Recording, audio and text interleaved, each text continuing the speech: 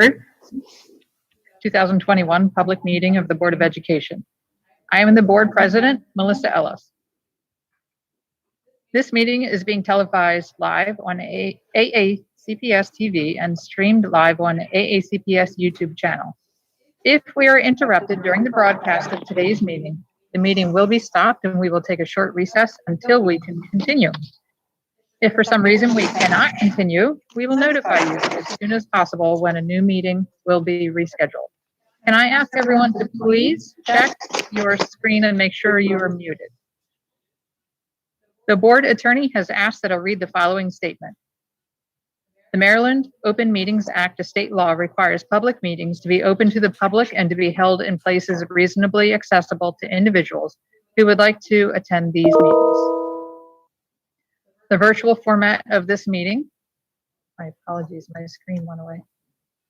The virtual format of this meeting of the Board of Education is due to the COVID-19 emergency and is necessary in light of the serious health risks associated with public gatherings, as well as the governor's and county executives' various executive orders limiting public gatherings. While a virtual meeting of this type was not envisioned by the Open Meetings Act, steps have been taken to ensure that this virtual meeting includes alternate accessibility features that the Open Meetings Act Compliance Board and the courts have reviewed and approved, broadcasting the meeting with video and audio on cable TV and on the web, and allowing written public comments to agenda items be filed with the board office and considered by the board. The board attorney has opined that the public access provided by this technology makes this virtual meeting reasonably accessible to the public and provides appropriate opportunity to observe the conduct of the board's public business consistent with prevailing best practices during this emergency situation, and therefore complies with the Open Meetings Act.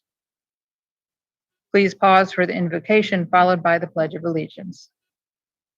O God, we pray to administer that which is just in all educational policies, being ever mindful of your guidance, stir us to action with love, wisdom, and understanding. The pledge. I pledge allegiance to the flag of the United States of America and to the republic for which it stands, one nation, under God, indivisible, with liberty and justice for all.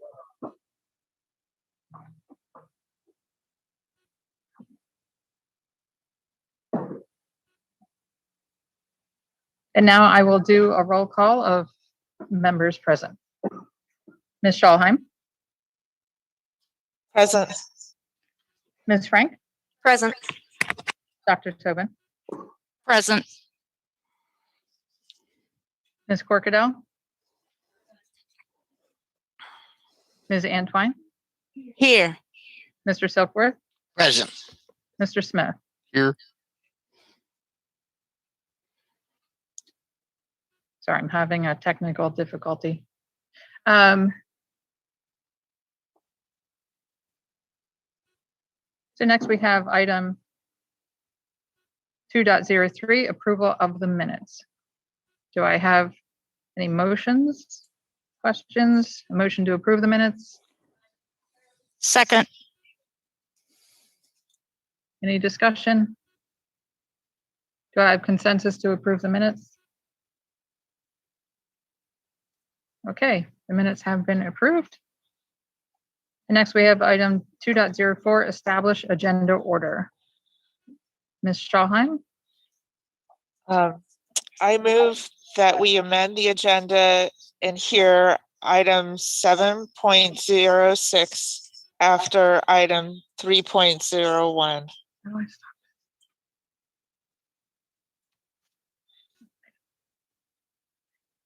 I have a second? Second.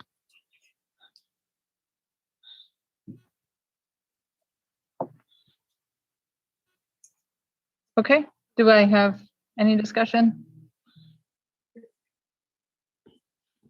All right. I do have one question. So you, I can't hear you through. Are you on mute? I'm unmuted. Do you have a headset, Ms. Antwine?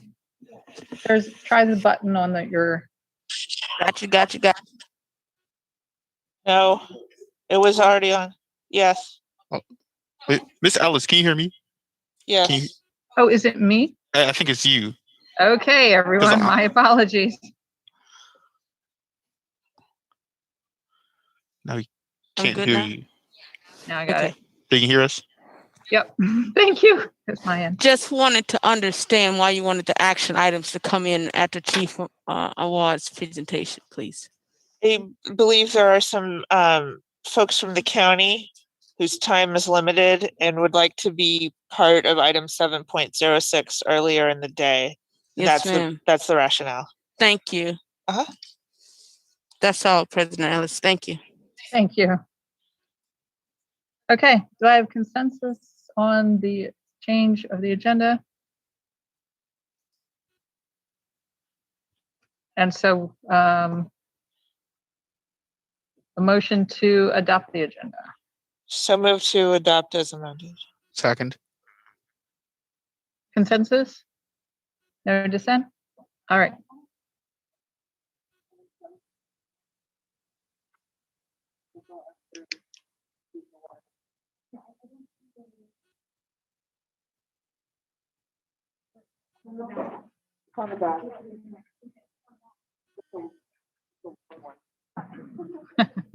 All right. All right. Next we have item 2.05, the president's update. And I just wanted to mention a couple things today.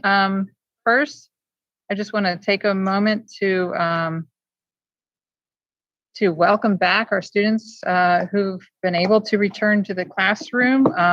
I have thoroughly enjoyed all of the emails, pictures of smiling faces, Facebook posts and discussions.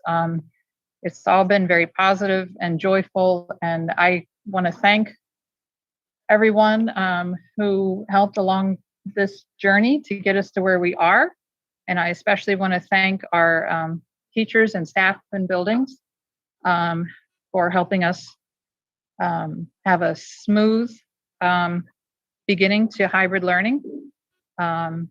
It's been wonderful. And I want to share, if you all will indulge me for a moment, this one little tidbit that I received just really struck a chord with me, and I felt like it summed it up. Excuse me. We have a student, a fifth grader at Crofton Woods Elementary, Jordan Bali, who wrote this magnificent poem, Ode to Hybrid Learning. Oh, bring me back to school to get the learning done. Oh, bring me back to school to see friends, to play and run. Oh, bring me back to school to see my teacher in the sun. Oh, bring me back to school to be together as one. Brought a little tear to my eye, so I wanted to thank Jordan for that. And again, congratulations to a smooth return to school, everyone. And then next, I wanted to announce that we're going to have a community conversation on student mental health. Dr. Arlotto has gathered an excellent team to be able to have this conversation. It'll be a virtual town hall type format on March 9th from 6:30 to 8 o'clock. And Ms. Corkadell, if you would like to add a couple words.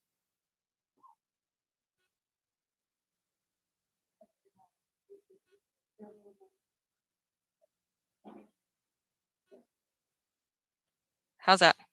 Can you hear me now? Okay. Yeah. Thank you very much.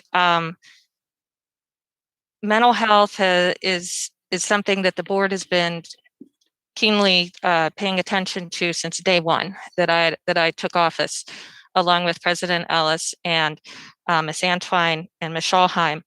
And as a result of Ms. Ellis's leadership, we pulled together what I consider a very spectacular accomplishment with our task force.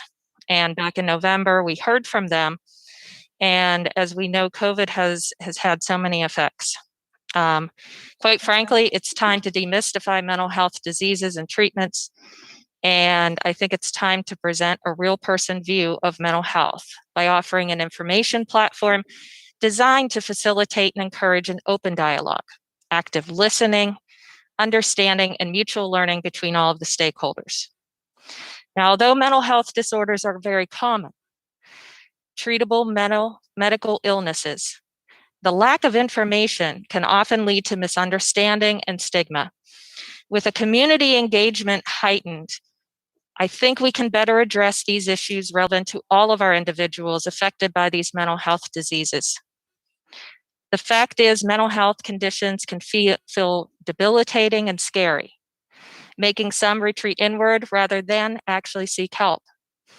Many people, especially our students, feel fear when they first recognize that a mental health issue is within themselves, as they may not be able to figure out where it came from and will impact every aspect of their lives.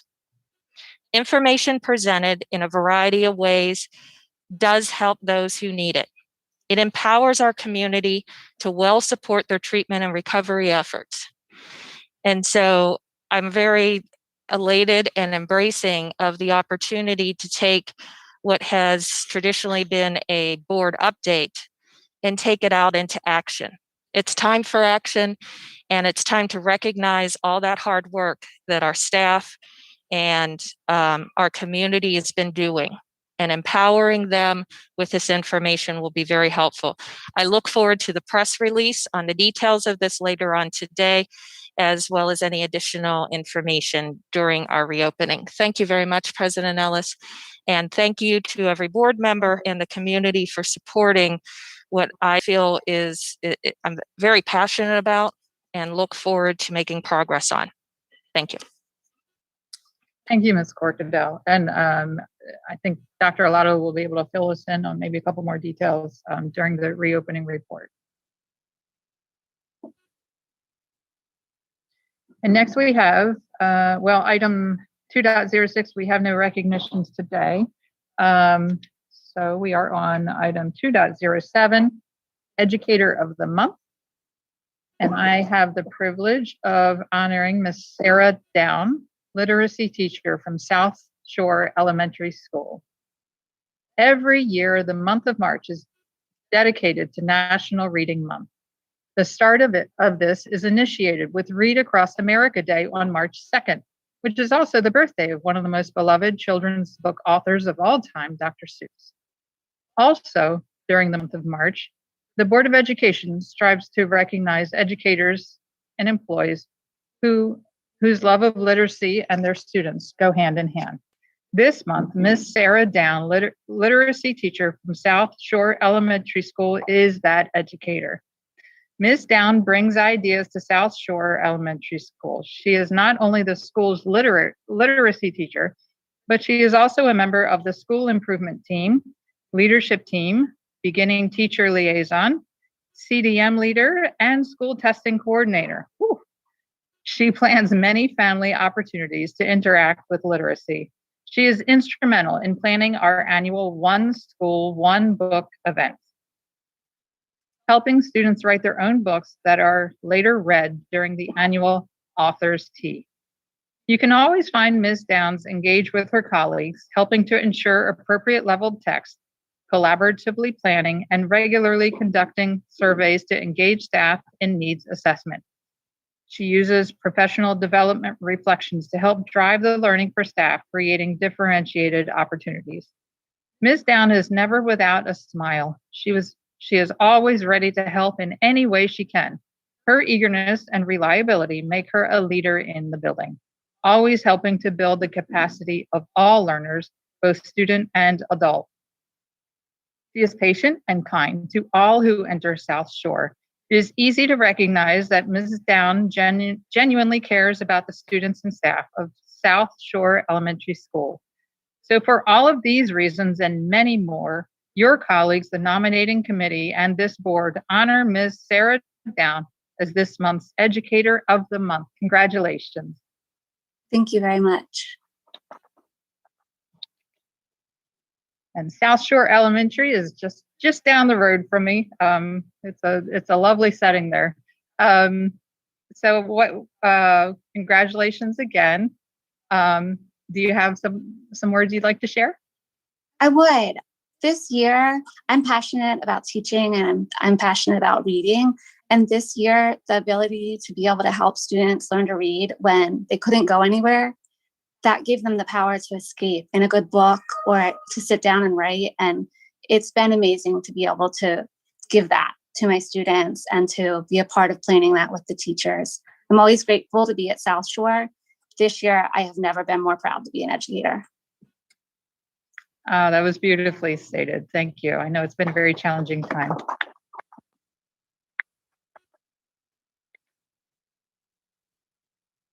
And next we have item 2.08, Employee of the Month, Ms. Antwine. Absolutely. When you walk into Hebron Harmon Elementary School's library, you'll immediately notice the colorful interactive displays. The weekly display, Why Was It Invented?, encourages critical thinking, writing, and student engagement. Those inspiring displays are from this month's Employee of the Month, Media Assistant, Miss Annette Amos. Miss Amos creates an inviting environment with cozy furniture, reading tents, furniture arrangements, and special lighting. She goes above and beyond to create a warm and welcoming library. Using her well-known creativity through the school, she creates attractive signage inside the media center and out. Forgive me, guys. Having trouble breathing. I'm double masked. Often her bulletin boards get tweeted and retweeted by AACPS.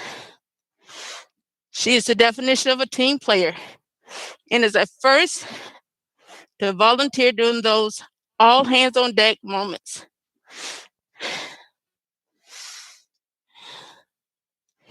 She contributes a positive influence at the school and in the media department. The students and staff can always go to Annette for a friendly word of encouragement. She takes her workday responsibilities very seriously and seeks out new opportunities for professional growth, such as after-school workshops on topics taught in the library. On a personal note, I have personally been there with Ms. Amos and Dr. Alato, and everything here is more than true. So today, Ms. Amos, the Board of Education celebrates you as the Employee of the Month for March 2021. Congratulations. Thank you so very much. Thank you. I am so honored to receive this Anne Arundel County Award, and I work at two of the most magnificent schools in Anne Arundel County, at Hebron Harmon Elementary and Southgate Elementary. I work with an amazing group of coworkers, especially Elizabeth Van Pate, Kathy Lopez, and Kelly Welch, who have all worked with me in the Media Center. I absolutely love my job and enjoy working with students. I am blessed to have the support of my family. Thank you so much for this recognition.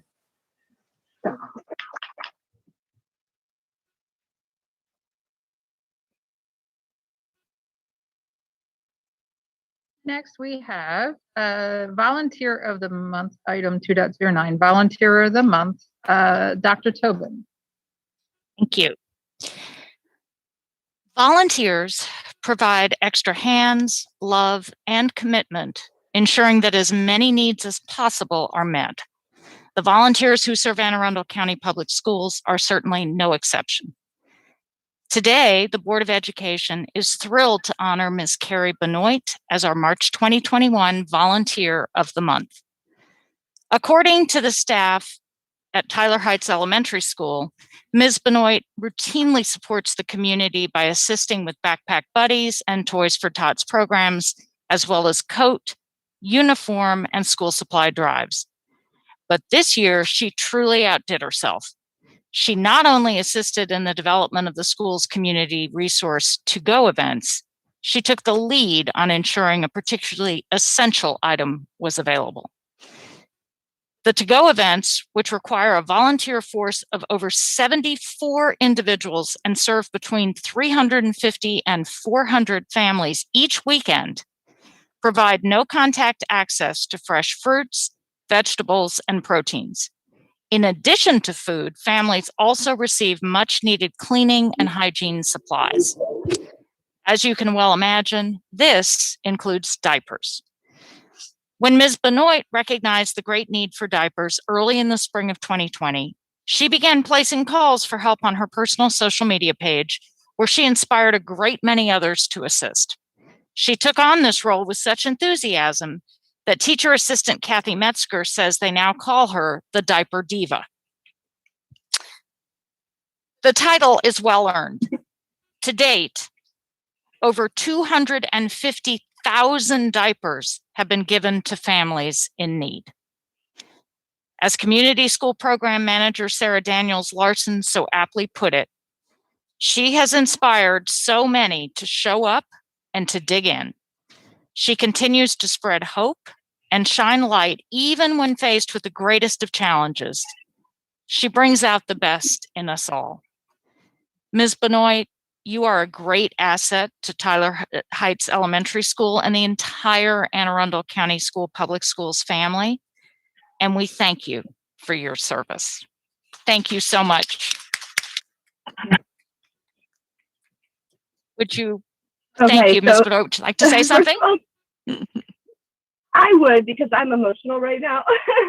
And I just want to say thank you so much to the team at Tyler Heights. They're an amazing group of people, and I've been lucky enough to work with them for about 5 years. And it's just, they're not just teachers, they're humanitarians, and they care so much about the community. And they're, I don't know, I guess their energy is infectious. And so it's been my privilege and honor to work with them. And I'm so grateful for the opportunity, and just want to point out how grateful the community itself is. The people that are coming there on Saturdays and on Thursdays to pick up food, they are a very, very hardworking and grateful group, and I'm lucky to have gotten to know them. So thank you so much. I really appreciate it. We're going to keep our foot on the gas. Yes, thank you.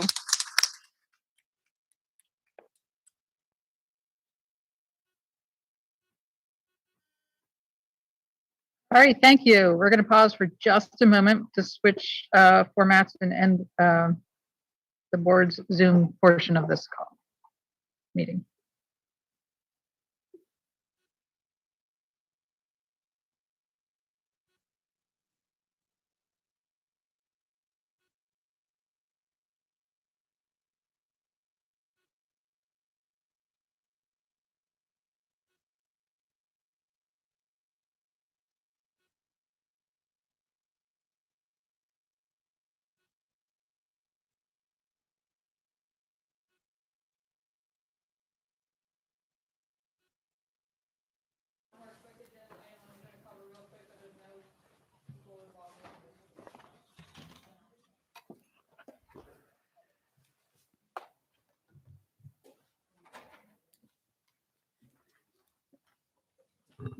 Good. Next, we have item 3.0. I'm sorry. Oh, no, we were doing public comment after. My apologies. Never mind. We didn't have any. I was just going to announce that we didn't. Okay, so next we have item 3.01. It's a presentation by Anne Arundel County Chief of Police, Amal Awad. Did I say that? Oh, thank you. Chief Awad, thank you so much for being here today and joining us. Our partnership is extremely important. And I know you have others here that you can introduce, but we greatly appreciate you taking the time to be here. Thank you all for having us this afternoon. And yes, I do have my team of subject matter experts and professionals here with me today. To my left is Officer Brian Williams, who is the School Resource Officer at Annapolis High School. How many years? I'm sorry, I'm just going to ask real quick. Can you make sure your mic is... Yes, it is. Oh, there it is. Just bring it in. How about that? Bring it in a little more. And to my right, I have Ms. Tamika Perkins. She is the director of our Juvenile and Victim Assistance Programming. And then to her right is Captain Fred Plitt, who oversees our Community Services Division. So I will call upon them to answer some questions once the questions come. But they'll also be presenting here today before you about our SRO program and about a very innovative program that we're very excited about to offer to our youth. So with that, I'll provide a brief presentation or overview of our department, and then I will turn things over to Ms. Perkins, and then SRO Williams will have some comments. So a little bit about myself. I began my career in 1990 as a Prince George's County police officer. I retired in 2013. Throughout my career, I served in various investigative capacities, administrative capacities, but the role I probably sought most enjoyment and fulfillment was community policing. That's where I learned really the value and importance of getting to know people on a more personal level and connecting with folks, relating to folks. So in 2013, I retired, did not stay retired very long. I was asked to join the Anne Arundel County Police Department as the Chief of Staff to then Chief Kevin Davis. We were here for an entire year. I think we did very good works. And one of the things that I know that came from that tenure under his leadership was our crisis response team. And I'm going to speak briefly on that today. And I've heard just a snapshot of concern for mental health, and I just have to sing them their praises. It's something that our team does very well, to the tune that other agencies reach out to us consistently to come show them how to stand up their own teams. And most recently, the insurgency at the US Capitol left a lot of officers feeling very traumatized. So our peer support team responded there to help them navigate, and they're still helping them navigate through the trauma. It's very real. So for 3 years of my, what would have been my professional career, I answered what I refer to as my highest calling. In 2014, I left Anne Arundel County.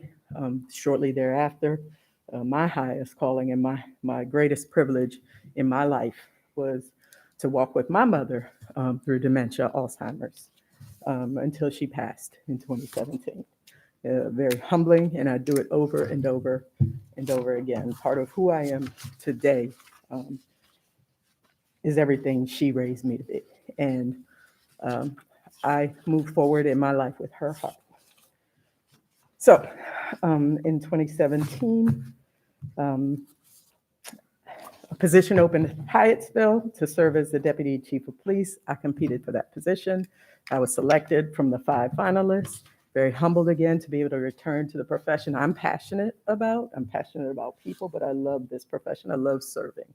I believe it's my calling, just as I believe it's every police officer's calling. And so I was able to return to policing and get back into doing what we do best, and that's building relationships and serving. The opportunity arose where the chief of police retired, and again, I competed for the position as chief of police.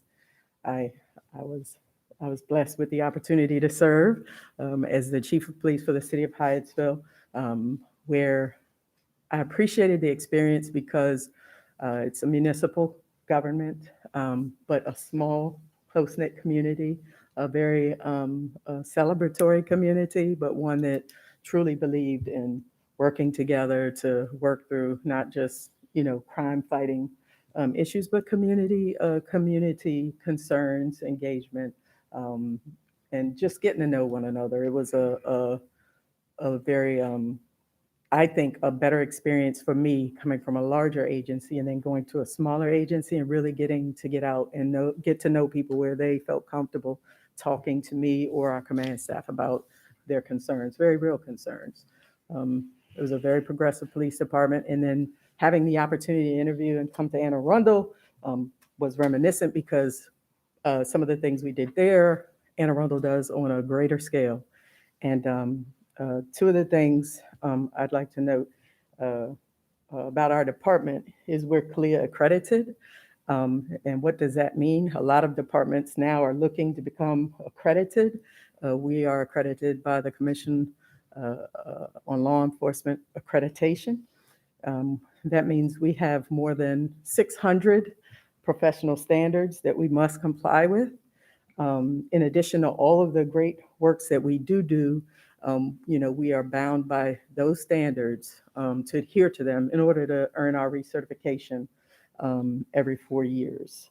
So right now we're in the midst of that inspection, and we're very hopeful that we are re-accredited once again. This department also adopted the President's Task Force on 21st Century Policing.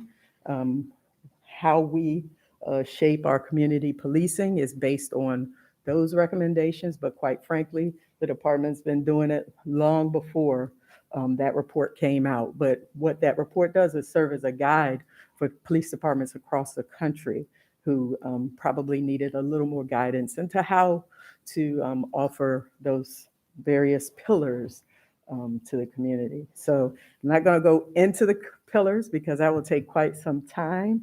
But I'll just touch on the two that I find are intertwined and really most important, and that's the first pillar, building trust and legitimacy.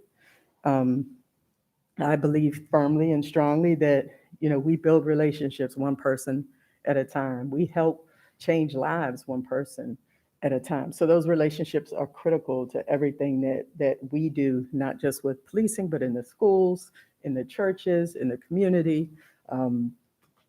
That's first and foremost in my mind, but tandem with the sixth pillar, which is, officer wellness. We all truly believe that a healthy officer provides a healthy service to the community. So it's incumbent upon us to make sure that our officers have the resources they need to get through their days, weeks, years. They see things that most people, quite frankly, don't want to see on a daily basis. And over time, it has its impact on you. So it's our duty to make sure that we have peer intervention, that we have some type of psychological service for them to reach out and connect and process what it is that they see on a daily basis and experience on a daily basis. I don't want to steal the thunder. I have bullet points to talk through each of our pillars, but I'm not going to do that. What I'm going to do is say that my focus, which is our focus, I call them the 3 C's for this year, is community policing. Although COVID-19 has adversely impacted how we engage, it's still important that we do. So that's going to be one area of focus, community policing, and coming up with creative ways to continue to engage our residents. And again, it's challenging, but we're speaking on a virtual coffee with a cop here soon. So I hope that folks will join us when we do launch that finally. And then we look forward to getting back out into the community once it's safe to do so. That and sorry, there are a couple programs that we're really excited about. We're researching right now and evaluating the implementation, just so everyone's aware, of a reentry program for returning citizens. It's something that's vital. Opportunities are abound. Why not afford them opportunities with regard to training, education, and picking up a trade, and an opportunity for employment. It's something we believe is important, and so we are in the research and evaluation phase of implementing that project.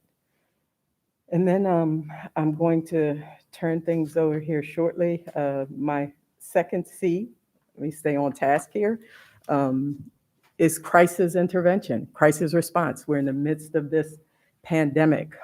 We are in the midst of the season of change after the killing of Mr. George Floyd, and the season of change within our profession and just how that impacts community. And we are part of the community as well. We are human. And I just want to remind people what affects you affects us as well, to the same or perhaps different degree, but we see, think, hear, feel, and empathize as well with where we are as a community. I know that COVID-19 has had its impacts on many people, us included. We're isolated from one another. We're no longer able to engage in in-person conversations like this. This is the first time I've actually presented live to someone. Everything's been virtual through Zoom, and it's been an adjustment for all of us. But there are people who call upon us for help because they're lonely, because they're isolated, because they're attempting to take their lives. And I know that it's important for us to have, not only do we have a quality crisis response team, but I want us to build upon it. I want us to expand it because the demands are here, and we know, we're in the midst of the pandemic, but we also anticipate post-pandemic that more people are going to still be adjusting to what is our new normal, and just the feelings of isolation and loneliness and depression and just navigating through that stuff. And our officers do a great job at not only responding in the immediacy of the moment, but also with follow through and working with individuals along and through the process. So it doesn't just stop at that first call. They're working with individuals and families through traumatic experiences over time. So it doesn't just stop at that first interaction with us. So we're very proud of our community crisis response team. And then lastly, communications will be our focus. And when I say communications, I'm speaking to our the way we engage with the media, but more importantly, the way we engage with community. I answer enough questions, we all do, in Zooms, and it piques my thoughts. I'm like, we could do a better job of not just demonstrating, but telling people what it is that we do. So you'll see some enhancement and improvement in the way we communicate and the information that we do put out to the community. So with that, I'm going to stop and turn things over to Ms. Tamika Perkins, who will walk us through our SRO programming, and then another very important program that she has worked very hard at and is passionate about delivering for our youth. Thank you. Thank you, Chief. Good afternoon, everyone. The next couple of slides that you'll see behind me, I just wanted, for the benefit of the new board members, to just introduce some of the programs that we've had that we've already talked about. I just wanted to give everyone an overview of what the Community Relations Division within the department covers. Captain Fred Plitt, to my right, is the commander over this division.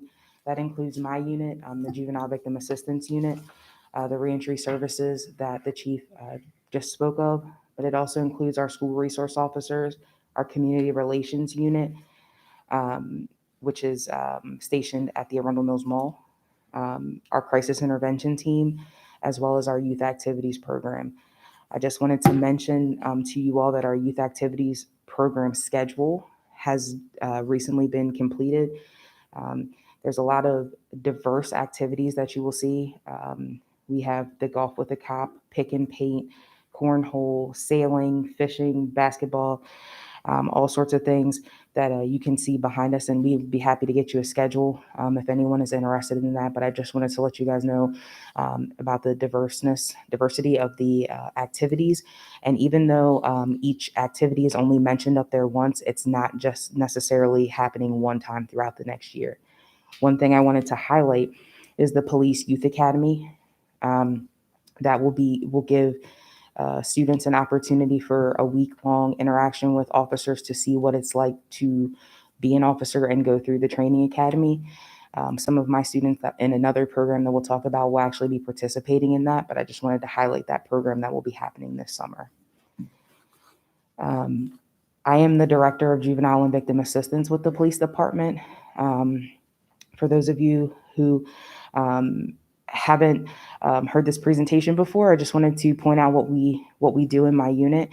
We do domestic violence follow-up for all victims of domestic violence, both juvenile and adult in the county.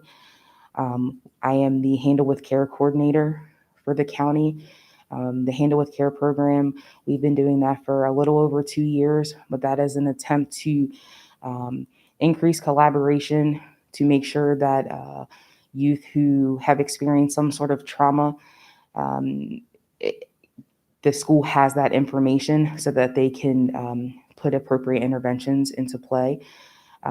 So anytime law enforcement responds to a call, either ourselves or Annapolis Police Department, as well as State's Attorney's Office for when the children have to testify in court, or there's a hearing for something that comes up, they will send me an email, and all the information will say would be John Smith and the date of birth, Handle with Care. Every morning, we send an email to the schools, or to each individual school that has a list of all the students that need to be handled with care.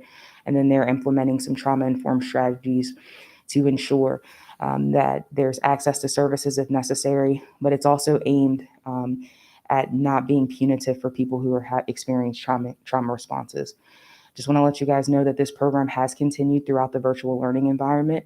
And then our school resource officers who have been temporarily assigned to the crisis intervention team throughout the pandemic have also assisted to make sure that the kids who need us the most have the resources, even though they're in a virtual learning environment.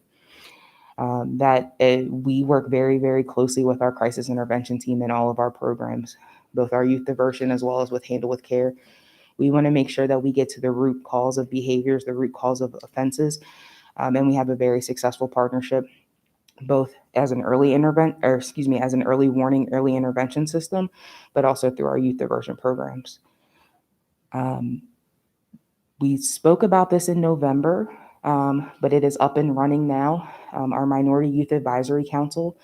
We started this council to capture the underrepresented voices and make sure that we had input from those voices, especially youth ages 14 to 18 in the wake of the death of George Floyd. It has gone even better than what I could have expected. We currently meet monthly. However, the youth interest will likely result in expansion because there's no way that we can cover the amount of information and conversations that these youth want to engage in on a monthly basis. We have had 2 meetings so far. We have the third one coming up next Thursday. And we are talking about how, as the restrictions allow, we can expand the program to get even a further reach. Right now, we have approximately 20 students. You will see their input reflected in this presentation, as well as if you've seen any other presentations recently. We make sure that the youth voice is represented. We are getting input from them, as well as providing them with skills, how to facilitate a meeting. We just submitted 2 conference proposals where the youth will be helping us present, hopefully on a national level, to get them some experience with facilitating workshops at that level. Very, very proud of that group. Our participation with the Minority Youth Advisory Council has allowed us to have youth and officers engage in dialogue, but it has also given us an opportunity to improve our partnerships with the schools. That council has resulted in the expansions of partnership with the Arundel Leadership Council, and we will also be working with the Let's Talk Justice group in the coming weeks. And that's really what we wanted to do. We wanted to expand upon those partnerships. We want to make sure that anyone who has something to say, we give them a platform to say that. And so we're very, very proud of that. So that's the update that I have for you for those sort of programs. And so I'm going to transition into talking about school resource officers, if that's okay. Before we start, I just want to go over the definition of what a school resource officer is, using the Maryland Safe to Learn Act definition of a law enforcement officer assigned to a school in accordance with an MOU between a local law enforcement agency and a local school system. Whenever I present about school resource officers, I just want to go over that piece because there are surrounding jurisdictions where there's a lot of talk about school security versus school resource officers. And so I always like to put that up there because there can be some confusion. What you also will see on your screen is a graphic of how the Maryland Association for School Resource Officers defines the role of a school resource officer. As you can see, there's 4 roles of a law enforcer, an informal counselor, an educator, and emergency manager. I really like the way that this graphic lays it out because as you can see, they're equal parts. A lot of time there's a lot of conversation about school resource officers in their enforcement capacity, but I like to highlight the fact that that is only a small portion of the role. In fact, the other ones are the ones that I really want to talk about because I think it can sometimes get lost in the conversation. We all know that the Maryland Safe to Learn Act requires all of our school resource officers to receive the 40 hours of specialized SRO training. But I wanted to highlight the fact that Anne Arundel County goes above and beyond in the training of our school resource officers. One of the writers of the actual statewide curriculum is an Anne Arundel County SRO and has been for many years. He's also the president of the Maryland Association of School Resource Officers. I have been asked to assist in the development and recertification of the new curriculum focusing on restorative justice because, as you know, that's my passion. And we'll talk about that a little bit later. In addition to this 40-hour annual training, our SROs are all certified in mental health first aid, both adult and youth. That's an 8-hour course each. Most of our SROs are crisis intervention trained. COVID restrictions do not allow us to do the crisis intervention training. The people who certify that training do not allow it to be held virtual because of the hands-on practical pieces. So that will change once restrictions allow for it. Our crisis intervention training is a 40-hour training that covers adolescent brain development, working with students with disabilities, autism, as well as other mental health issues. And there is, like I said, a practical element that teaches officers how to respond for it. It is an internationally renowned training curriculum. We have people from all over who come to Anne Arundel County to receive that training. Additionally, our SROs get Anne Arundel County specific training. In fact, I just left there talking to them this morning. I meet with them to train them at least twice a year. This year's topic, we specifically discussed the trauma of racism and bias and the impact that that's going to have on students, especially with it being so predominant in the media. People are more aware of it. Additionally, we talked about the trauma of COVID. We really wanted to prepare the SROs for the challenges that students are going to bring back into the classroom with them. A lot of other jurisdictions who are working on the school to prison pipeline when they went back to school, what they were afraid of is what's called a school to prison pipeline rebound, meaning efforts that had previously impacted school to prison pipeline because the students were coming back with all of this trauma and all of these trauma responses. You saw a spike in citations. We are being very intentional about making sure that we do what we can to make sure that that doesn't happen in Anne Arundel County. Part of that is the training. And we actually, in the fall, went over what SROs, what trauma-informed practices they can put in place to mitigate that. And the main focus this morning was about relationships, because that is the key to preventing that rebound. You guys know I like to bring people with me because they can always say it better than I can. But excuse me, as I say every time we come, whenever I talk to our SROs about their vision and the program, I always tell you that they say that their focus is on relationships. But I wanted you guys to hear that from an SRO. himself. So Corporal Williams is the school resource officer at Annapolis High School. He's been there for about 4 years. And I would like to ask him to speak about how he sees his role as a school resource officer and what he has done to build those relationships with his school community.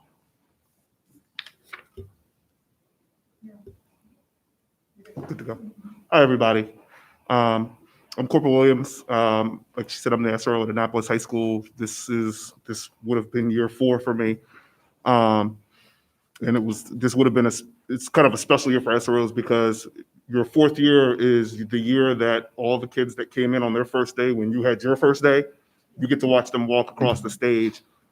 Fingers crossed that we get to some semblance of a normal graduation and I can watch some of my babies graduate. So briefly about myself, I've been a county police officer here in Anne Arundel for 20 years. It's the only place I've ever been police. I come from a family of teachers. My mother is a retired Anne Arundel County public school teacher from Meade High School. I graduated from Meade High School. I have my oldest daughter graduated from Arundel High School a few years ago. She's at Bowie State.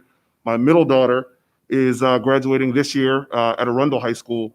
So you can see my allegiances are torn all over the place. And then my kindergartner, which is a huge jump I'm aware of, started school this year at Crofton Elementary. She's in kindergarten there. So in addition to that, my sister's a teacher at Hebron-Helmand Elementary. So we are very tied to the Anne Arundel County community, whether you're 97 North or 97 South, we've got family all over the place. In addition to being the SRO at Annapolis High School, I'm also the girls varsity basketball coach. And I've been doing that for 4 years. Prior to that, I also coached the boys JV. So kind of jump programs when an opportunity presented itself. Doing that, coaching basketball there has allowed me to have yet another role inside of the building. I was just joking with some of the people outside before we came in that they said this is the first time some of them have ever seen me outside of the uniform. And I'm like, so that means you don't come to my basketball games. But one of the things that I found, I told the story, I said is, I'd been coaching there for like 3 years and a kid stopped me in the hallway before the game and he goes, aren't you the cop that works here? And I'm like, yeah, you see me every day. He was like, oh. I said, aren't you a senior? And he's like, yes, so you've seen me every day for like 3 years. He's like, yeah, but I've never seen you in regular clothes. Those are the interactions. It is an added benefit of being a coach in that building is that they get to see me outside of that uniform. Relationships is what this job is all about from day one. If you are an SRO in a building, the work is on you. It's not on the kids and it's not on the staff because you coming in are foreign to their environment. You have to make yourself a part of that environment and you have to be purposeful and mindful in it. Something that I do from day one is I make sure that the first day of school where we only have the freshman class is I make sure we go down to the freshman assembly and I give them a few words of encouragement. I explain to them that, you can talk to me in the hallway if you need something. You can stop by my office. I tell them where my office is. At some point during the course of these few years, you're probably going to lose your phone. I can probably help you find it. I've got like a 75%, 80% success rate on finding lost phones. If you dropped it, I can find it on camera and I can figure out where that is for you. So just letting them know that I'm here in a capacity and that I'm not in the building watching as an enforcement officer. This is unlike any police work that I've ever done. I've been part of multiple units with this agency. And anytime I'm recruiting for our unit, I tell officers that this is the best kept secret in the department. It's the most fulfilling job that I've had in the department. Not always the most exciting, but when you're an SRO, you work in a school building, you don't strive for exciting necessarily every day. You want fulfilling and calm. Exciting usually is bad. So, but it is. This job is about building those relationships, and I call it building equity. I never want. Occasionally, an administrator will come to you, or a staff member will come to you with maybe a problem student or someone who's having some issues in the building, whether it's behavior or whatever, and they want you to talk to them. And so my first question always is he having a bad day today? Is he in his office, or is he in your office now? And if it is, I generally don't want to have that conversation that day. I don't want the first time I meet a student to be on possibly their worst day so far this week. They're already in the office for something. They don't want to hear from me. But now I know who that student is, and maybe I can kind of try to work my way into it and talk and have an interaction with them, and maybe more positive interaction. I do believe that you have to build that equity, that positive equity with someone, so that in their moment of crisis, maybe a month from now, maybe a week from now, maybe tomorrow, depending on when it is, you at least have something positive that you can draw upon, that they will sit down and have a conversation with you. And I think in my experience, if you can at least get a student to sit down and talk to you and have a conversation with you, you're already winning that situation. There's at least the possibility of getting them to a place where they can get some kind of assistance.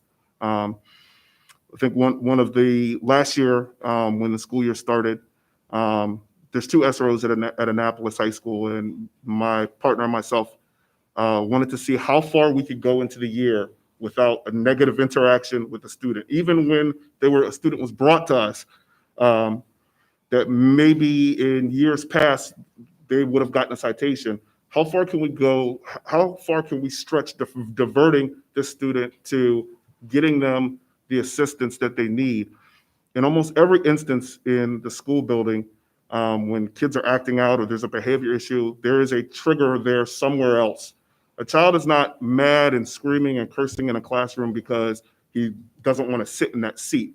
That is just really the effect of another cause. There's something else that happened in that student's life. If you can sit down and talk with them and figure it out, or at least get them to someone, because maybe they don't want to talk to me, but maybe they'll talk to someone else. One of the things I tell the administrators on their first day back without students, when they have a PD, I always come down and introduce myself. And I tell the teachers, I said, there's going to be a day where a kid's going to be in your classroom and they're going to be yelling and screaming, possibly using bad language. And you're going to call for an administrator, and that's not going to help. And they're going to call for another administrator, and that's not going to help. And then they're going to call for the SRO. And I said, and I'm going to get there, and you're going to be exasperated. You're probably going to be a little bit frustrated with that kid. And you're going to think, okay, good, the SRO's coming in here. He's going to handle it. And you're probably going to be annoyed with me, because when I walk in, I'm really going to be more of a friend to the kid than I am to you. And I said, and that's because if I have to talk to him for 30 minutes or an hour to get him to walk to the office and get his mom on the phone and figure out what we can do to help him that day, then that's what I'm going to do. I said, this is very much different. We're not security dogs. We're not like, point and go get that kid. He's doing this. It's more a matter of finding out what's going on and how can we help this student. It's something that I've been fortunate enough with when I've had the opportunity to train new SROs. I tell them, at some point, you're going to have a negative interaction with a student. Something bad is going to happen in your building, and you're going to have to be a police officer that day, as opposed to doing the other roles that you do. It's very important that the moment that incident is over, you start building back your equity with that student and trying to help, because this is not like when you're in patrol, when you arrest somebody, they go to court, and then you don't see them again. More likely than not, in a week or two, that student's going to be back in your building. And you can't leave that situation that way. You're the adult and they're the student. You're going to have to extend yourself and let them know that that was a bad day for both of you. How do we make this better moving forward? Chipping away a little bit at a time and trying to put a little bit of equity into those relationships. I think it's very important. Like I said, this is easily the most fulfilling job that I've had. It makes me comfortable as an officer, knowing that I work in a department that is as forward-thinking as our police department. And I don't just say that because my boss is sitting here, but I say that because law enforcement is in a strange place. There are changes that need to be made. Like any profession, we can do better and we can be better. Your forward-thinking departments are the ones who are already on that train and have been on that train and looking at it and saying, okay, how do we do this better? Is there something that we're doing that we shouldn't be doing? Is there something that we could be doing that we're not doing? And our training has been, in any place that I've ever gone outside of this county to training, when I tell them I'm an SRO or tell them I'm crisis intervention trained, the reputation for the county speaks for itself. It's something that I'm proud to be a part of. And I'm proud to be a part of your buildings. I'm glad that the county has this program. not just for my sake, but obviously I have children that have come through these buildings who have had interactions with SROs, and I've got parents and siblings who have worked in buildings that have had SROs. And so I've seen the positive effect that an SRO can have with the student and staff when they take that time to make themselves a part of that community. And not just someone who works in the building. I think you'll find most of the SROs in Anne Arundel County, if you talk to them, we usually say my kids, or I always call them my admins. I work very well with the admin team. If you ask me, I'm biased, but I'd say they're the best admin team in the county. Principal Jelinas and some of the other admins there, Miss Moses and Miss Joe. It's really a tag team effort. We sit down and we have conversations in the beginning of the day. It's always a quick meeting at the beginning of the day. We go over scenarios of what we can do to make things better. All right, let's imagine this is your worst case scenario. What are you all doing from an admin standpoint? What am I doing from an SRO standpoint? How can I do my job better? How can you do your job better? Is there anything we haven't thought of? It's important that you have that relationship, and everybody is 100% tilted towards helping the kids. And that, because that's what it's about. That's why we're here. Without the kids, there's none of this has a reason to exist. So, yeah, I believe in this program. It may sound corny, but this is a mission that I 100% wholeheartedly believe in. Thank you, Corporal Williams. I couldn't have said it that well, so I'm glad we had him here to say it. He was very, very humble in this conversation. I can tell you some stories. I'm going to brag on him because he wouldn't brag on himself. These relationships that he's talking about have taken a lot of time. I know for a fact it took, him and his side partner worked for 3 years and actually assisted a couple students in filling out their college applications, but they would not have been able to do that without those relationships. Those things take time. When I was coming before you guys over the past couple of years saying, I'm working on it, we're working on some of the issues that we're having. When I leave here, I'm going to consult with Corporal Williams as well as some other SROs to see how we can be better. And we're never going to stop working on that for you or for the students. We've had very frank conversations about the school to prison pipeline. I will not deny that it exists, but I can say that we've been very proactive in our recognition of the school to prison pipeline and ways that we can provide interventions, reduce the charges, as well as doing our diversion programs that we're very proud of, that are unlike any other diversion programs across the country. We know that there are issues.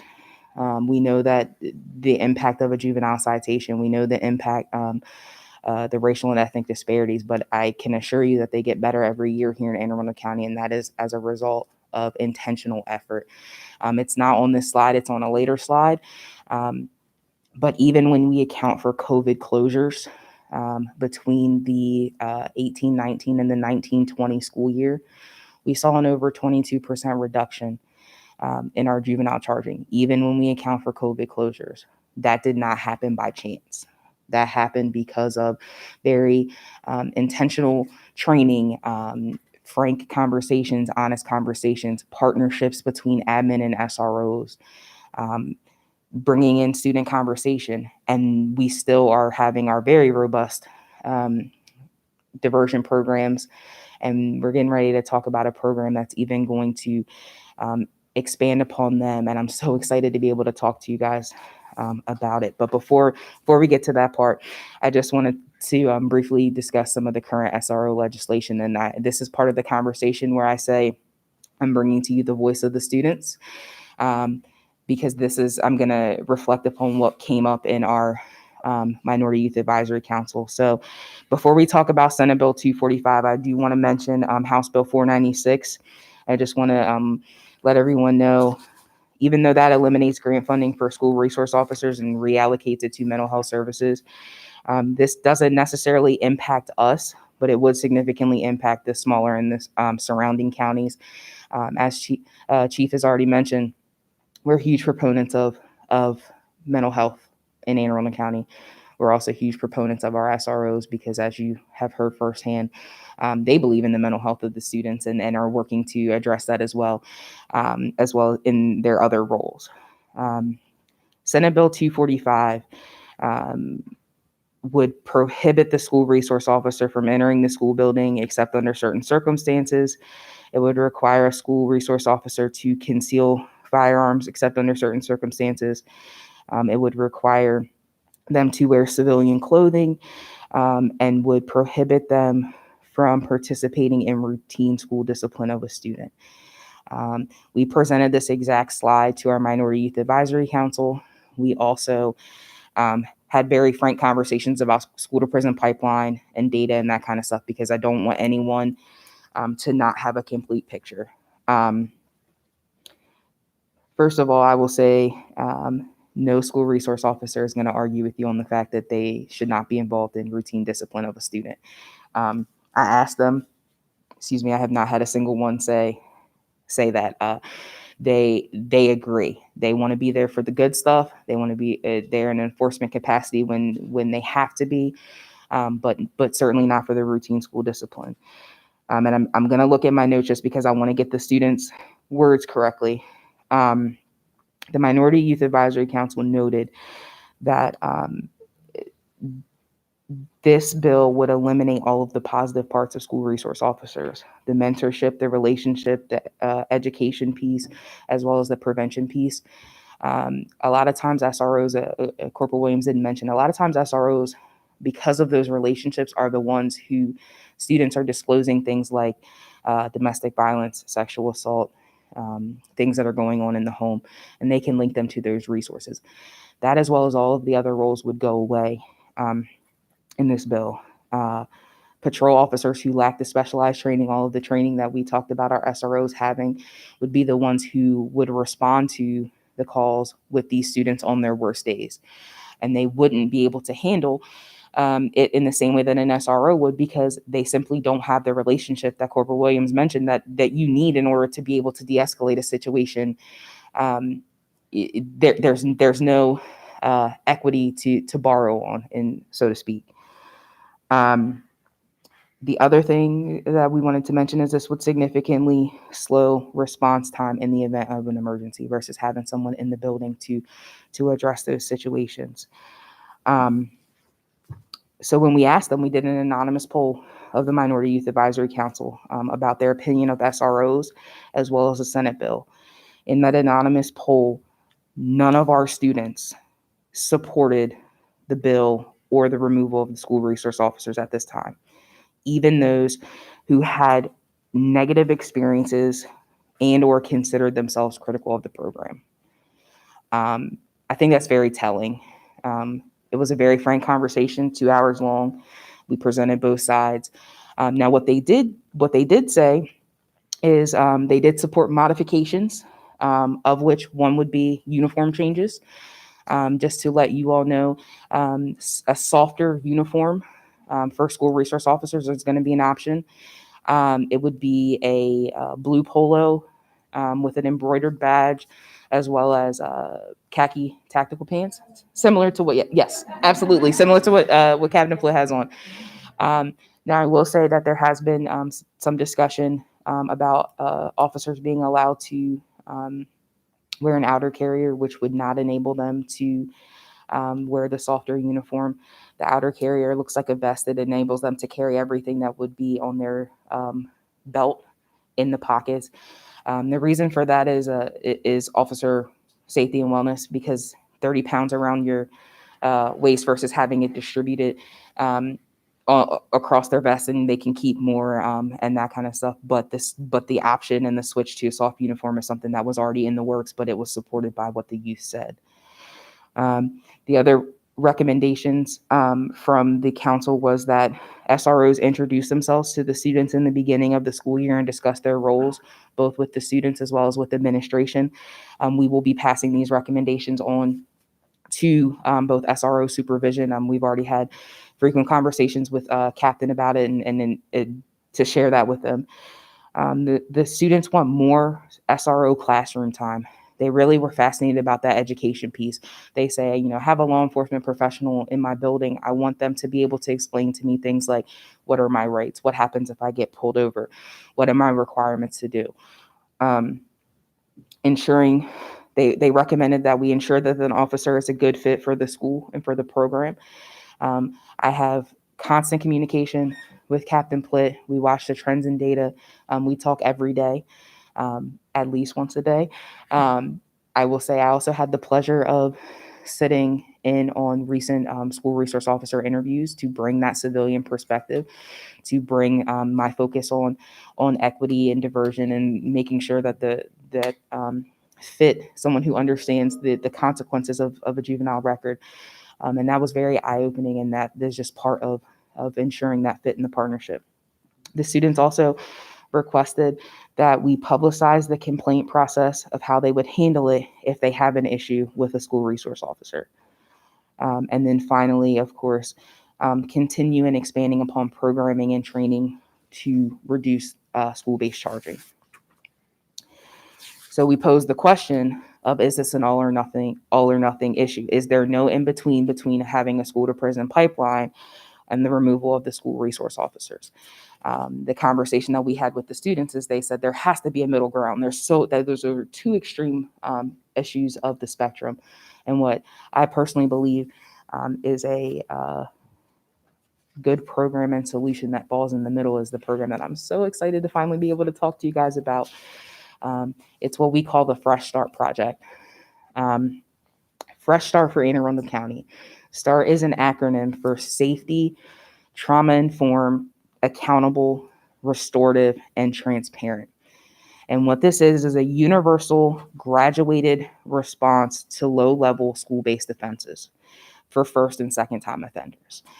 You all know and have heard me speak about the fact that what makes Anne Arundel County's program unique and intentional about addressing racial and ethnic disparities is a universal screening process, meaning I don't depend on anyone to refer cases. We screen them all. And that has enabled us to really chip away at some of the racial and ethnic disparities that other jurisdictions experience in their diversion program. Now we want to bring this diversion to schools as well as to patrol prior to arrest, because we know that a citation or an arrest can be stigmatizing even if we're able to divert them.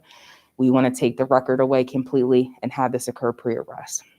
This is specifically designed to decriminalize behaviors while holding students accountable, reduce racial and ethnic disparities in charging, as well as providing early intervention and services to youth who are impacted by trauma, mental health, or substance abuse needs. Prior to the implementation of the program, a standardized response matrix would be created. We have a sample of what this matrix looks like because we have actually already rolled this program out in one of our districts. We're currently piloting in one district and we're getting ready to expand it to another district for patrol officers. What this matrix would include is what offenses are eligible. These would be mutual assaults in the second degree, thefts, possession of marijuana, that kind of stuff. Not any offenses where it's a serious offense where there's significant injury. But this would also include things like harassment, threats on school property, that kind of stuff, which are a significant portion of school-based offenses. This matrix would also include disqualifying and mitigating factors. The way that it's written is these charges are universally able to be referred to the program, but there is an opportunity for officer discretion as in communication with their command staff. The matrix also includes available resources, partners and services, and potential interventions and restorative responses. Additionally, there's a training component for both administration and school resource officers that focuses on the school to prison pipeline, the role of school resource officers, implicit bias, restorative practices, and alternative interventions. Much of this training our school resource officers already get, but we would really like to include administration on that too, because this project requires partnership and collaboration of the highest kind. Staffing requirement. Like I said, this is a partnership between the administrator as well as the school resource officer, but there is also a civilian position, police department employee that would be called the START, or the School Justice Partnership Coordinator. This would be kind of like the equivalent of my role in our diversion programs. This would be someone who has a background and understanding of trauma, of mental health, of social work, of the justice system, who can participate in the brief screening, because as you know, anyone who's eligible for a diversion program does it's called a brief screen, but it's actually about an hour long, so that we can get to the root cause of it. What's going on at home? What's going on at school? Were there any triggers? Is there a history of mental health? Is this a need-based offense? This person would also be trained in restorative justice facilitation and be aware of the referral to services. The other important part about a coordinator position like this would be they're the keeper of the data. We're going to see our diversion efforts, and we're going to be able to see, we're going to have a justification for anyone who was eligible for the program, why they were not there. And that's a piece of the transparency. We're going to know, we're going to have tangible data about our diversion efforts prior to arrest, tangible data about the referral to services. And if for some reason someone was not able to participate in the program, either because of lack of victim consent or lack of parental consent, we would be able to say, yes, we did charge this youth, but here's why. So this matrix looks very, very complicated, but it's really not as bad as it looks. So basically, the SRO would be notified of a chargeable offense, and then a report would be initiated. From there, the coordinator and the SRO and admin would determine if the offense, is START eligible. If it's not, then it would be handled the same way it is currently. But if it is, the next question would be, is there a victim? If there's a victim and the victim requests charges, then of course charges would be filed if there were applicable. However, if not, automatically the case will be referred to the START program. As long as parents and juvenile are willing to participate, it would trigger that intake that we talked about, screening for mental health, screening for trauma, getting to the root cause. And then from there, the outcomes would be either community conferencing, which is a restorative justice program, a referral to CIT, or you guys know my what I call my meaningful interventions. And I listed those as an either, but it's really any combination of the three that fits the need. The program requires us to know our kids. And that's where the SRO is such a important part, because nobody knows the kids like them. Ideally, we would have the meaningful interventions take place either in the school or in the local community, because restorative justice says we repair the harm where the harm occurs. And so that partnership is very, very important. For those of you who don't know what I mean when I say meaningful interventions, for my returning board members, you've seen this slide before.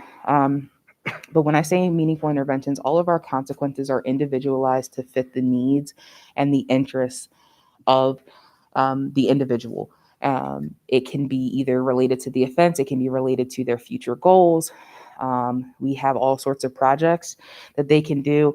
Like I said, you got to know your kids in order to make it fit. These are not meant to be punitive. We're not having anybody pick up trash on the side of the road. We want them to learn and we want the community to benefit, but we also want the young person to learn from it. So for those of you who have heard about the meaningful interventions, I have some new ones for you.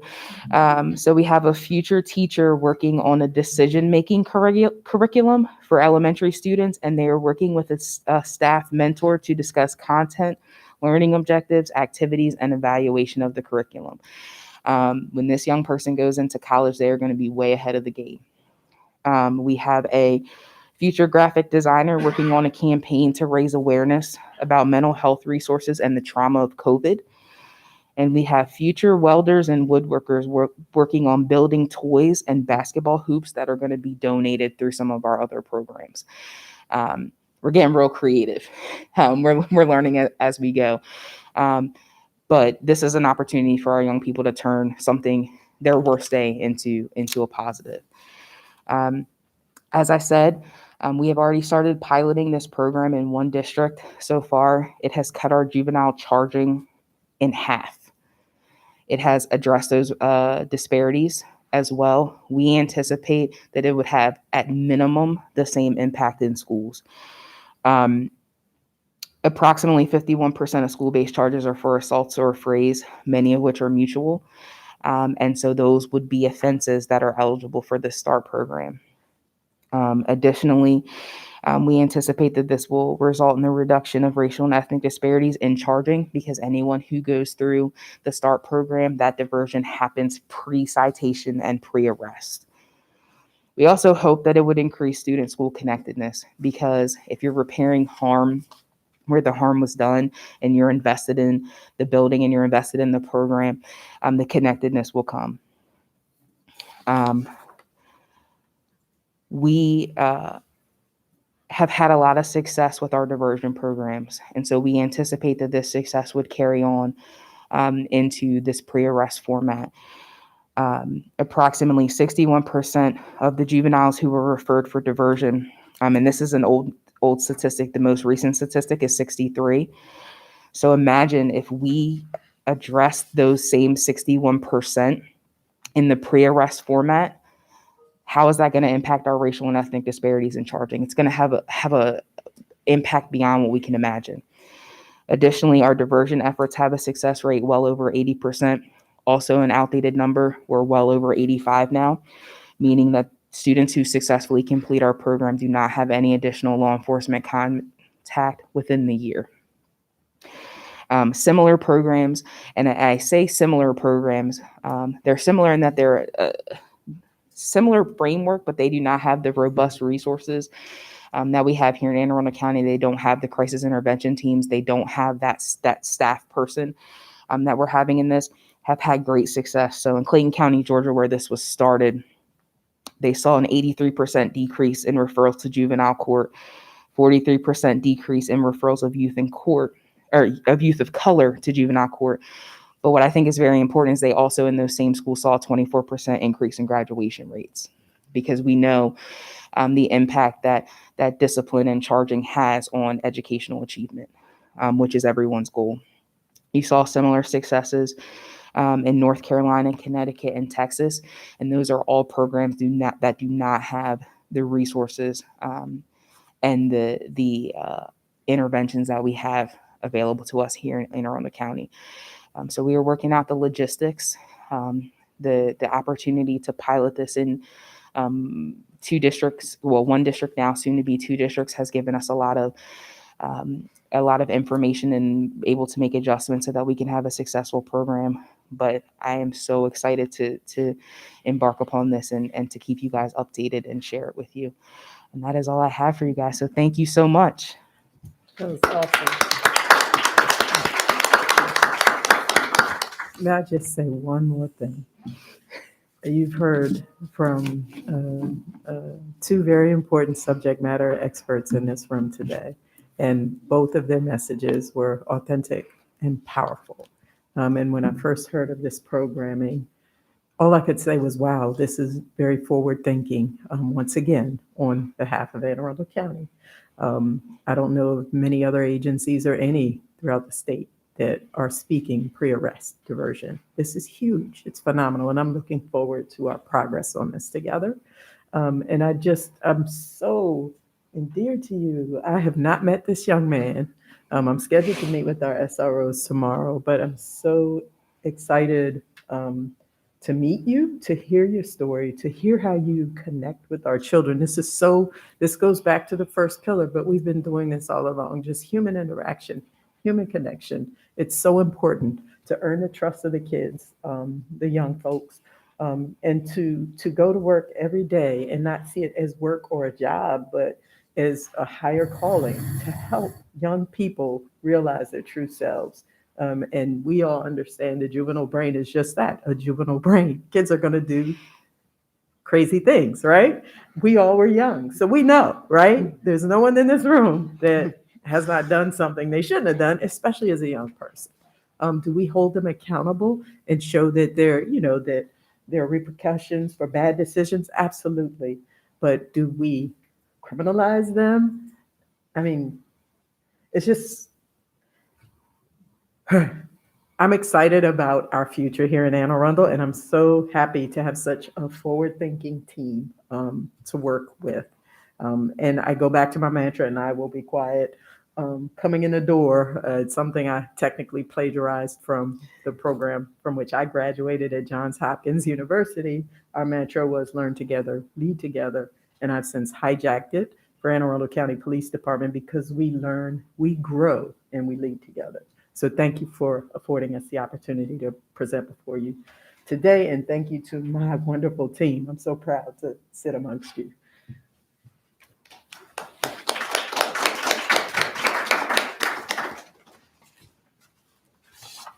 Thank you all so much for being here and for remarkable presentation. If you have just a few minutes, I'll give everyone one opportunity to ask a question or say something, and then starting with Ms. Shahan. Thank you. Incredible presentation as always. I'm always very inspired by you and your work. I'm now inspired by you and your work. And Chief, it's just a blessing that we have you as part of our county. So thank you. I just have one question. Two questions.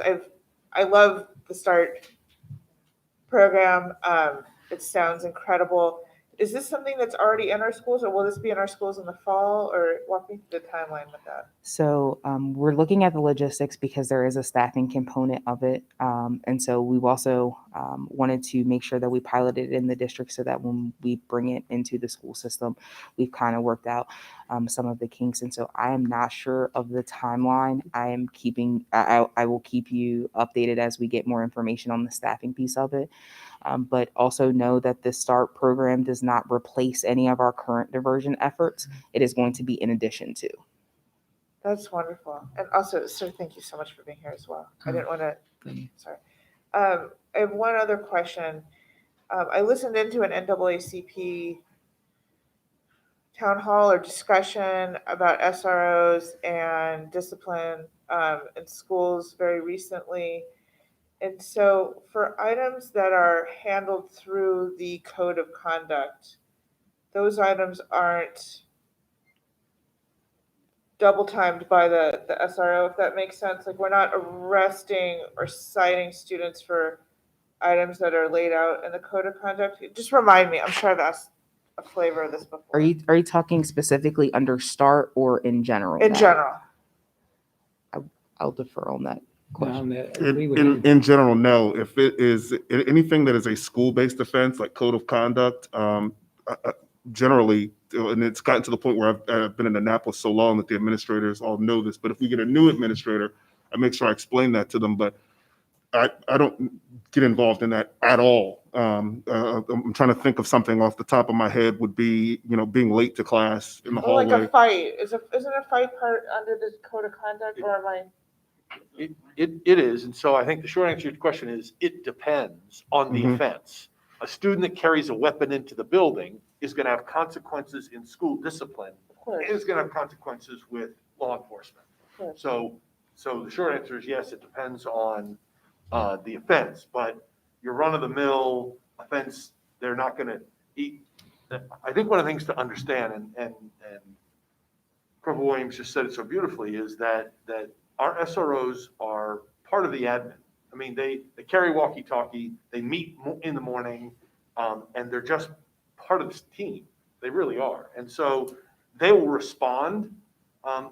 He'll respond to that fight, but if there's a fight in the cafeteria, to assist. But it really should be us. It should be the educators that are managing that situation, unless it becomes out of hand, dangerous, and then they would step in. So it's really on a case by case. Is that appropriate? It's really on a, every instance is different. Exactly. But they're really part of the team, but it is an expectation that the admin, to use your term, the admin is managing those school disciplinary actions. Fantastic. And I just want to be clear that the town hall I listened in on wasn't an Anne Arundel County specific situation, but they did bring up some points that apparently are happening in other places where where, you know, you have a good relationship with your SRO, a brilliant one, but then something happens. We all do things we wish we will someday as an adult look back on and regret, and the SRO becomes part of that equation, and the situation sort of blows up from a relationship point of view, and feeds the school to prison pipeline. So I just wanted to be clear for everyone that that's not obviously what we're doing. No, no, ma'am, not at all. Okay, No. fantastic. Thank you for your time. I'm Yes, really ma'am. grateful for all of you. Ms. Frank? Hi, thank you guys. Ms. Perkins, I have actually seen you here before giving presentations. I just wasn't on the board, I was in the audience. So thank you again for another fantastic presentation. I did have some questions, some data questions, and if you don't have the answer, that's fine. I just kind of thought of them as you were presenting. Do you have any relevant data available about the school to prison pipeline before and after the implementation of SROs in our county? Incidents, things like that? I do not. The SRO program predated my work with Anne Arundel County, so I do not have that data off the top of my head. Okay, and then any maybe relevant trends as we add more programs, do we notice, you know, more optimal changes, or are we kind of staying where we were? So when we added SROs to the middle school during that first year, we did see an increase in charging with the addition of SROs.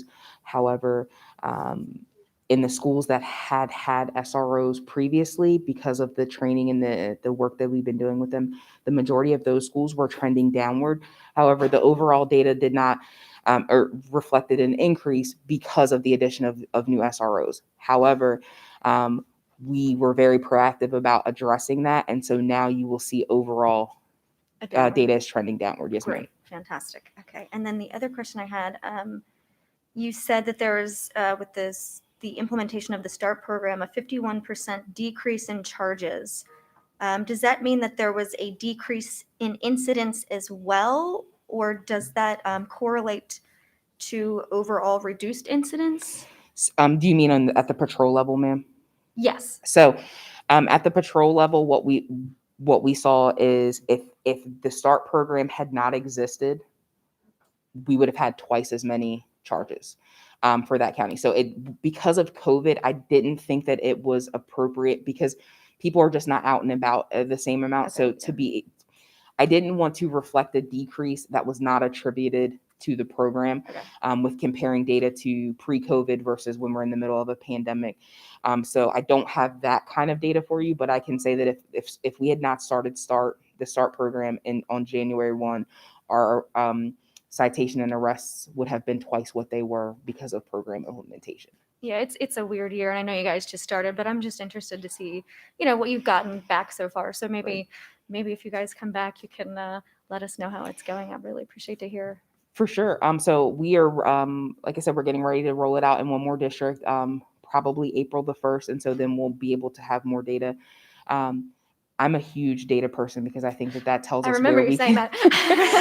I am. So we're monitoring it. Yeah. We just don't have a large enough sample to give you anything other than it cut it by half for those couple of months. But it's something that we're tracking because we can't improve unless we know where the data comes from. So Absolutely. I will definitely be back to share that with you, ma'am. Absolutely, and if you do, I'm sure you'll have a wonderful PowerPoint for us, and and I will look forward to that. And then just as a general note, you know, I really do appreciate everyone in here who came today, all of your service to our community. I think that it's so valuable, and I appreciate it. Thank you, ma'am. Thank you. Dr. Tobin? Yes, thank you. Thank you, Chief. We are indeed so fortunate to have you as part of our county. Thank you, and thank you all. Ms. Perkins, I too have been in the audience previously when you've been here, so I feel like I'm seeing you again. So, and an excellent presentation as always. Corporal Williams, I have to say that as the mother of a member of the class of 2020 at Annapolis High, I think your allegiances should be very clear.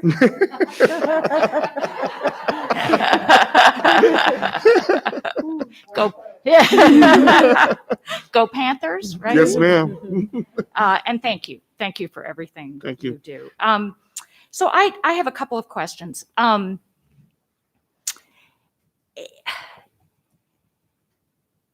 it is the case from the slide that you initially put up, Ms. Perkins, that in the statutory language, as I understand it, SROs are identified primarily as law enforcement officers in the schools. That is, and when they were put in, that is largely why they were put in.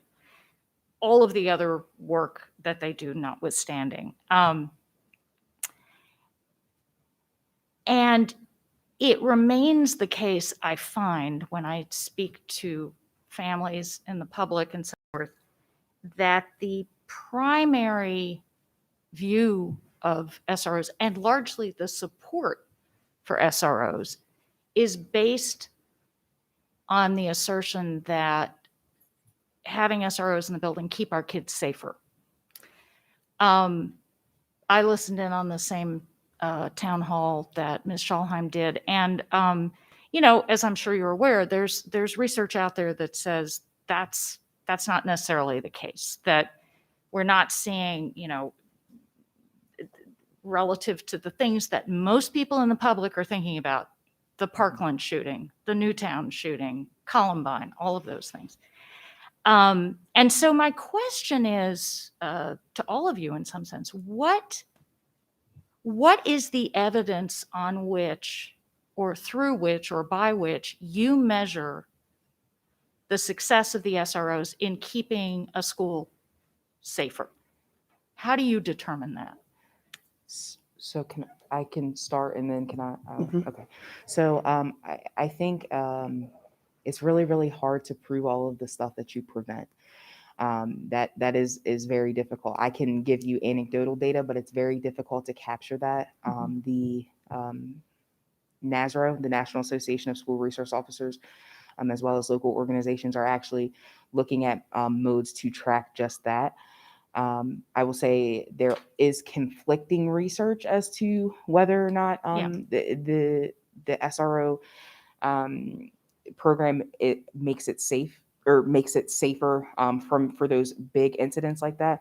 But the research on whether or not students feel safer in the schools is pretty clear. And I think that that's important because feeling safe in a school definitely impacts educational achievement. So I think that is part of the successes.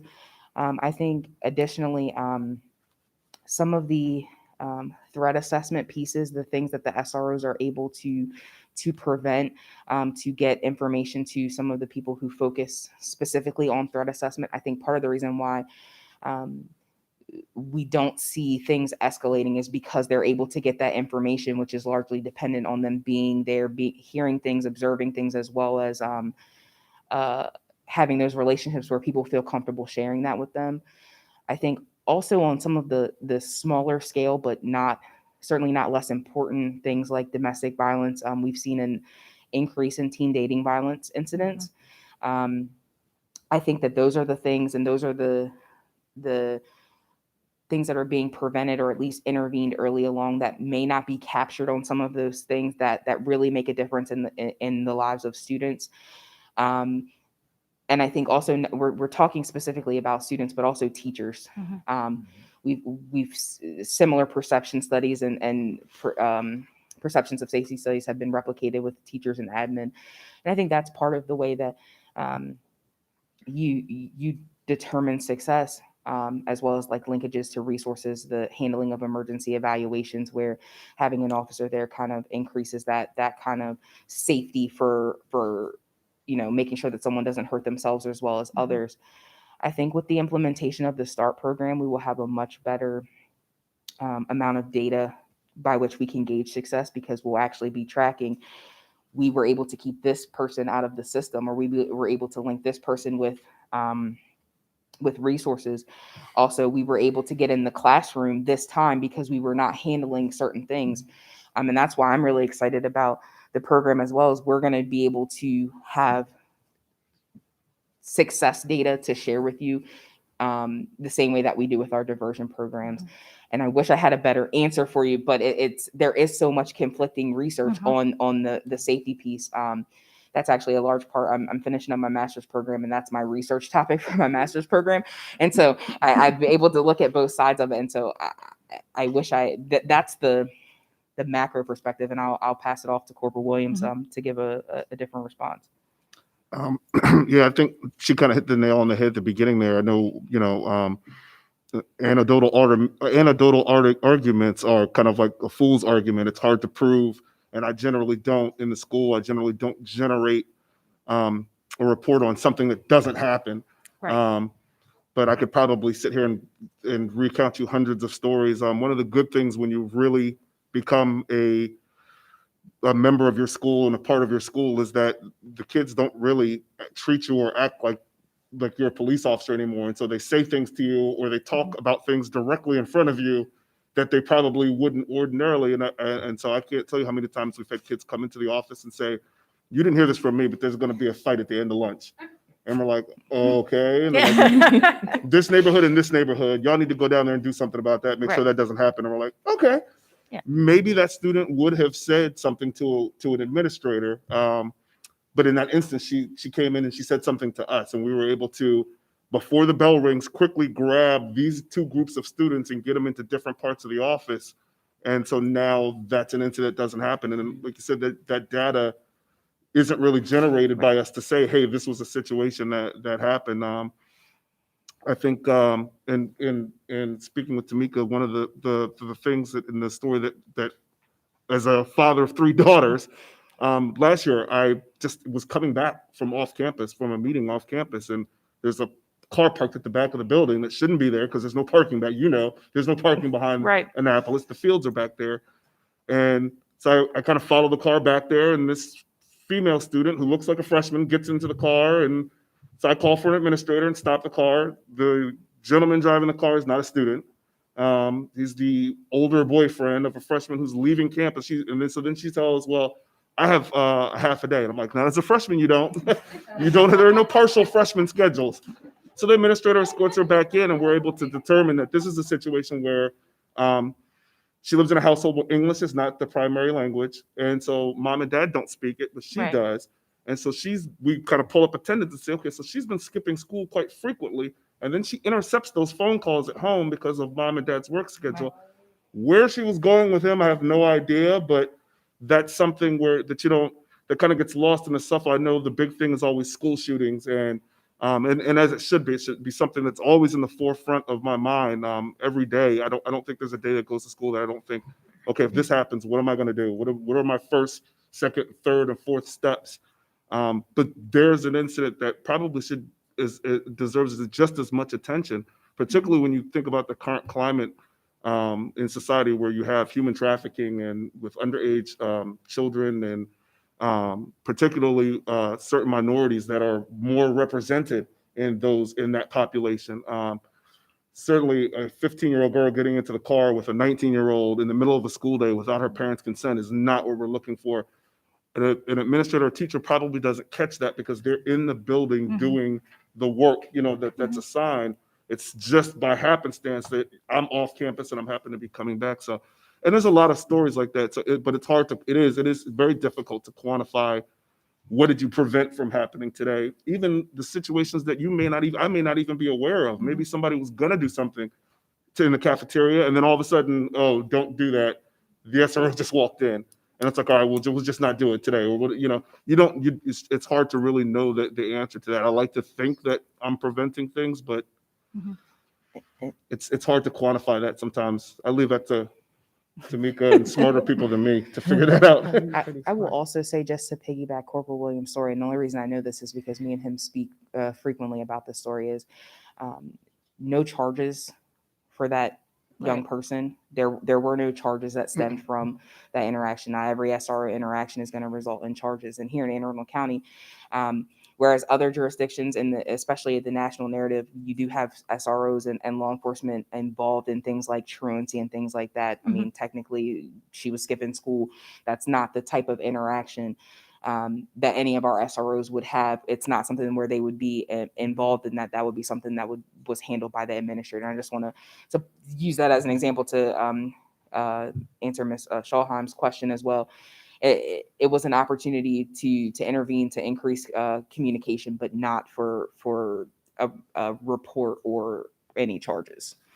And then how do we measure when an individual makes a decision not to bring a weapon to school because they know that there is an SRO present? How do we measure when perhaps kids from another school attempt to enter a campus that, where they do not attend? How do we measure, how that SRO's presence deters them from doing that, from potentially bringing a weapon onto campus? I mean, I think we need to think beyond some of the conversations and just really look at the role, and not by definition what an SRO is, but who an SRO is. And he's demonstrated he's just one of many of who our SROs are and what roles they fulfill within the school system. And it's beyond law enforcer, and just think about, I come from another jurisdiction. And I know I've seen the weapons, and they're pretty serious weapons that have made it onto the campus. Yeah. But our SRO, thankfully, was present, and we were able to mitigate any type of serious assault. And Anne Arundel is no exception, no exception. So. Yeah, I should say, as a recovering academic, I'm well aware that research is a complex and is used for different purposes. But I do think that question, when and if you can, as best you can, is a valuable one to address, because in the public conversation, there's a different way of thinking about SROs. And simply also to add, and you know this, I'm sure better than anyone, there are many young people whose claim they don't feel safer because there's an SRO in the building. They feel less safe. And that often breaks down around ethnic and racial lines. It can break down again along gender lines. But those are things, I think, and all of your programs that I see are seeking to address exactly that. But it remains the case in my conversations with young people in my community that I hear that. And I hear that as well. Yeah. Absolutely. I think as we expand conversations with the young people, I think it's my hope, and I feel like it is my job to help shift that conversation. I think, like the chief mentioned, the communication piece, being able to put out the information of what we are about is a huge part of it. And I think I didn't realize it until the conversation that I had with the Minority Youth Advisory Council, how much information is at my disposal that I forget that other people who do not eat, sleep, and breathe, diversion, they're not aware of. They And don't I think now that we have the forum and the opportunity to have officers engage with young people as well as their families and admin, I personally see it as my job to work on that narrative of say, hey, yes, this is a safety piece, but it's also this, and this. And this is why they're here for part of it, but this is also why they're here. And so it's not it's on me, it's on us to have those conversations, because if someone does feel less safe because of it, sometimes a simple explanation of here's why we're here, and this is what we're designed to do, and this is also what we're designed to do. Conversations, if certain students had an opportunity to hear Corporal Williams talk as well as SROs throughout the county, I think we could start to shift that narrative. I'm guilty of sometimes getting so involved in the work that we forget to push it out there, but that's something that is now being I'm now being asked to be intentional about working on it. And so hopefully we've started certain partnerships, but we're definitely looking to expand them beyond the core group that we have now, so that we can have those conversations and start to shift that conversation as well. Yes. Ma'am, we discussed that perception today. Uh-huh. I did Yeah. myself with all our SROs. Yep. And if there's that perception, then we have to, just like it's the chief's pillar of communication, we have to do a better job of communicating. And they all agreed. Yeah. If there's more things that we can do in the school, or meet the kids at the front door, what's a smile and a handshake cost you? But this is something that our SROs don't get out of their car. I'm very proud of them, and hang their hat and say, I'm going to make an arrest today. they actually quantify their own that nothing major in that school happened under their watch. Mhm. They take it very personal. Mhm. And I mean that. SRO Williams takes it very personal. Oh, I We've know. had conversations. I'll pull up the Annapolis. Are you guys good today? Yes, Yeah. sir.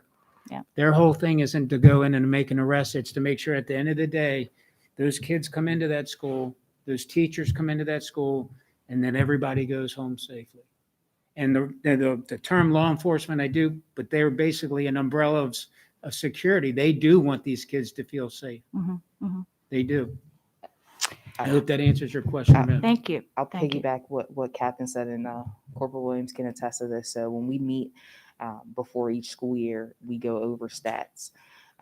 And they're a competitive bunch. And I used to give them their Yeah. stats on an individual basis, but now we do it as a group.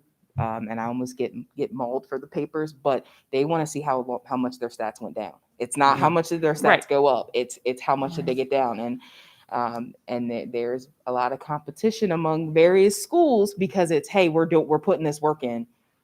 The mindset I've noticed a shift in it, and I think it's only Mhm. going to get better. And we just need to put that out there. I really appreciate this, and I know from my own daughter's experience that you all are part of the life of that school in many ways, and I'm sure all the schools. One quick other question with regard to data. I'm not totally recovered as an academic, sorry. The diversion programs, particularly the last one, the START program, you pointed us towards this line, diversion efforts have a success rate well over 80%, and you indicated that was not within a year, I think, or that Yes. year. Are there plans, will there be possible ways of following these young people further out through their lives? So we use the same standard that recidivism data is for the Department of Juvenile Services. We measure it at 6 months as well as a year. I would love to do more data further out.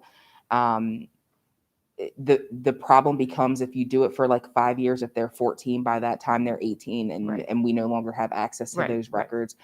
I will also say I would love to just play with data and do more because I get really excited. I get really excited about it. You will never recover from what I will not. I will never. We are a very, very small unit. Mhm. Yeah, I understand. Right now, it's myself and my side partner who's back there working the PowerPoint, and we're working on getting more people to help with the programs because we got a lot of exciting stuff coming out. I would love to expand it and to visit the logistics. We're just following what the standard is right now, and when we get some time, I do look at certain things, but in order to upkeep it, I don't want to say that we're able to do something that we're not at this moment. But if we ever get to a point where we can, it's certainly on the table. It's actually at the top right corner of my whiteboard. How can we expand the data? Mhm. So, Well, thank you all very much. Thank you, Much ma'am. appreciated. Work it out. Thank you, President Allen. So first, I just want to thank each and every single one of you. I'm a double clicker. I got to say. So thank you first and foremost for your service. It is truly a calling. You're absolutely right. And I know you guys work hard each and every day. I wanted to focus just my question predominantly on our COVID and on our transition back into the school. We had in place and probably still do, maybe in a virtual format, a lot of good companion programs that worked hand in hand to support your trauma-informed decisions, to support peers engaging in preventative activities. And that includes SAD, that included our coalitions, Northern Lights and WASP and South County Bridges, and our PCRCs also played an important role. The pizza with a policeman, in the evenings at the Pizza Hut, and all of those secondaries, the DARE programs. When you guys are out with Crofton, I know I've gotten a pie in the face for for donations on that one, and it all for good. with COVID, we're now transitioning back. Is there, how does that look to the students now as far as you guys interacting with those groups? Is there, because they do support all the stuff you have done and continue to work on? So I believe the substance abuse coalitions are still virtual. I know I still receive the information of, like, Northern Lights is still virtual. I'm not sure about the other ones. Our Minority Youth Advisory Council has been virtual, but we're looking at transitioning that back to in-person, finding a space that's large enough to accommodate that. Our diversion programs, we offer virtual, but we have been doing them in person throughout the pandemic as well in a socially distanced way. I personally feel like with the mental health component, there are certain situations that being face-to-face allows me to give a different assessment, as well as if the need was isolation, then I'm not going to be able to address that need in a virtual environment. So as far as that, the youth activities program, the calendar that we talked about, that's going to be in person, socially distanced. So it's going to impact the number of people that we can accommodate, just because, you know, spaces are only so big. But we've been doing we've been doing it virtually, but we're also transitioning for some of the essential components back in person. And then there's certainly the plans are to resume in-person things for our youth activities as well. Yeah, because I fear that, you know, out of sight, out of mind, and then all of a sudden we're back again. And I think some of that anxiety coupled with our national conversations could create some of the some of the situational thoughts that maybe Member Tobin had referenced. But I also know that we do have great supports, and our PPWs work very closely with you guys in addition to crisis. So I just thought if we could just get a little more insight of what that looks like, because I'm sure families are also looking to reconnect. I will also say there's going to be a lot of grassroots efforts coming out as soon as we're allowed to. You're going to see community walks. You see some of them now, but you're going to see community walks. You're going to see officers out in the softer uniform at some of our youth events. You're going to see that engagement, and because we're aware, like I said, especially with the training with SROs, we're aware that of the impact of the national narrative and the national conversation on those police community relationships. And there's no way we're addressing it the best way that we can in a virtual environment, but there's no way to ignore it. We have to go out and get back in the community, and that's going to take effort. Same way that Corporal Williams said, that's on us. We're not expecting them to come to us. That's on us to show us, or that's on us to show them what we're about, and we're preparing for that for sure right now. Well, I'm excited because I know a lot of people need it and are looking forward to it, especially on the substance use need, because our kids it's not just about their use, it's about their family's use. And that has some of the most impactful, eventful things that end up in our classrooms as disruption and end up as confused behavior of the insecurities it provides. So thank you guys once again very much. So Ms. Corkadal, I just want to mention, because I know you would be interested, that we're working with the state as well as other states with their Handle with Care programs, because one thing that the pandemic has brought up is in a virtual environment, the people who were previously mandated reporters are not the ones with eyes on the students. Yeah. And so you've seen the impact that that's had on child abuse and neglect. And so that's something that we're going to have to look at is, we got to make sure that people who are not mandated reporters understand the signs and symptoms of what to look for so that we can still keep kids safe. And so that's going to also require more grassroots interaction that we're looking into. Correct. It's almost like the families have now an extra door. Absolutely. That definitely puts our children at greater risk, especially those most affected. Because substance is only one type of abuse that is a condition that coexists. Thank you guys so much. Thank you, ma'am. Ms. Antoine? Thank you, President Ellis. Chief Maul. Yes, ma'am. I'll start this out with how humbling it is to meet you and the opportunity to personally thank you. In December, you you took on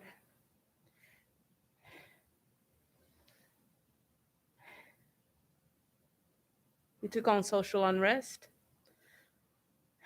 and you also took on a pandemic.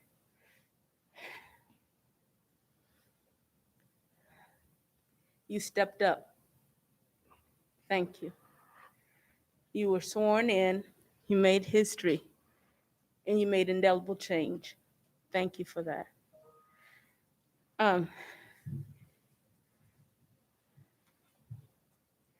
As I sit here, I'm balancing emotions and physical incapacities. Ms. Perkins, you shared with us before, and you always answer the call. Thank you for that. And your team, as much as you're saying that you're small, you guys are powerful. The Anne Arundel County Police Department, in my humble opinion and experience, is one of the best in the world. And I have experienced at a global level the best of police as well as the worst. And you guys have answered the call. My concern is, though, we are up against challenges that make the police in our schools the exception to the rule rather than the standard. How do we combat that? How do we, as a team, determine that at the state level, where we agree more counselors are needed, it should not be at the expense of losing our SROs?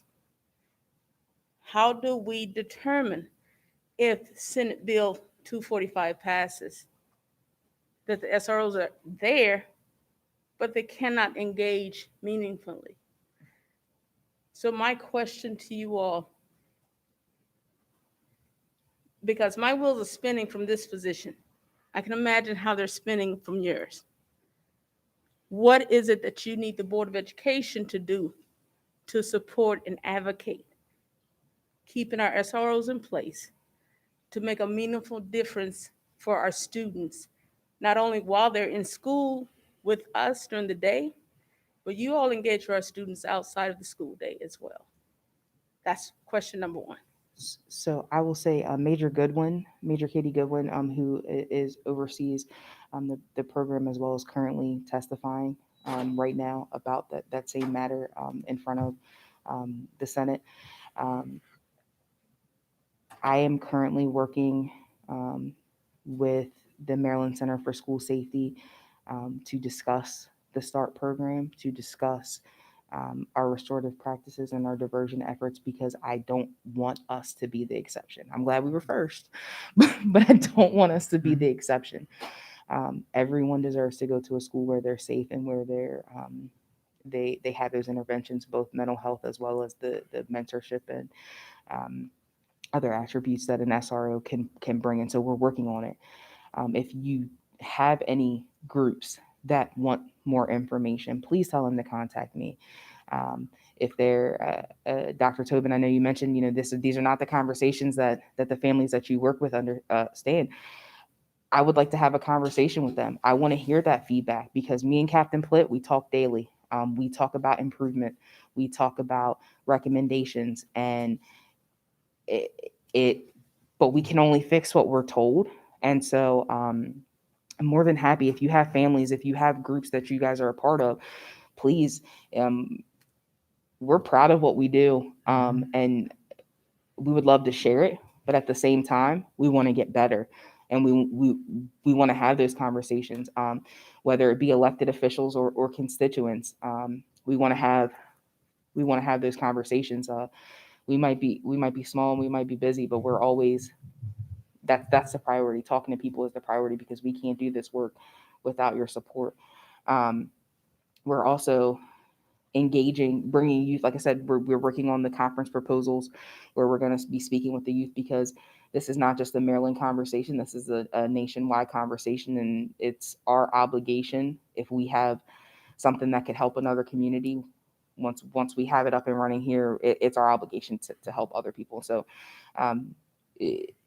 if you can get us an audience, we'll be happy to discuss. And if you can get us people who have things to say, we're more than willing to discuss. And we can get SROs from those specific agencies, like I said, or for the specific areas. Like I said, when we're partnering with Arundel High School on a lot of things, and that has opened a lot of doors. But we're part of the conversation. But the SRO from Arundel High School is also going to be part of that conversation as well. So I'll bring that up today. So we've partnered with Arundel High School, and Tamika and I and Corporal Levere were actually on one of their equity leadership Zoom meetings. What I put out to the SROs this morning is these are the things as they progress that you guys will be involved in. It fits the chief's pillar, the communication piece. Just by me sitting there with Tamika and Corporal Levere in the sound and listening to the the feelings of some of these kids and maybe some stories, and there were a lot of success stories. But I think just with the SROs sitting there being a part of this Yes. is going to, it's the communication is the key and to making this better. So when really we're on the forefront of trying to make this happen, and we had go back again, the communication is there with our SROs on how we can get better. And they ask us all the time, how can we get better? They don't want to be painted in the same brush as things that are going on elsewhere. And quite frankly, our agency has been painted in the same brush as things that are going on 20 states away. And it's not fair because they are working hard every day to do the right thing. Can we get better? Can our communication get better? Absolutely. And we're going to do that. And it starts with Tamika and I talking, and then the SROs, and then the supervision all the way down, making sure there's nothing that's left behind. And Captain can attest to this. We're not afraid to have the tough conversations. We're not sugarcoating conversations. We have very, very frank and honest conversations on a very regular basis. And so it's not a matter of us, trying to go out and sell the program. We want to tell people what we do, but it's also, we want the honest feedback. And I hope that I've presented here and earned your guys' trust as far as we're going to be transparent on the things that we can't do, want to do, need to do better, because the most honest answer I can give you is that I'm working on it. And I've hoped, I think this is the third time, and I always leave with something that we need to do better. And hopefully I come back the next time and show you the pandemic, they're a little wrench and some stuff, but that's the same mentality that we take in any community meeting. Thank you for that. And the reason I brought this up was because when you presented to us in November, right before Chief Amal was sworn in, the responses, it was at the height of so many other of our counties determining whether or not SROs should even be in place. And it seemed to me that our efforts were downplayed publicly still, which was one of the reasons I went to you then and now President Ellis, that we have to tell our story as well, even though it is almost, as you shared, it's almost like because you wear the uniform, you must be this way as well. In addition, though, as Chief Amal shared earlier, a young mind thinks differently. And the young minds that will be entering into our schools and are in our schools, and more will be entering by the end of the month, you know what they're seeing. And those images cannot be wiped out. And so therefore, as soon as that young mind sees a person in uniform, perhaps the response is not going to be the traditional response this time. Have we considered, and I'm saying we because the school works with you all, in placing our SROs, have some of the considerations that many of the students are returning back to a school environment for the first time in over a year, and some have never had the experience of a police officer and their presence beyond what they see. What are some of the mitigations that are planning to be put in place as the students are returning to school? So part of it is having the conversation. So Arundel High School, Crofton High School, and South River, as part of that Equity Leadership Council, have invited us, as well as the respective SROs, to have a lunch and learn where we go over the police department initiatives, as well as the role of an SRO, get a chance to have that introduction piece. Hey, this is what I'm here for. This is why we're here. Part of it is getting the forum to have that conversation. We're more than willing to have it, and we jumped at the chance with Arundel, and we would love to have it with more of the schools as well. And so we talk in the SRO training, we did talk about exactly what you said. This is what the kids have seen over the last year. People who were your buddy 2 years ago may look at you differently because, number one, they've been in isolation and all of the images of law enforcement have been this. And we made sure that we impressed upon the SROs that it's your job to meet them where they are and build those relationships. They're not necessarily going to come to you for this. It's important that you know that they know this is why we're here. It's important for them to know I'm not here for this. I'm here for this. And let them know, like the chief said, that the national narrative impacts us too. We had a very frank conversation with them in the fall, where we had discussion about the impact that has on our officers, especially our minority officers. Those are conversations that fall under that officer wellness piece that we're still human, just like the chief said. So it's important. All of those conversations are taking place. We would certainly like to have them on a larger scale, or at least, throughout the county. But we are working on it, and we have made strides in the area. And if I may just chime in on that, Tamika, you hit it very well. But those conversations are important. I've not had an opportunity to meet all of our officers, but I've been making my way around to the districts to have basic introductory conversation and to lay the foundation for the conversations that we as a profession need to begin having in terms of talking about race and equity and diversity and inclusion and what that means, why it's important to have the conversation. How do we begin to heal? We must educate ourselves. We must reach a point where we understand and empathize. So we're having conversations right now with potential facilitators to come in and talk to our officers about these very real subjects that touch all of us to some degree. And beyond that, affording particularly, our minority officers a voice and opportunity to express themselves as well, because they were traumatized as well. And I say they, all of us were. We all watched the events of that day unfold, and it jolted every single one of us, right? And it's not something you forget, and it's something that for the first time in my career, I went home and cried. Okay.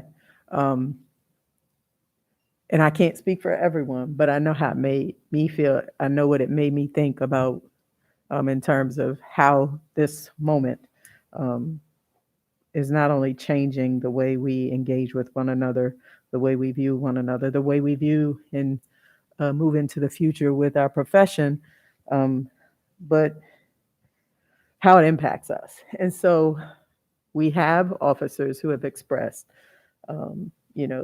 that they're hurting. They're still hurting. And, it's important and incumbent upon us, and we're working on it right now with 2 subject matter experts to come in and facilitate these conversations. The way we affect change, enough of the time begins within. So we have to start at home, address the issues that exist within our department.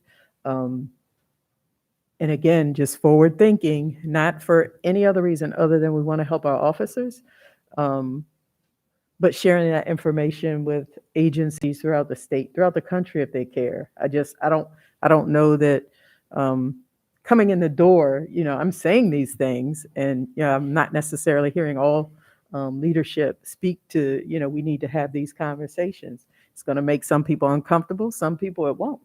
But they're necessary conversations, and not to push an agenda. We're seeking understanding. We have so much more in common than not. And it's important for us to just talk through stuff, the tough stuff that folks just don't want to talk through. So we're going to begin that within our department. And I hope, as we learn amongst one another and begin to heal, we're able to help other departments as well. So I'm glad that you asked those questions.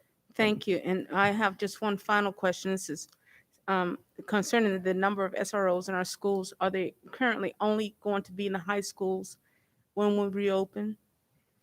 When we reopen, they'll be in every high school, and as of right now, probably about 95% of the middle schools. There are some middle schools that are close together that are going to share an SRO, like Magathie River and Severn River, and then but sometimes we have issues that SROs that are assigned that may have injuries, Corporal Williams, or some issues that they won't be in the school. We don't backfill them with patrol. We make sure our high schools are filled first, and then our middle schools are second. But to answer your question, we'll probably be in 90 to 95% of the middle schools. Excellent. Thank you. Thank you, And President just House. one more comment. It just as we have these conversations internally, our SROs will be part of those conversations. And this is stuff they can take to school with them and have very candid conversations with the kids. I mean, because it's on their minds. It's on all of our minds. Right. So maybe speaking with the administration on this very subject, obviously we have to focus on the core educational components, but this is a very important conversation to facilitate even with our students. So. Even in the past years, both myself and then Corporal Bonnet, who's the other SRO at Annapolis High School, some of the history and government teachers have asked us to come in, and we've talked with classrooms on everything covering from their constitutional rights. Then we've had one of the more interesting conversations that we did kind of a panel talk in the media center with two different government classes, and we had an honest conversation about police brutality, harassment in the community, policies when it comes to stop and frisk, such as the one that New York was running for years. And I think I think probably some of our responses were surprising to some of the kids. If you haven't figured out from listening to me talk for the past maybe 15, 20 minutes, I'm going to tell you exactly what I think. And I think that's part of the conversation that needs to happen when it comes to moving forward as law enforcement, that we need to be honest in instances where we fall short. We cannot ask in this particular setting as SROs, we cannot ask kids to be accountable for their actions when we cannot be honest with them about the actions of people simply because they're in the same profession as we are. I had very visceral reaction, the same way probably a lot of you did, to the murder of George Floyd. I could tell you both of my daughters participated in multiple protests. And in fact, my oldest daughter was in DC in Lafayette Square the day that they were gassed under what I will say to be nice, suspicious circumstances. And I think through the grace of God and of me watching CNN, I was able to call her in advance and say, I think you need to leave. Something bad is going to happen. You need to get out of there. But I was proud of both of them for participating in both of those walks and marches. It's a conversation that is long overdue, I think, in this country. And I think it will be critical moving forward as SROs in the building. If we are going to be part of their community and in the lives of these children, they have to know what we think. And they have to know that we feel the same things that they feel when they see these images, and that the reason we continue to still do this job after seeing something like that is because somebody has got to stand and do the job the right way and mirror what they want the job to be. If all of us, and certainly I'm towards the end of my career, but certainly when you see something like that, it can make you question some things, but you have to be resolute in knowing that you're doing it the right way and that you're continuing to get better. And then you have got to mirror what you want the job to be moving forward. I think it's an important part of this job is we have to have those conversations with the kids. And I think in time, you hope that you're honest enough with them and that honesty shines through and that you earn their trust and maybe change their minds a little bit in terms of what this job is and what it could be. I'll tell you, for minority students, I hope that minority students see me and think that this is a job that I could do or that I should do. We're underrepresented when it comes to minorities in law enforcement. We're underrepresented when it comes to minorities as prosecutors, as defense attorneys, as judges, as chiefs. It's almost mind-boggling to me that we're in 2021 and I am sitting next to the first African-American female chief that of this department, which has over 100-year history in this county. So it shows you how far we've come, but it also shows you how long it took to get here. So to be part of that conversation with the kids and show them maybe that this is a career path that I could get involved in, be the change you want to see in your community. It doesn't have to be done this way, and it shouldn't be done this way. I think, it's an honor to be a part of that. Well, I just want to end by thanking you all again for everything that you do, for your service, and thank you sincerely for accepting our invitation. Thank you. Thank you. Thank you for having us. Mr. Silkworth? Thank you, President Ellis. I bring a different perspective. And that's because I'm recently retired after 49 years. And so I can talk in terms of experience. The safety of our stakeholders is of utmost importance. And every parent has the expectation that when their children enter our schools, they will be safe. And so what does my experience tell me about SROs in Anne Arundel County? I was at North County High School. At North County High School, there are two particular incidents that stand out in my mind. One of them was a gentleman who decided to come into our building because the night before he had actually murdered someone in the community. And one of our students was in fact a witness. He decided to come into the building the next day because he wanted to get her and eliminate her. What happened? I will tell you, within a minute's time, the safety of that school was secured by the SRO. I will also tell you, I witnessed an event with one of our young students, a girl who had a knife. She in fact did use the knife. And I heard some noise outside of my room, and I had a class in my room, and I opened the door. I saw the young student with the knife, and she was actually being pursued by the SRO. He was very calm. And of course, at that time, I knew that what I needed to do was to get back in my room and let him do his job. Within a minute's time, he had taken care of that situation and everybody was safe. There have been many other instances where there have been guns in our buildings. There have been so many instances. Corporal Williams, you talked about something that I talk about all the time, and that's relationships. That's the key to the whole thing.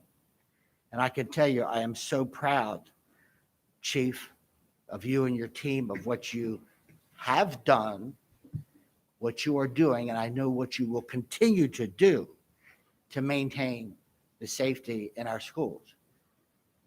But having said that, when you talked about what's the role of the SRO, and I heard law enforcer, informal counselor, educator, emergency manager, and all of those are true.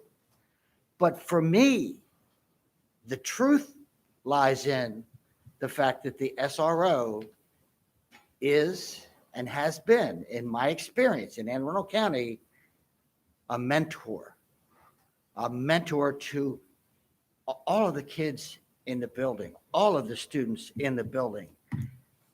That piece about relationships, SROs create relationships with our students. And it is so true, students will open up and tell the SRO secrets and things that they might not tell their parents and they might not tell me as a teacher, but they will tell the SRO because the SRO is very skilled at building relationships and building equity. So from my standpoint, I value so highly the SROs in our schools. And once again, I am proud to be here with you, Chief, and your team. I think the START program is an excellent way to go. I think it has some really great things there. And what I know is SROs care. And when adults care about our kids, they will do anything, not only for us, but for themselves. So again, I applaud every SRO and Chief, your team, all of you. Thank you so much. Thank you. Thank you, sir. Thank you. Thank you. Mr. Smith? I can't believe you're gonna make me follow that up. No pressure. No pressure. But first, I want to say I just want to thank all four of you in the front for being here, and you in the back, unsung hero. I want to thank you all for being here. And two, I just want to touch on something that happened earlier in the conversation. Just to Corporal Williams, as a fellow Mustang, you should know where your loyalties lie. I coach now, so those are That doesn't mean anything. Hey, say that to some of your fellow classmates. I tell you this, I always root for Meade when we're not playing us. I always root for That's a little Meade. better. That's a little better. But no, I just want to touch on first my relationship with police officers. Before this, I was the president of the Anne Arundel County NAACP Youth and College Division, and we made sure to, or at least I made sure to, really let students know that, there's a wider community in the school system. And I invited a police officer to one of our meetings, Corporal Michael Smith. This is way back in August of 2019. And he just came in and spoke to the students about what it means to be a police officer. It's not all, I guess, what you see on TV where they're disgruntled or they have a quota to meet.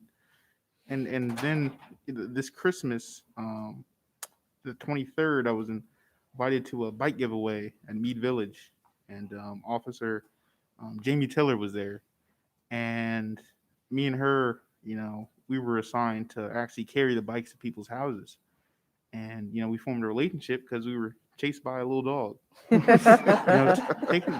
Now I guess we're a canine unit. I don't know, but we have that relationship. We built that relationship. And then I had the pleasure of interacting with her at the Western District Police Station this last Saturday because I was invited. It was me and a few other Meade graduates, and we just had a one-on-one, a roundtable discussion with the police officers. Of course, we were socially distanced, but they set up in a way it was, police officer, student, police officer, student, police officer, student. So it was real discussion, and they just talked about a lot of stuff. Just the reality of being a police officer. It's not what you see on TV. What we learned in that NAACP meeting, probably, a year before, what I learned. And I just want to shout out those officers real quick. First of all, Captain Rodriguez of Western District, Officer Tiller again, Hodges, Campos, and Parker. And Officer Parker said something very interesting that really resonated with me. He said, I use my job to educate instead of discipline. I'm like, wow. And just from all that time with the police, one, you pick up experiences. Two, we all know you pick up pens. I have my Anne Arundel County police pen right here. And it says, make a difference. When I first read it, I was like, wow, that's pretty cliche. But interacting with the police, I see it. I see the difference being made. But that's me being an involved student. Now let me tell you what it's like being a black student in this county.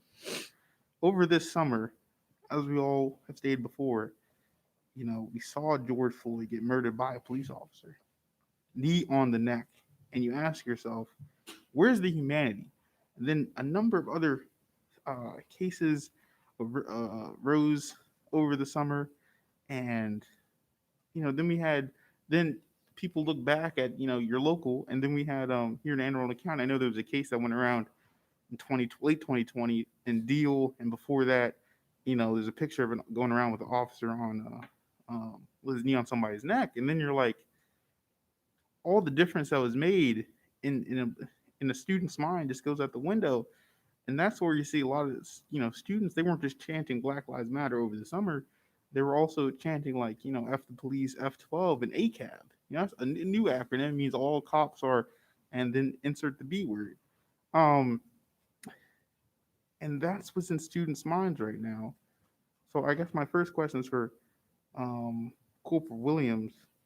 For students like me, right, that are not at risk, that don't have those relationships with police officers. I mean, with the SRO, because right, they're not at risk. How do you build those relationships with the average student? And how many students would you say you have a relationship with? Not like a best friend relationship, just students by name. If you can give me like I guess a ballpark figure. I've been there for 4 years, so it's a lot. So it's safe to say if you play sports at Annapolis, I probably know who you are. You know who I am, and I know who you are because I'm always at their games. Obviously, the girls and boys basketball team know me very well because we share practice floor and time together. The same thing with the wrestlers because that's during our season. I'm at all of our football games, home and away. So if they travel, I travel with them. So I know almost all the football players. And then when our season ends and spring season starts, I know a lot of my girls play other sports. And so I always try to come out and show support. So I've gone to tennis matches where I found out the hard way that you're not supposed to cheer during tennis matches. You're supposed to be quiet even when something good happens. And I learned that the hard way, but I now know that. I learned lacrosse over the last couple of years and supporting the girls that play lacrosse, and then soccer as well. It was difficult initially because my daughter was playing soccer at Arundel, and so again the conflicts. But so those students, and then it's I won't say it's different for me. What I'll say is that my experience might be unique because I coach. Then that affords me relationships with students even students who don't play sports. It's kind of a maybe I'm viewed as, well, he's okay by osmosis. So kids that don't play sports that would normally talk to me, and I've heard students say that, I've had kids come up to me and talk to me at the beginning of the day or in the middle of the day, and they walk away and there was a friend or two with them that said, why do you talk to him? You talk to the police? And they say, he's not the police, that's Corporal Williams. Or that's Coach Williams. And they're like, oh, he coaches? And they're like, yeah. And then down the line, maybe a day or two, week or two later, you see those same students in the hallway and they're like, hey, Corporal Williams. I've even gotten to the point now where, you're walking through the hallway and people say, hey, Coach Williams, and they walk past and I'm like, they're like, oh, she's on your basketball team? I'm like, no, she doesn't play basketball.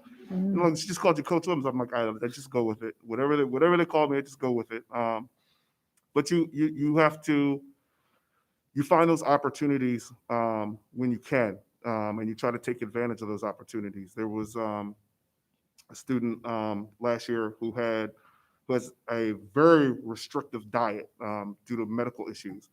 And so he can't eat meat at all. In fact, we'd probably have to call an ambulance for him if he had meat.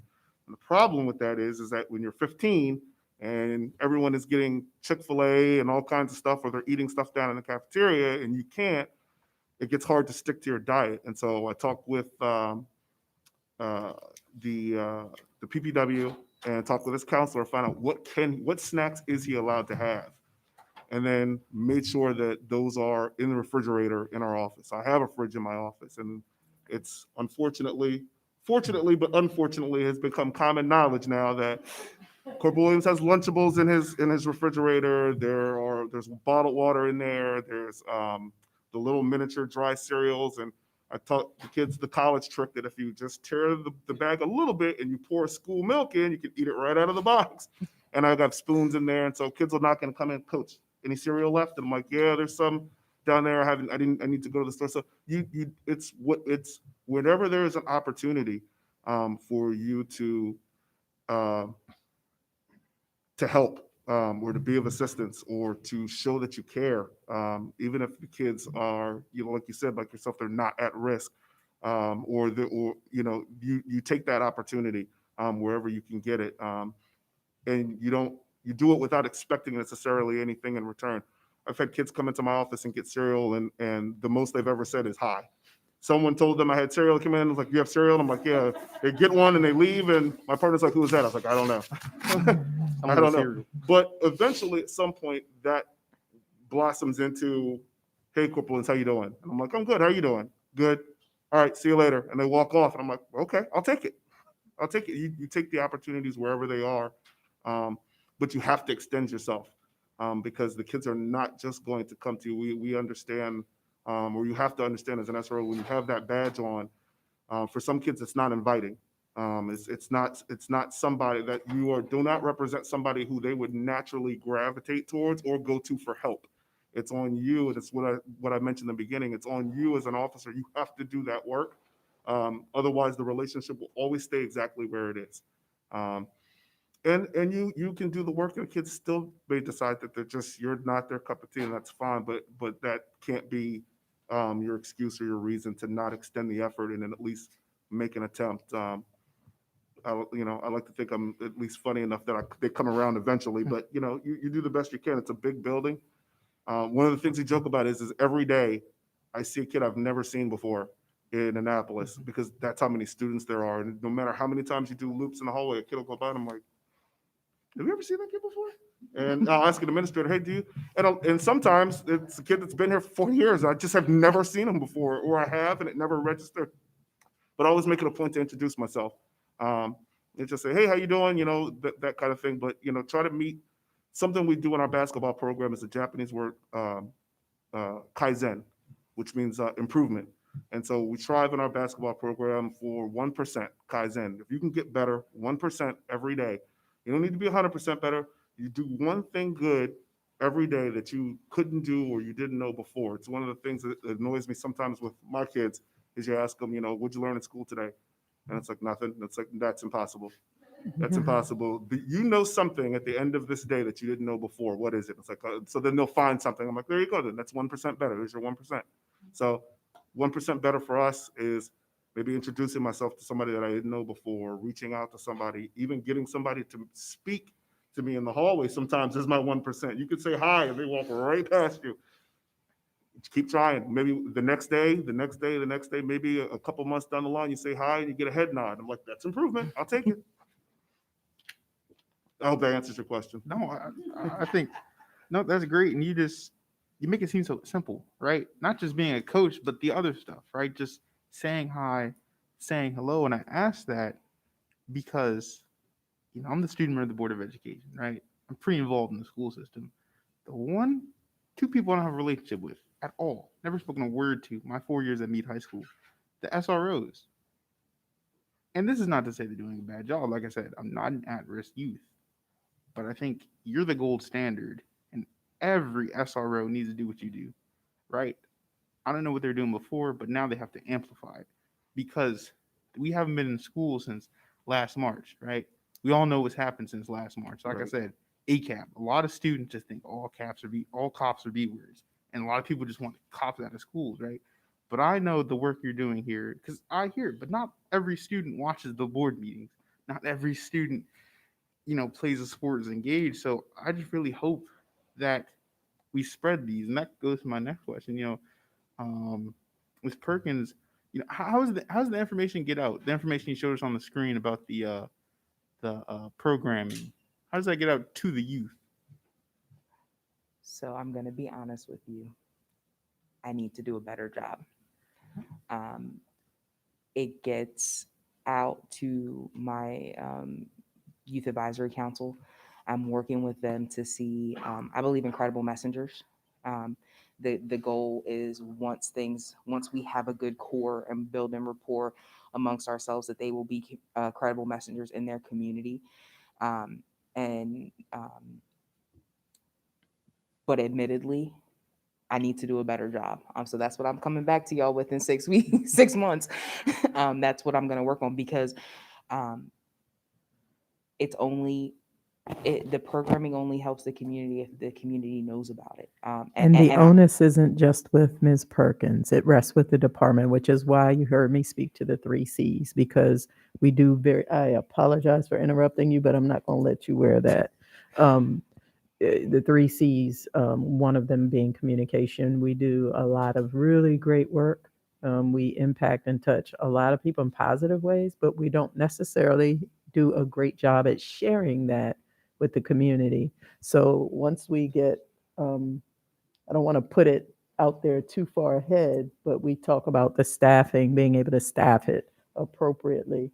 But once we have good footing, we need to have a press conference and tell people about it, right? And that's part of our communication strategy, part of our communications planning, but we're just getting started. So we'll get better. It's going to take some time, but we'll get better at the communication piece. No, that's great. And Ms. Perkins, I didn't ask that question, try to put you on the spot. No. So that is something that me and Corporal Levere talk about on a very regular basis, because when I talk to the Youth and Minority Youth Advisory Council, as well as the County Executive Youth Advisory Council, what we've heard is, well, how come I didn't know about this? And every time someone says it, it hits me like a ton of bricks, because people should know. And I am so thankful that this Youth Advisory Council has enabled us to have some of these conversations. Like I said, we're going to talk to Let's Talk Justice. We're talking to Arundel High School. We're having these conversations. And so my Youth Advisory Council, I'm not sure if anybody of them is watching this, but that's going to be what we're talking about this meeting is, okay, we've got some footing. We're getting ready to start our project phase, which would be social media campaigns and getting people involved. We have people working on graphics for logos to make sure that we can put that out there. I'm not as young as I used to be, so I'm not. I want to have it be youth led, because admittedly, it's not my strong suit. So no, I did not take the question. It's my own, like, I know, and I knew coming into this that was something that this should not be the first time that you guys have heard about, some of the updates from the Youth Advisory Council. You're absolutely right. So we're working on that. We're going to get the kids involved in that. Looking at ways, and I call them kids, I'm sorry, the young people involved in that, because marketing strategies, different demographics as far as putting the information out there. But it's something that we're aware of, and we're actively trying to work on it. And I will also open, I will also say, if there's any way that you see that we can better do it, contact information is always available. Always happy to speak with someone, always happy to facilitate conversations. If there's an area where, just like off the top, we could be doing better as far as putting it out there, I beg you, please, we're willing to work and do whatever, because you are the subject matter experts for your own experience. I like to believe that, but no, that was great. That was great. And just one way I think is, through the SROs, like Corporal Williams was saying, print this stuff out. I mean, he was talking about his office, print this stuff out. Then when a kid comes to get a cereal and say hi or don't talk at all, say, hey, hold up. We got some, pamphlets, or, they were talking about the vest the police wear, unless all the pockets are full, I think they can fit like a small card like this, and, with all the programming information. And then, of course, partner up with the school system. We have a large following on Facebook. A lot of happy campers in the comments. But we will definitely help you out with that. But I'm just really hopeful that this information gets out there, because, like I said, students in the back of their mind is not, well, the police have a cadet program and the STAR program, all this other stuff. It's just knee on the neck. They're out to kill us. Why are they in our school system? And we just really have to ramp up the pressure. And I just want to thank you all again for this wonderful presentation. Ms. Perkins, I'll definitely be reaching out. And, anything I can do, please reach out to me, because I want this to succeed. I really do. Thank you. Thank you, sir. We'll be in touch. I just want to thank all of you.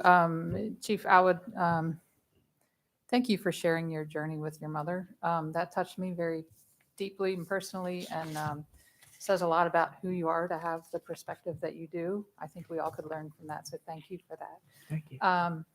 And for the information that you shared. Community is that's the one thing that stuck with me with everything you shared. And it's, we like to think of our schools, students in the building as a bubble, but it's not, because they're coming from their communities, and things like the reentry program make for a healthier community. And when a student comes in from a healthy community, they're better able to learn and succeed. So it's all related. So thank you for sharing that. Ms. Perkins, I learn more and more every time you're before us. We've seen, you've been here several times, and we always appreciate it. If ever, it sounds like whenever you meet with your youth advisory council, if there's anything you take away from that meeting that you think we should know or we could help with, please send us an email, Dr. Alato.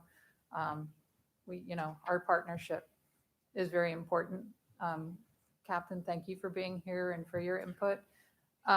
Corporal Williams, I have a freshman who's going to be showing up on Monday as a Panther, and I will let her know, the nice police or SRO that will be there, and tell her to look for you. Okay. My fourth Panther. Your commitment to what you do is just striking. You're not doing a job, you're living it.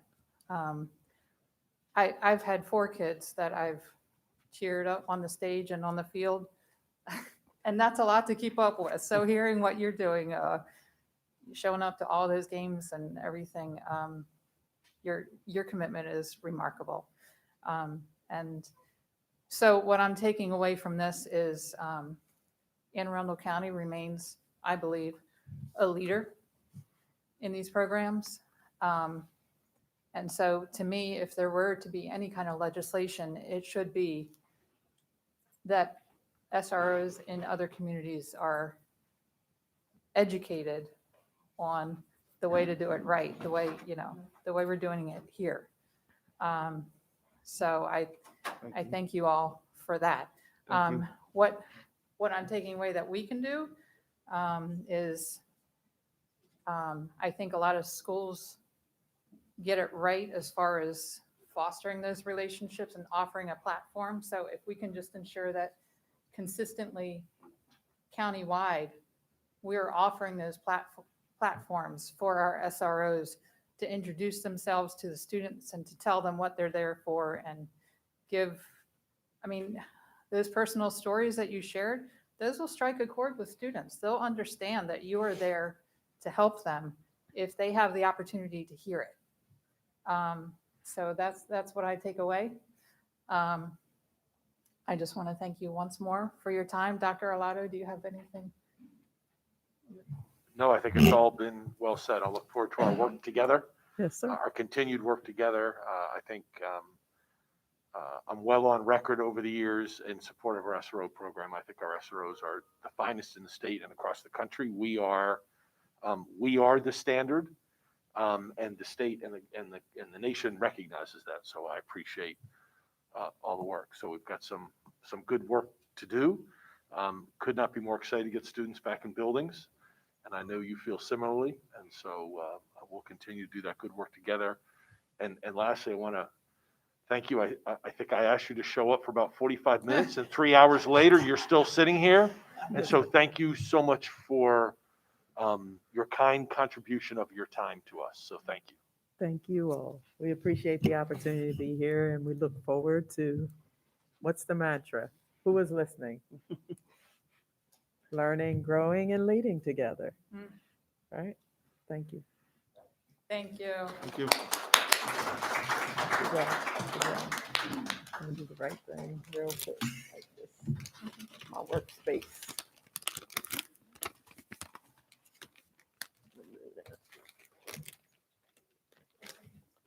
Yes, ma'am. Yes. It's good to meet you too. Not a problem. I love my job. And I believe in it. It is. It really is. Yeah.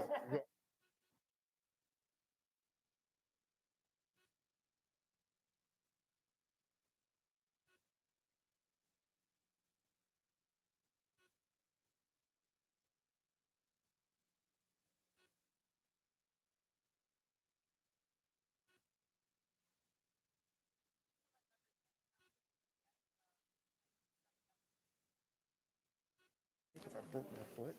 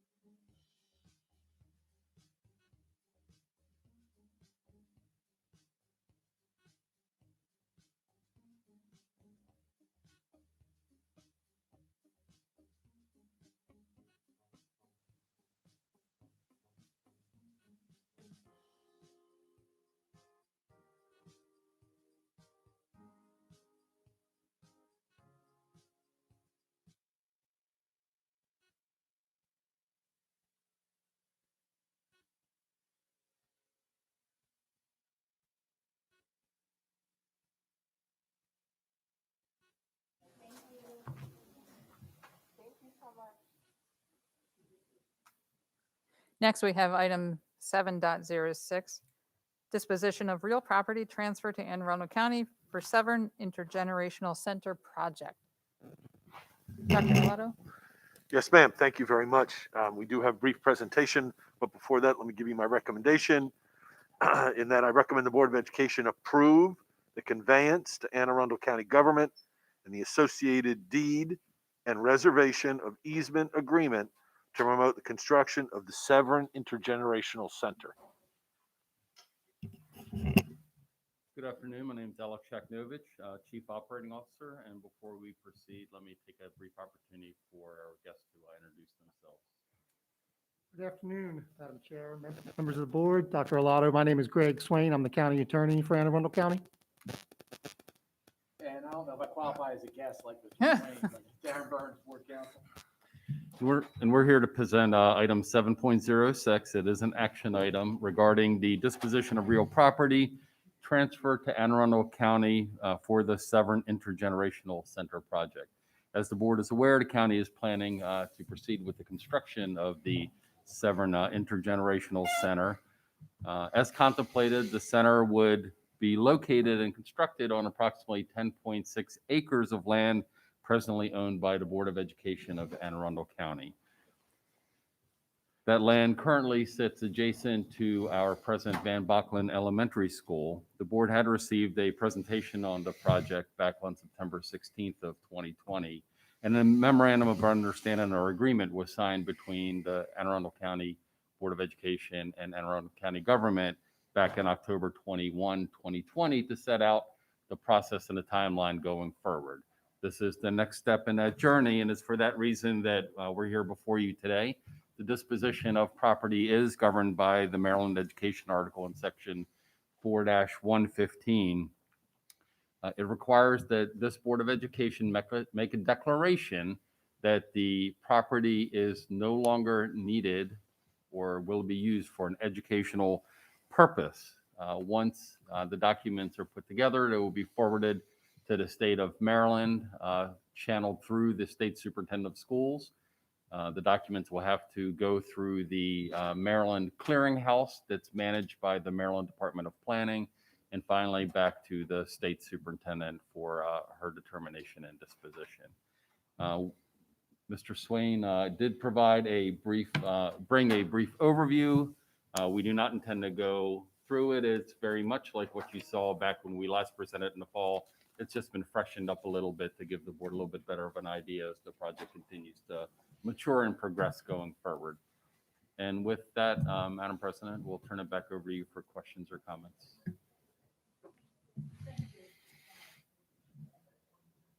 You're welcome. It was a very interesting presentation, so I was glad I was able to hear it.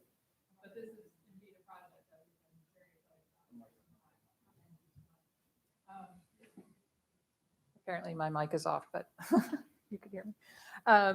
So board members, do we have questions? Do I need, okay, I'll just go around. If you have something, then by all means, Ms. Schalheim. I'm very excited about this. I want to thank you for your patience today. Albeit a very wonderful presentation you saw. I'm sure that your time is valuable today. I just want to thank you for this. I know that the community's been looking forward to this for decades, and I'm proud to be fully in support. So thank you. You're welcome. Ms. Frank. Dr. Tobin. Yes, no questions at this time, but to say, having observed before I came on the board, I know people have been waiting for this for a very long time. And as Ms. Schalheim said, I'm very pleased and excited to be here to be able to voice my support. So thank you. Great. Ms. Corkdale. I just want to thank Mr. Swain and the others and Alex and Mr. Burns, in particular, the three of you and your staff, because I know there was a lot of little uniqueness as it related to land use. And I couldn't think of three more able-bodied gentlemen to address this issue with the county and its uniqueness. And so I'm looking forward to the groundbreaking and then the ribbon cutting, hopefully someday real soon. And very excited. But I know all the legal work never gets the architects. They always get their fanfare. But really, these projects are only successful as a result of your hard work and effort. So thank you very much for that. I have no questions. Ms. Antwine? Thank you. Ms. Swing, thank you very much for everything you've done. For District 1, this is probably going to be one of its biggest opportunities for our youth and their development. So thank you very much for everything that you have contributed along with Mr. Burns and Mr. Shagnovich. I know that you all have worked hard and consistently for several years to see this happen. So thank you very much. Only question I have, once we do the action, is there anything else that will be, the board will be responsible for doing after this? No, they, again, no. So the bulk of the work then transfers to the county and the state. We will respond to any questions that the state has, provide any additional documentation, work with our county partners if they need additional exhibits or whatever. So it is a collaborative effort, but in terms of votes or actions by this body, this largely will conclude that, and the remaining work essentially is transferred to both the county and the state government. Mr. Swain, do you want to briefly elaborate on some of the county steps? Well, the next step for the county after this meeting, and assuming the project is approved, is there'll be a letter going from board to the county council. County council will be voting on a resolution expressing its desire to acquire the property. And with that resolution, it will go to the state Board of Education and the other track that Alex talked about a little bit about. So we're hoping to wrap that up fairly quickly, as quickly as we can. And optimistically, we're hoping that this facility will be up and running by the end of 2022. Excellent. Thank you. Mr. Silkworth? I would simply like to echo what Ms. Corcadell has said, and I thank you so much. I'm happy to support this. Mr. Smith? Just everything all my colleagues are saying. Mr. Swain, thank you for your time today. I will tell you all quickly, when I was a little boy, I asked my mom, what's that White House next to Van Bocklin Elementary? And she was like, I don't know. I was like, does a witch live in it? But it's funny how things come full circle. And now, we're approving the plans to demolish the witch's hut and put a nice community center. And my thank you won't do enough. It's going to be when we see the community actually use it. It's going to make it all worth it. But thank you so much.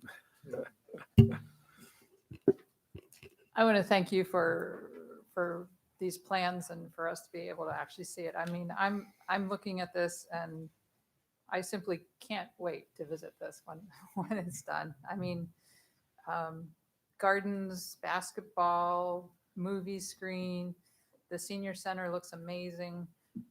This is just incredible for our community. So how can this be available for the community to see? Are we going to post this online? Yes, ma'am. So it got provided to us electronically today. We've already made arrangements with Ms. Howell that after the meeting ends, this packet will be uploaded with the rest of the exhibits that currently are in place, and it'll become part of the totality of item 7.06. Wonderful. Thank you so much. Absolutely. And so with that, Well, there wasn't a motion, I so was I about to move. ask, do we have a motion? I move that we fully support and embrace this as presented. Second. All right. Ms. Howell, Sorry. you want to? Ms. Schulheim? Aye. Ms. Frank? Aye. Dr. Tobin? Aye. Ms. Corcadell? Aye. Ms. Antwine? Aye. Mr. Silkworth? Aye. Mr. Smith? Aye. Ms. Ellis? Aye. Motion passes 8-0.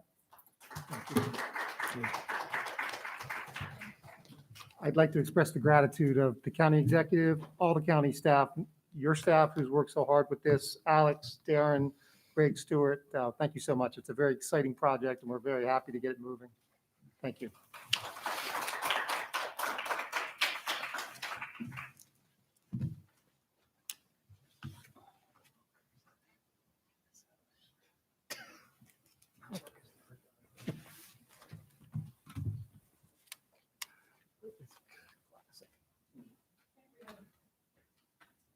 Item 4, public comments. We have no live testimony today.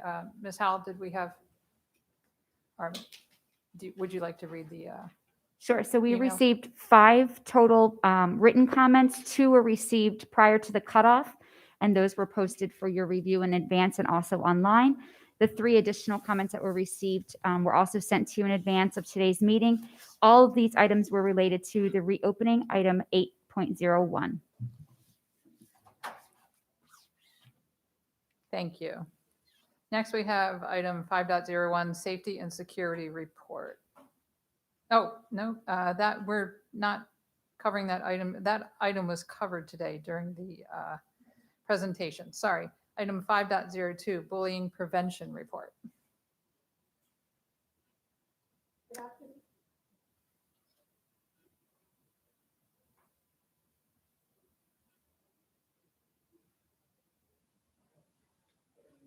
I'm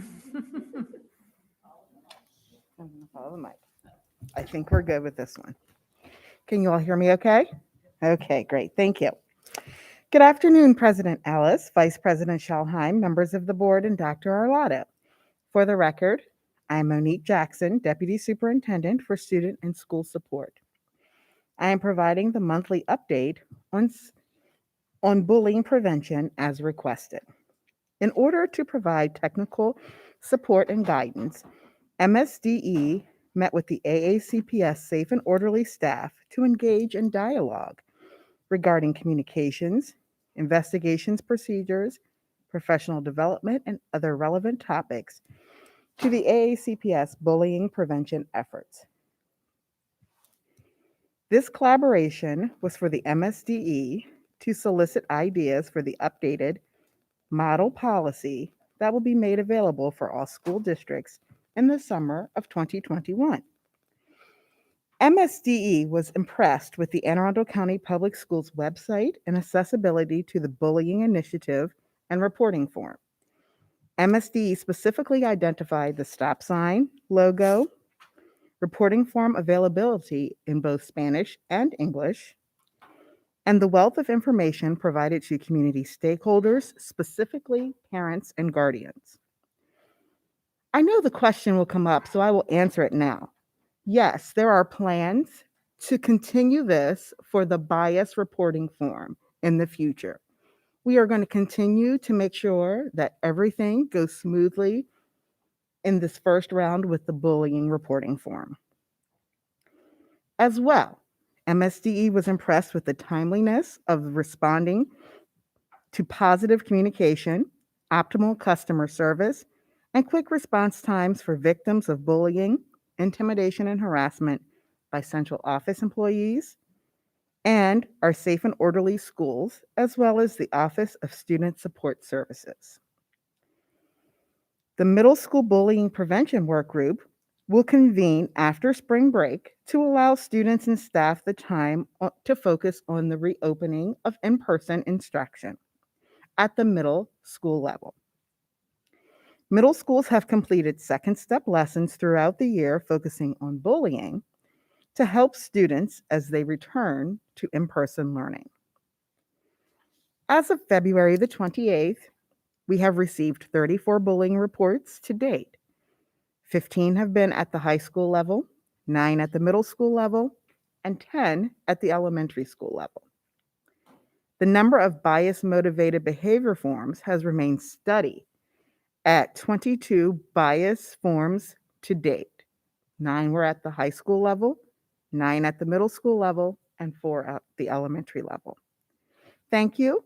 This concludes the update, and I'm available to answer any questions that you may have. Thank you. Thank you. Do we have questions? Ms. Antwine? Ms. Jackson, thank you for that, and thank you for sharing at the state level all that we're doing to combat bullying. It's good to know that they're not only now aware of our actions, but they paid attention to the details of how we're doing that. So thank you for that. The dates that you gave, please, that's February 28th to date, and it was 25 total reports. Thank you for the opportunity to reiterate. There were 34 bullying reports, and 22 bias reports. Yes, ma'am. Thank you. Thank you. Anyone else? Thank you. Thank you. And next we have item 5.03, diversity and inclusion report.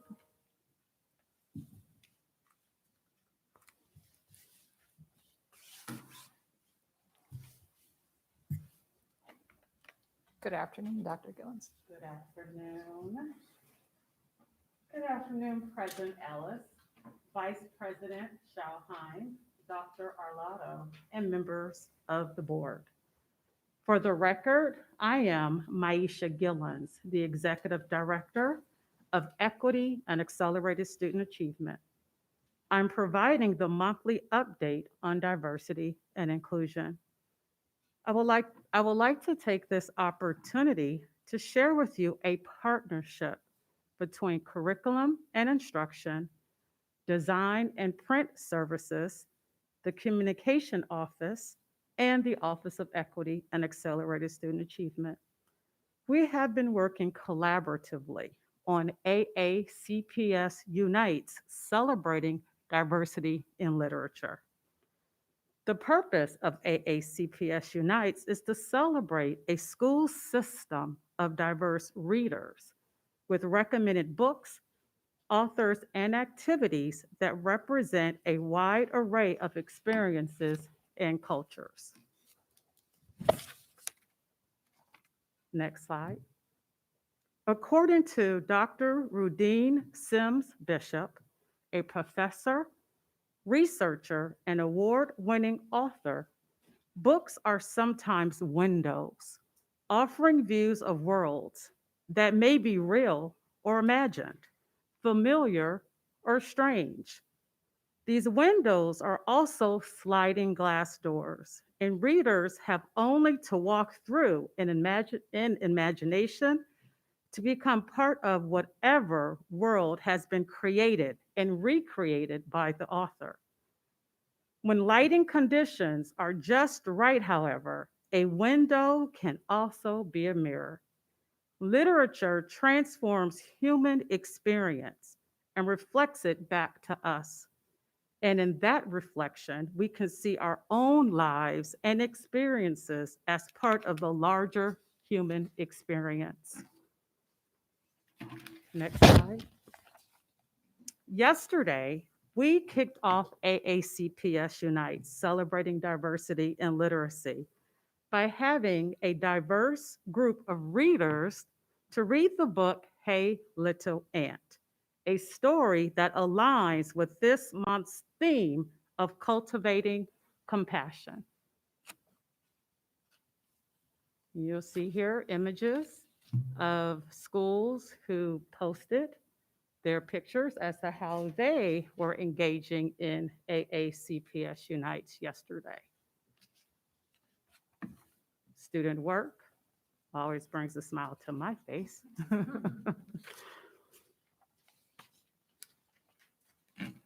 We will be celebrating the contribution of diverse literature every month throughout the year to showcase our diverse society. This is a branching out from the traditional Read Across America Day, or it has become better known as Dr. Seuss Day. The executive team, along with partners in curriculum and instruction, recently analyzed a research study conducted in February of 2019 surrounding the depiction of non-white characters in Dr. Seuss's work. The results of the study garnered rich discussion around looking critically at all books children are exposed to in Anne Arundel County Public Schools, and led to AACPS Unites, an initiative that will promote books by theme each month, in which students can see themselves reflected, as well as books that open windows and doors to new worlds. To be very clear, there has been no elimination of Dr. Seuss in Anne Arundel County Public Schools. To make sure we're clear, we still have Dr. Seuss based on content standards in our curriculum, because I'm sure that would be a question to ask. There has been, however, a very intentional effort to offer more diverse works that impact the lives of our students in many different ways. The theme for March, as mentioned, is Cultivate Compassion. April is Inspire Stewardship. May is Develop Passion and Perseverance. June is Promote Respect. July is Build Community. August is Empower Student Voice. September is Foster Inclusiveness. October is Explore Identity. November is Celebrate Indigenous Peoples. December is Activate Young Citizens. January is Explore Families and History. And February is Practice Empathy. And you can, you can go back to their slide, Mr. Mosher, for a moment. And you can see here displayed, this is a sampling of what the activities look like that can be found on the AACPS Unite site. That will be the next slide to show the URL of how to access that. But as you can see, we have the Marches activity by level, elementary, middle, and high. And we have it in English and Spanish so our families can have access.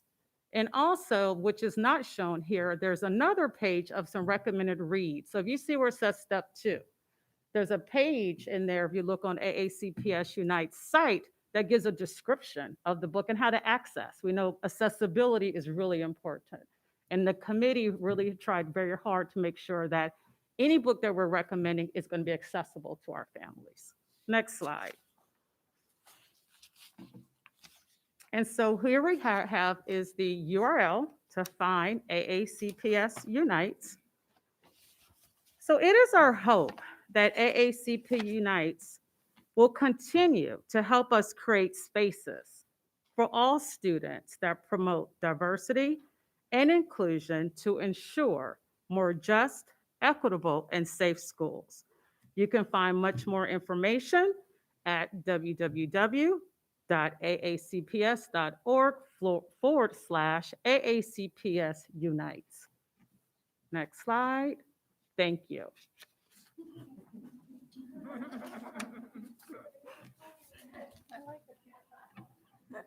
Thank you. Thank you, Dr. Collins.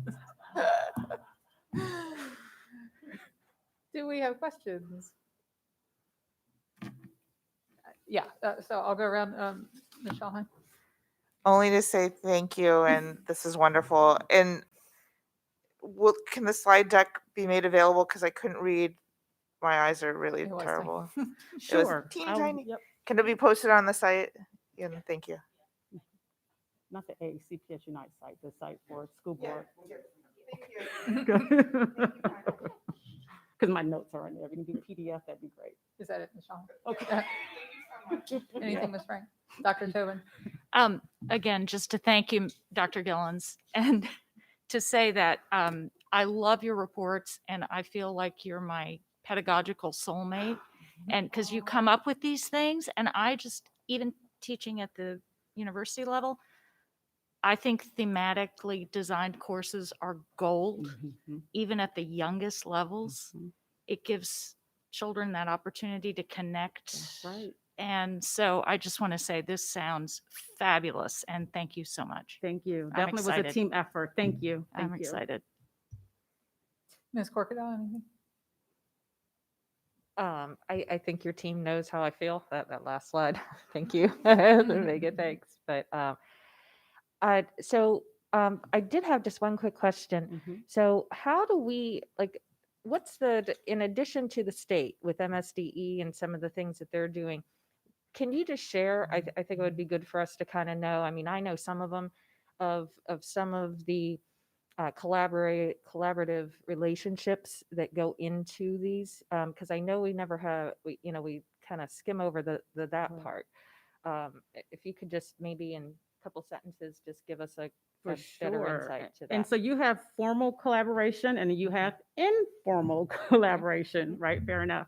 So the formal collaboration is facilitated by MSDE. So every month they bring the leads of equity, equity leaders of all the LSSs across the district, and they come together and they meet. We actually have a representative from my office. It's the other Maisha. she attends the meetings on my behalf, and it's been great. So just literally, and I think it's, well, I won't call the name out of the district, but we literally had a session with from those collaborative conversations and sharing all the work that's happening in Anne Arundel County Public Schools. We've had districts to spend like 3 hours with us just to pick our brains. We have smaller districts who just have one of me and no staff. So they're really trying to figure out how can you make this work in a district, again, that it's just, they don't have the bandwidth or the manpower. But for sure, the sharing is definitely facilitated by the state. But again, like I said, there are other relationships that begin to foster as a result of getting to know folks at that level, sharing what we're doing. We definitely have great partnerships with Montgomery County Public Schools. Someone from their Bond Academy actually spoke to our Leadership Institute just yesterday. So I can go on and on as far as the relationships with other districts, and grateful that the state has a forum to allow districts to come together every single month to be able to collaborate around the work. Ms. Antoine. Dr. Gillens, thank you very much. And you, Ms. Jackson, have started reading my mind. So I have to go back to the lab and come up with better answers. You've answered all my questions. Thank you for that. I did want to ask you, and I certainly appreciate you all taking the helm on the diversity in reading. My first question would be, how can I share in the reading, Dr. Alato? I would love to be able to read to the students as well, if possible. And not just me, any board member that wants to join me, I'll be glad to do that too. You can I'm page 1, you page 2, however you want to do that.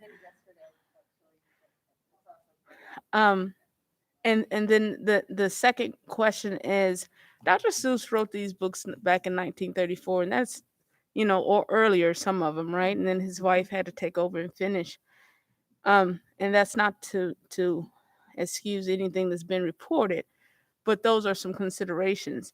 However, that does not dismiss his influence on child development and learning. So as we're moving through the diversity, I would say, scrub in our system, is that also considered, even though some of the depictions may be considered offensive, how do we still influence this in the same way without taking away from the student, if that makes sense? So I'm going to answer, hopefully, I have 2 answers for you. The first response I want to provide is with the Dr. Seuss's Enterprise, their foundation. They actually discontinued about 6 books of distributing. So that's off the table. So that tells us a lot there. Right. And when we got information that the company stopped distributing these books, I definitely talk with my partners in curriculum and instruction to say, are those books part of our curriculum? They never have been. Yay. So Okay, that's good. right. It was like, okay, board meetings today, I can at least, report on that. But in addition to that, we're committed to looking through any material that's in front of kids through the lens of equity. I mean, that's our job. It isn't just focusing on Dr. Seuss, because we're going to lose sight on other things in which we must pay attention to. And that's part of that whole conversation with the building equity stamina, is making sure that across the district, any adult that's in front of students, or the adults at the central office who are helping to create curriculum or sorting through materials that's going to appear in front of children, we all have to make sure we're paying attention. Who's missing, from the narrative? Right. How are people being represented? Is it over stereotypical, right? Are there stereotypes showing up? Again, representation matters, or absent people also matters. And so we're working, I think, diligently in making sure that we're noticing those things, right?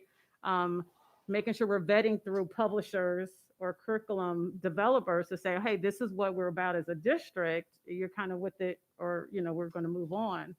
So as far as what's in front of us now, definitely that is a process, right, for people to notice. But as we're adding others in to, and I know Dr. McMahon is here, so hopefully I'm representing curriculum instruction really, really well. So I feel like since I work so closely with them, I know what's happening. But they're doing a really fabulous job of just making sure that any new thing that's coming our way, it is through that lens, and anything that's currently there. So we have Curriculum Academy every summer, and we have equity leads who are part of that conversation. They're attached to the different content areas, making sure that as we're revising our curriculum, that again, it matters what we put in front of kids. Right. And so we're committed to that. We've been doing the work. Absolutely. We've been doing the work. So it isn't anything new. We're just continue to enhance it and refine it, right? And adding more folks to the table because it's a huge lift. Well, I appreciate that. And I think these monthly reports help us as the board and the public too to understand that lift and be part of that change. So thank you very All much, Dr. eyes Gillens. on it matters. So thank you. Thank you. Mr. Silkworth? I don't have any questions. I would like to thank you so much for your commitment. Thank you so much. Thank you. Mr. Smith? Dr. Gillens, I just want to say this is fantastic. I remember in elementary school, to read Dr. Seuss books, and we would read other children's books, and there wasn't a lot of diversity. And just this past month, we were cleaning out my basement, and my sister, she had a lot of old books, and they were all directed toward Black youth. And then I realized my mother, she would buy me books like that. Me and my twin brother drew those books too, and it goes to show you they went a long way in our development to be represented. I remember fondly, having those books read to me and then reading those books when I was learning to read. And I'm like, it goes a long way. And I'm just so happy that the school system is being proactive, because I'm sure if any of you watched the first Let's Talk Justice conversation, the students said more diverse curriculum. And now we're doing that at the elementary school level. And that just goes to show, it's fantastic. And speaking of my sister, Dr. Gillens, you and her have a connection. She went to Virginia State too. Trojan explosion. I'm afraid to ask when she graduated because then that may mean I have to reveal when I graduated. Oh no. That's awesome. Virginia State was an amazing institution for my growth and development. Clearly. Yes. VSU. Okay. We'll talk more about that later. Awesome. Dr. Gillens, thank you for addressing Dr. Seuss and how he fits into our curriculum. I think it is a very important thing to be mentioned and acknowledged. I greatly appreciate that that we can recognize that we can still take things from the past and learn from the past, and also, learn that a different time created different product, between authors and art and everything else. But that there were still lessons to be learned. Correct. And the beauty of it all is Dr. Seuss is not all we have. So that's the important thing to point out is offering more, and how can we include.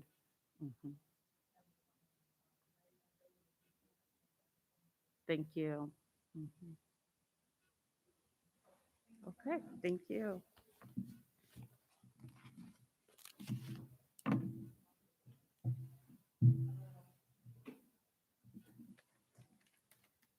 Item 5.04, transportation report.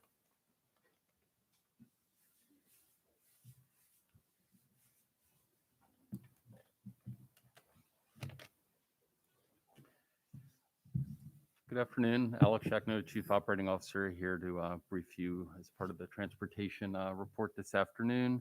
Our transportation services are off and running, and we're now transporting, as you know, to our elementary schools, as well as our special ed schools, educational schools, our non-public schools, and our centers of applied technologies, which have already been up and running.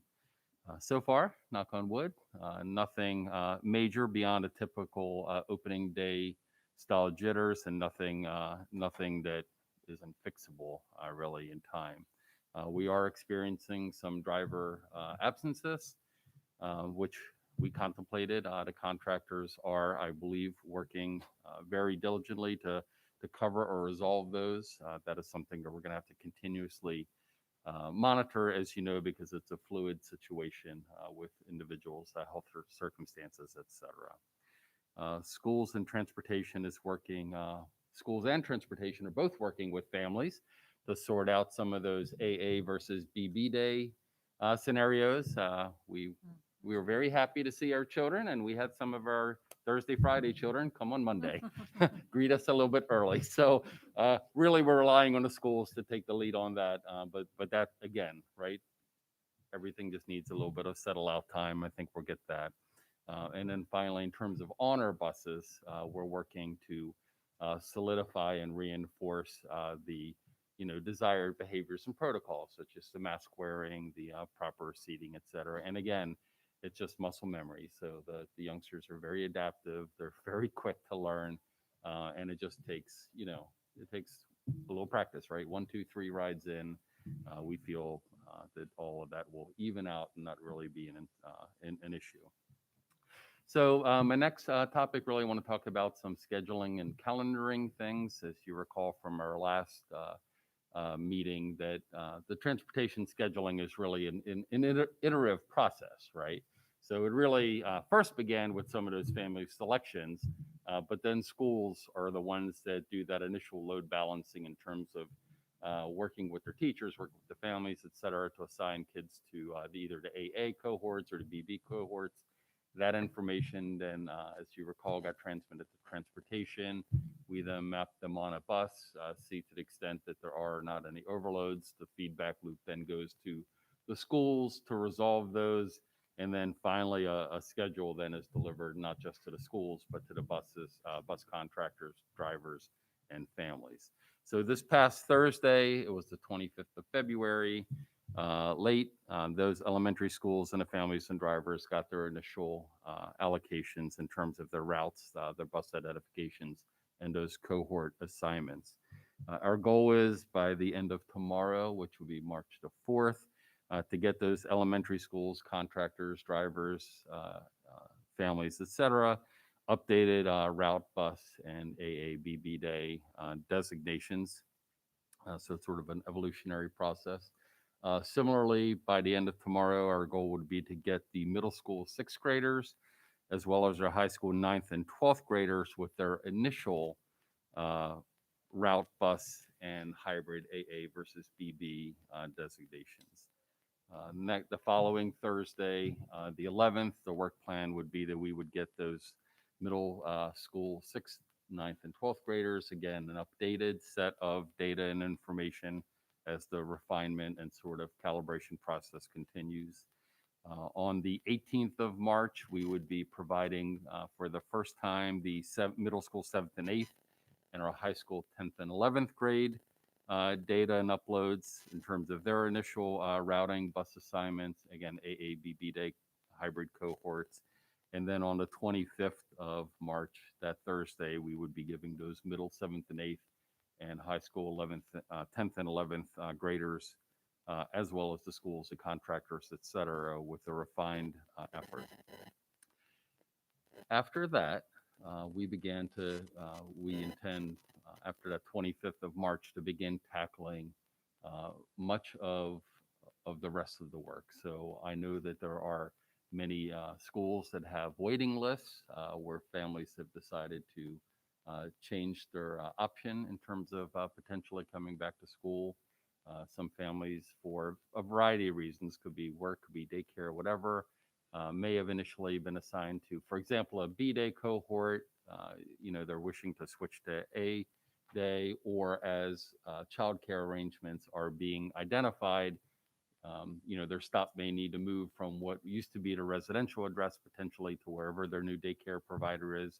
So there's a lot of those elements that all have to be tackled. And once we get our transportation services up and running, have essentially taken care of first and second runs on the youngsters and the families that had already selected, we'll begin to tackle all those other elements. And again, that iterative process that I spoke to is going to continue to hold true, right? It still will always begin at the school. It will always come back to not just transportation, but then back to the school and ultimately to the family. We've not ironed out all those details yet. It's going to be a collaborative effort. We're going to have to work jointly with the Office of School Performance, transportation, as well as other departments like Food and Nutrition Services and many of the other folks that are going to have to make adjustments from A to B, or capacity adjustments along the way. We've also been communicating with our county police department and with our county department of public works. They know what our schedule is on school return and our ramp up, so they are in concert with us onboarding the crossing guards and making some of those signalization adjustments. And then finally, in terms of transportation specific activities, we have had now a number of meetings with our athletics department. As you know, in accordance with the superintendent's recommendation and the state's recommendation and this body's, athletics is now spinning up, right? And they're in the practice phase, but soon they're going to be transitioning into the game phase, and they'll be requiring transportation. So all of that is being finalized with Mr. Culp upstairs in athletics. Again, they've been in good communication with us. And then once their plan has really fully gelled and they've got those dates and times and places all ironed out, that will come over to us, and we'll begin identifying contractors and drivers, et cetera, for to support athletics. The last thing I'll say in closing, because it has been an item of interest to this board in past, is after 4 rounds of interviews for our elusive routing positions, we still only have 2. We just recently held another round of interviews. We're hoping that luck may find us this time, and maybe we will be successful in finally identifying and onboarding the 3rd router position. And with that, Madam President, I'll turn it back over to you and your colleagues. Thank you. Question, Ms. Shahheim? Thank you for your presentation as always. I've been, looking at the data, and I have some questions for you about ridership. Well, a lot of different topics, but we'll start with ridership. Has there been any effort made to consolidate down routes, to fill buses more? I'm not just a board member, but I'm also a taxpayer, and I'm assuming we're paying if we're transporting a bunch of kids singularly or in just very small groups on buses, we're paying for all that fuel, I suspect. So can you speak to that a little bit, and what efforts have been made to do some of the work that was presented to us more than a year ago in terms of the prismatic recommendations with regards to consolidating down routes and increasing capacities on buses? Nope, that work has not occurred. As I indicated to you, there's about a 7 or 8 step process for us to load all the youngsters onto the school buses. And then we will receive the data of what the actual ridership is. And then we'll take a look at opportunities after that.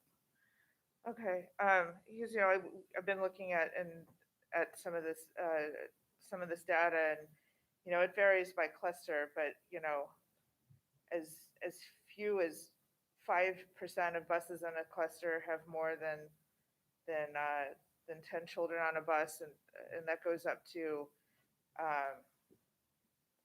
Severna Park. There's quite a number of buses that have more than 10 kids on a bus, but I mean it varies wildly, and it's not there just seems to be a lot of room. Well, So I and just wanna know- as a taxpayer, you realize you've been paying these contractors for 11 months and they've been driving nobody. So I'm actually very glad that they're finally driving somebody. The school's finally reopened. Oh, And that we're absolutely, able to but we're, put the youngsters on the buses. we're still paying for fuel, and we're still, when we could be more efficient. I'm just looking for efficiencies here. I'm sure you are too. So I definitely have questions about that. But, it's If I could also add on that point, Mrs. Shahheim, one of the things, or a couple things that we have to keep in mind is, as Mr. Sheknovich mentioned, and you're well aware, we've had this conversation, that we will expect that will be more parents are going to want to send their children in the hybrid environment. And so if we are to take a bus out of a route and combine, as you're suggesting, and that may happen, we now will reduce the ability possibly of allowing parents to access transportation if they do want to get into hybrid, right? Our goal right now in the hybrid environment is to have as many students take advantage of the hybrid environment as we can accommodate Yeah, obviously. in the classroom and on the bus. Yeah. And so, yes, there are buses that are running with fewer students, right? They're not running at the 22 capacity that we're allowed now, 1, 2, 3 students, yes. right? Many. And if we take that bus offline, then into the future, we won't have it. We also anticipate, I anticipate, that as the distancing mandates begin to be relaxed more and more by our Department of Health, the CDC, and otherwise, we'll be able to increase more students attending school. When do you And see then that way happening? we'd have to rearrange a bus that we've taken offline and now put it back into line if needed. So part of our thinking is, the team's thinking is that we're going to run the routes. Yeah, it's going to have fewer students. That's a little safer right now anyway. Based on the metric, not on metrics, based on the recommendations for health and safety, that it's fewer students right now is okay. It's not ideal in terms of running the transportation system, but it does serve us well at this time. Right. When do you see those social distancing requirements lifting? Because do you see those lifting this spring? I'm very hopeful that we will be able to bring more students in, that we'll be able to have more students on buses and more students in classrooms before the end of the school year. Yes, that's my hope and my anticipation. Yeah, I mean, it's great to hope, but I mean, right now we're not all vaccinated. There's a bunch of variants out there, and we're driving literally hundreds of buses around with 1, 2, 3, and 4 kids on them. And I just think that there's room for efficiency. So I'm just asking if it's necessary to do as you're doing now. And what I'm hearing is, from your perspective, yes, you think it's necessary to run buses in that way.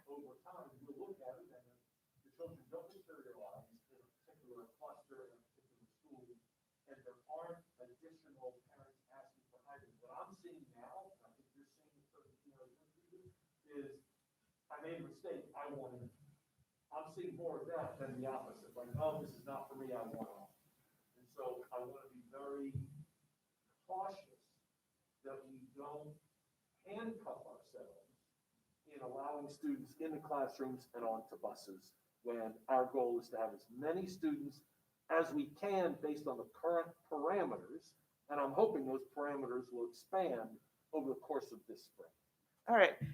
And we do, I was just on the phone, and Dr. Lotto was just on the phone with one of our elementary school principals who already has over 30, it's a very small elementary school, has already over 30 students that are on his waiting list who want to get onto the bus and want to get into that school. And so that's just one principal. I know that all of our schools have those waiting lists. It just happened to be that I personally spoke to this one, and he told me that he already has over 30 on his individual school's tablets. So we do have to keep some, capacity for once this shakes out at the elementary, middle, and high school level, that we can onboard all those additional students that Dr. Lotto spoke about. And please don't get this twisted, anyone. I'm not suggesting that we, quote, handcuff ourselves. I'm just suggesting that we look for ways to be more efficient, if that is practical, if that is possible, because I looked at the data and, 1 student, 2 students, 3 students, and I'm just trying to make sure that we're doing all we can to be as efficient as we can. So I just want to make sure that point is crystal clear. It is, but I'll say even to the, we are erring on the side of caution. I mean, I'm running heat in buildings and I have windows open. That's right. Efficiency just went out the literal window in this case, no pun intended, because no, we are burning fuel with the windows open to improve ventilation. We are running our buses with, windows cracked to improve ventilation. There are many things that we are not optimizing. We have increased the amount of outdoor airflow by forcibly overriding all of those occupancy sensors, by forcibly extending the runtime. We have made a decision, and if this board feels differently, then I guess as an employee, I need to know. But we have made many, many, many decisions that we have in essence, sacrificed engineering precision and efficiency in order to improve the user experience, the health experience, et cetera. And I think that's the right decision so far. But if this group feels differently, then again, that needs to be translated over to the staff. I'm not going to motion. I just want to daylight that, as we get into this, and if the social distancing requirements have not been lifted, that we look to put more than a singular or 2 or 4 children on a bus. That's what I'm hoping that you all will do in the course of us getting back to hybrid. But I also want to talk about arrival times to schools, and this is for all schools, but in particular the high schools, because so long as we're not heeding to the recommendations of the larger medical community, the American Academy of Pediatrics, and dozens of others, and starting our schools at 8:30, it becomes even more important to understand, this board and the public, why a fair number of our buses that drop off, I'm just going to use Severna Park High School as an example, pre-7 o'clock for a 7:30 start before doors are open, and in some cases start picking up children in the 5:30 hour. And so I just wanted to know if you can speak to that at all. Sure. Now, that is something that we believe that with reduced ridership, and we believe that still with traffic counts, although they've grown materially since last March, last April, traffic counts are still lower, construction activities lower. You realize we haven't even transported our first high school student, nor will we yet for a while. But we believe that as we get some real life experience and we are picking up less children, which means more efficiently, right? There's less friction at every stop, as well as better gauge what the traffic conditions are. We do hope to be able to shorten those, shorten the runs, be able to recalibrate arrival times at schools. And we would have to obviously work with the families, right? Because the family would need to be notified that their stop time is maybe 10 minutes now later than it used to be, whatever. So that is something that we look forward to doing, but we're not able to do that until we gain some real life experience. We haven't opened to high schools yet, so I've got no data to give us better intel for where that opportunity lies that you spoke to. Right, but this is a multi-year problem, because last year there was a bunch of buses that arrived pre-7 o'clock too, at full whack. And so I just want us to be cognizant of that, and the need for sleep, and the need for kids not waiting, in the dark, because, if we're talking, we can't talk about, mental health, and care about mental health if we don't talk about sleep. And so I'm happy to hear that you'll be continually looking at those items, and I'm grateful for that. Thank you. Ms. Frank? Just a quick question. I think that you probably would have mentioned it in your presentation, but on the off chance that maybe you have it and just didn't say it, do we have a number district-wide of total, Anne Arundel County School District-wide, of people who are on a wait list to get a bus? I do not. It's being kept at the individual Yeah. schoolhouse level, so I personally would have no way of knowing that. Okay. All right. So That's it. again, everything I have is just anecdotal, just speaking to principals on the phone or things like that. So I know it is across the district, Ms. Frank. I just don't know per school or any way of knowing what that totality is. But again, to Dr. Alato's point, I hate to say, this is a good problem to have, right? We want our youngsters back under our roofs. We've literally done so much planning and kind of moved a little heaven on earth to make it happen. So I'm sorry I can't get them on the bus today or on into school tomorrow morning, but the sooner the better. I think we would all, like to have the little ones back on our property. Yeah, and I guess the reason I'm just double checking with you is a lot of the emails I see are sort of forwarded from parents saying, quote, I missed the bus on the survey, literally. And now some of the holdups are the principals asking, do you need a bus? And for some parents, they're saying, yeah, I would. Is that going to be available? So I guess I'm just trying to gauge, do we think that we're going to have enough for the people that we're starting to see who were not able to participate in the survey or missed it or, you know, whatever. And I was just trying to gauge that. And if you don't have that today, that's fine. No, We can always. I feel, again, there's a lot of puzzle pieces that have to fit together to make it work. Mhm. I personally am confident that we are going to be able to, and we will onboard as many students as we can. But there are upset limits, right? There's, Yeah. you know, if there's only 3 third grade classrooms or 2 in a small school, or there's only 21 available seats on the bus. So I mean, there are reasons why legitimately we will get to that point that the answer can't be yes everywhere and for everyone. But I mean, again, you know, we're a school district. We want our kids in their schools, and I'm confident that our superintendent, our school leaders, our food service leaders, our transportation leaders would do everything they can to find a way to make that happen. But we have students that already did, families that already did take the surveys and all, you know, so we're getting them all onboarded, kind of seeing where all those chips lie, and then seeing how many more. And the principal is really, you know, knows his or her school community and is sort of maintaining those wait lists. And they also want to know what's happening in their schools, right? How many of their faculty members are going to come back and what their experience is, et cetera. So I think it's part of, you know, gathering some data, seeing where we have room in those puzzle pieces, and then to start, you know, plugging in how many of those youngsters we can onboard. Yeah, no, I totally understand that. And I Mhm. do, I'm glad that we're looking ahead and that we're doing that and that we're planning for that so that we can bring back as many students as we can. And I know that you're doing that. I was just Right. kind of trying to see where we were with it because a lot of parents have reached out and want to know, you know, am I going to have a bus? And I don't have an answer yet. So I was just kind of trying to pick your brain on that. And I will say, and it may be a situation. Yeah.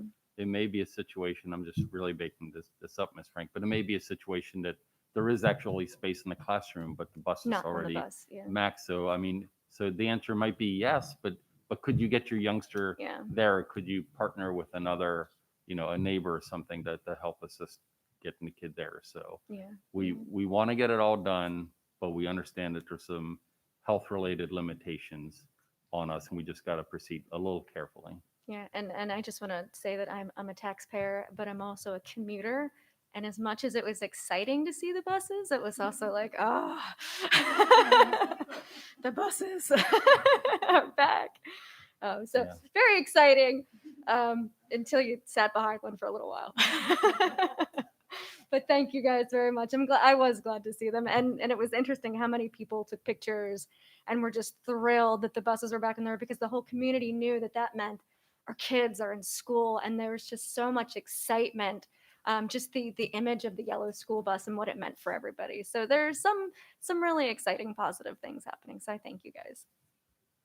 And if I could just add, because it's on my mind and you reminded me of it, that particularly in the world in transportation, the mitigation strategies that are in place work.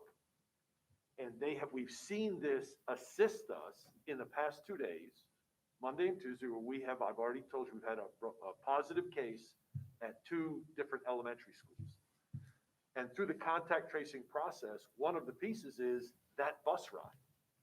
So this keeps, by the mitigation strategies and the bus driver following those rules, all the children following the rules, they're seated the right places, they're loaded from back to front, they exit from front to back. When all of that could be confirmed to the contact tracers, the contact tracer says, you don't have to quarantine those children on the bus. Everybody followed the rules, so now that additional group of students are not impacted by a positive case.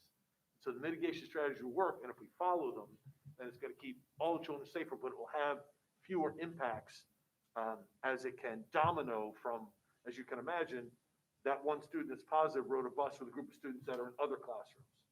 So that's really beneficial. Thank you. It was a good intel. Thank you guys. Dr. Tobin.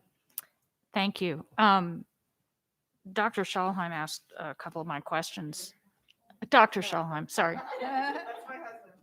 one of them, Mrs. Schallheim. I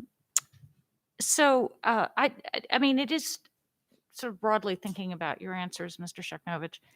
It seems to me, and we all understand this is an unusual set of circumstances, and everybody's been trying to maneuver.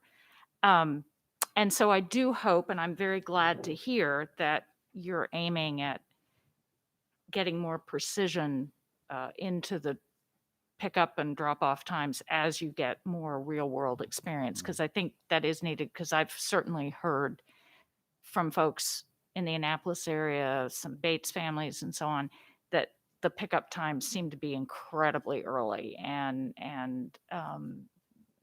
So tightening that up, I think, will be tremendously helpful. It is just a reminder to me, though, that in the broader context of transportation, my takeaway from a lot of the discussions this board had before I was on, the discussions we've had since, my reading of the Prismatic report continues to be that we really need more nimbleness in the system as best we can find it. Because part of what I'm hearing is precisely because of those difficulties, you're having to really give yourselves this leeway, because there isn't, I mean, I think if I understood Ms. Schallheim's question, the ability to sort of turn on the smaller dime that might get us those efficiencies. So it is my hope. I'm truly delighted to see the buses on the road. I'm truly delighted to see the kids in the school, like all board members. I get my share of emails, most of which are very happy right now. But it is my hope that we really will continue to push for those efficiencies, and that the routing hiring gods will smile on us as we move forward, so that we can maneuver a little more quickly as we need to, in hopefully not this situation again, but what other, as things resume and so forth. So thank you very much for your report, and thank you for continuing to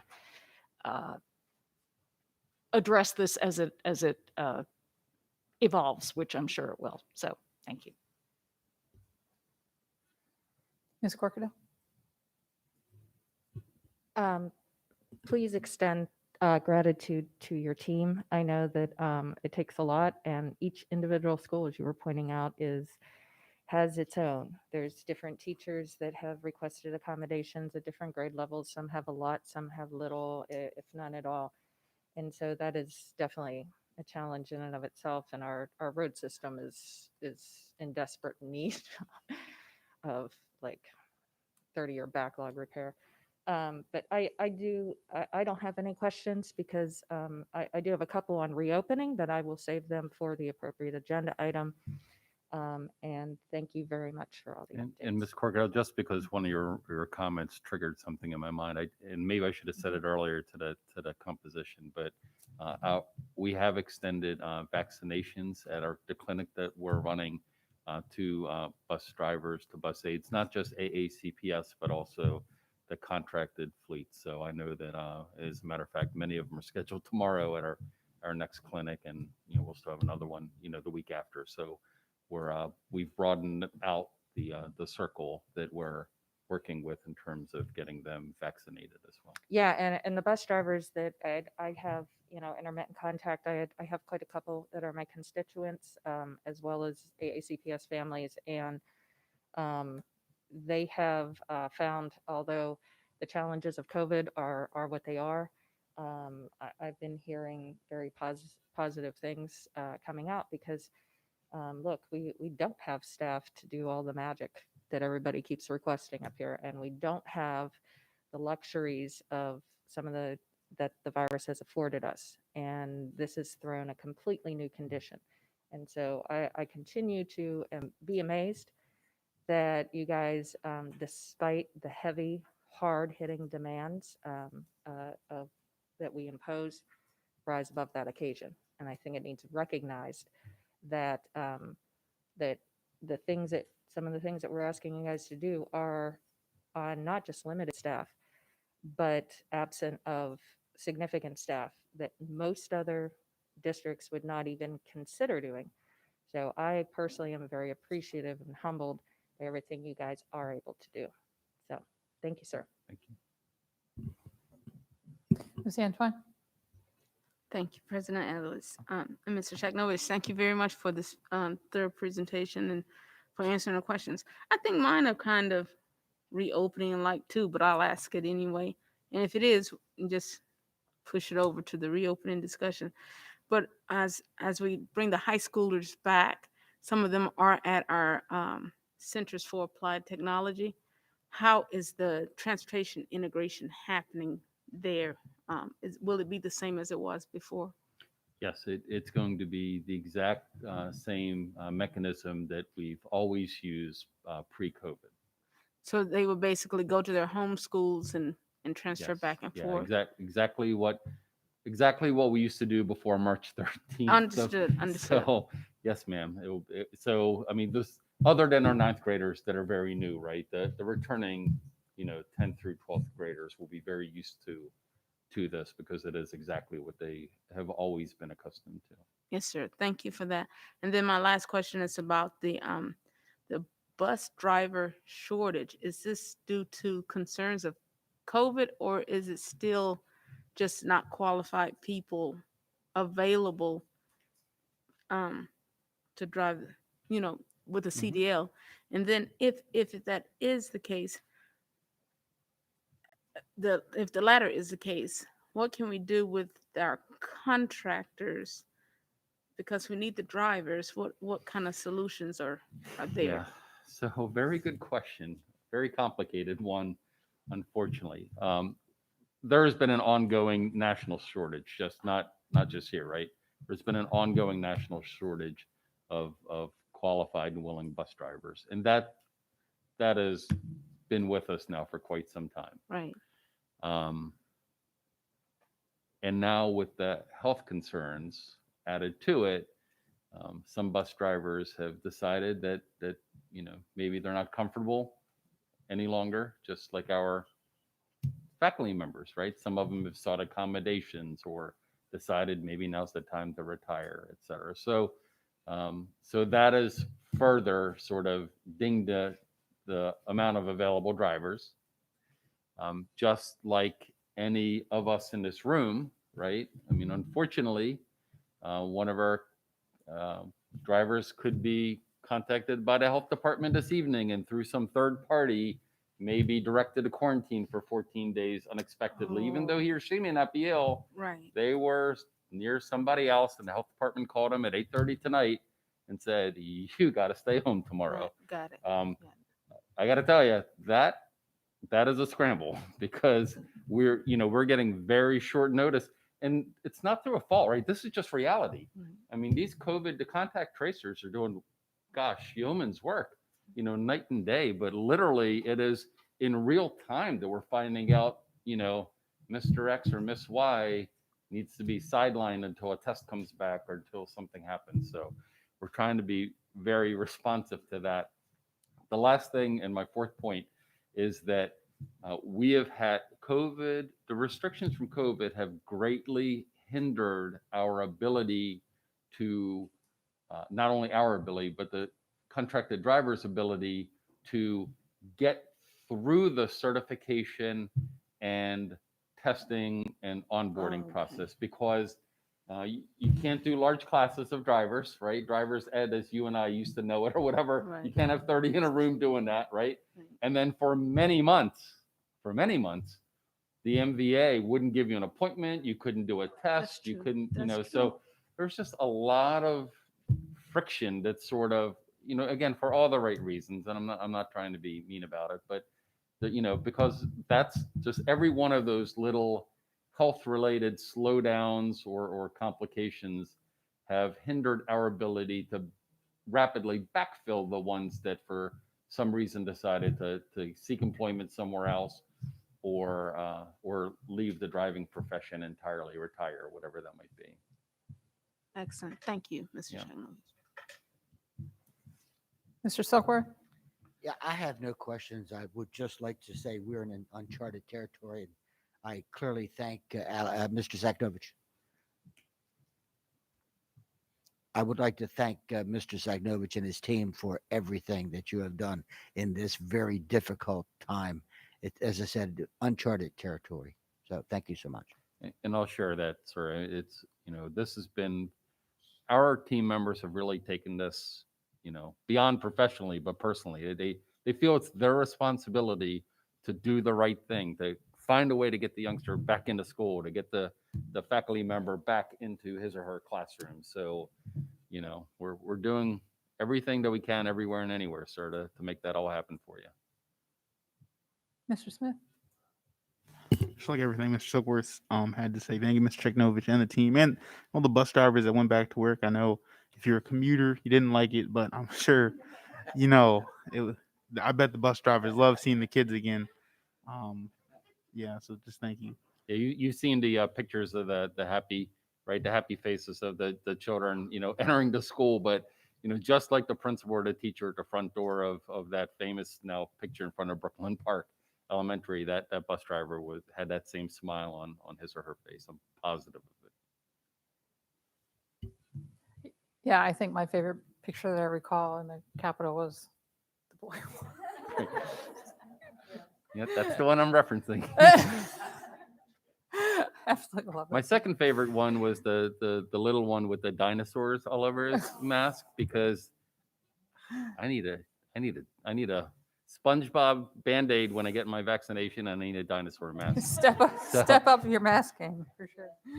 And I had such a smile on my face when I found myself next to a bus. Yes, I think it was yesterday on the road. Yeah, that's just can't believe we're finally here. So I want to in the discussion between Ms. Schalheim and yourself, I appreciate what Ms. Schalheim is trying to do and make sure that we are, holding our accountability is one of our jobs and as board members, and to ensure that we are being as efficient as we can. And I do feel like but I appreciate what you said. Certainly, we want the seats available for our students to be able to ride if they need to. I feel like at some point we need to find some midpoint where, at some point we should not have a bus driving two students when it can create some efficiencies. But and to that, so the one thing, and I guess it's obvious to me, but I didn't mention it, is because our buses are tiered, right? So most of our schools may, a bus may service like 2 elementary schools, then 1 middle school and 1 high school. And again, as I said, to date, we've really only scheduled just our elementaries, right? We need to see, all 4 of those buildings. Like how does bus 123, made up my example here, what's 123 look like at the first elementary school, at the high school, then the middle school, then 2 elementary schools? Because yes, on its 3rd run or whatever, it might have capacity, and maybe logically it can be, teamed up with something else. But if I took that bus out of service in the southern high school region and sent it to Annapolis or to, Arundel or anywhere else on earth, what does that do to the other 3 schools? So I think part of what we need, and like I said, what we needed that data on is, okay, that bus, my made up 123 example, what does it look like in reality at those 4 schools? What does it look like in reality when we've onboarded the additional youngsters that we've all spoken about today? And then, yes, if there's buses that are clearly can be consolidated, without unduly extending riderships, unduly overloading the bus, violating any of Dr. Kelly Rahman's, good wisdom, et cetera, then those are opportunities we're going to look for. But we're very early in that process to be able to get to the point that we can, with confidence, say we can unplug a bus off the grid and that it won't affect any of the other, all 4 of those schools in my example. Right. And Yeah, I understand. I appreciate what you're saying there. I do have a concern that, well, I know one particular magnet bus that you can look at it and know that the route doesn't really make sense for our students that are riding that bus. And so while I don't want to be disparaging to our transportation staff, that's not at all, because I understand and appreciate how complicated the job is right now. It's very complicated. But when you look at the final product of a route and you see a student getting on a bus at 5:30 in the morning, making really a full loop, because let's say the student gets up here, goes to here, here's the last stop, and drives right back past where that student got on the bus. So that student basically made a full circle for an hour. And that bus is picking up the last stop at 6:29 for a 7:30 start time. And I use 2 different routing apps that indicated it would take 18 minutes to make that ride to the school. And it's getting there 6:47, I think it was, for a 7:30 start time. So here we had a student get on the bus at 5:30, make this circle, get to the school at 6:47. I mean, what are we doing to our students? You know, there has to be the human side of it after all this work is done, and look at it and say, this doesn't make sense for these students and we need to rework this. And I know that there's other examples. That's just one that I'm intimately aware of. So I implore you to perhaps have one of your experts in the department look at the end product and say, okay, does this route really make sense? That's what my ask would be.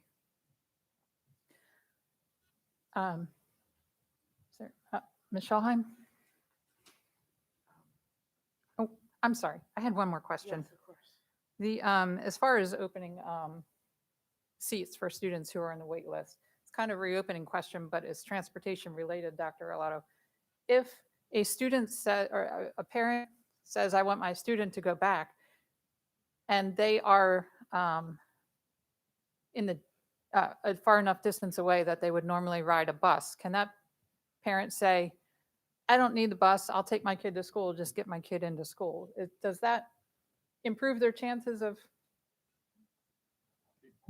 Yes, it improves their chances because now you take that variable out, right? If you take the transportation variable out, now it's purely based on is there space in that class, or at the middle school and high school level, multiple classes. Right. And I have 8 classes.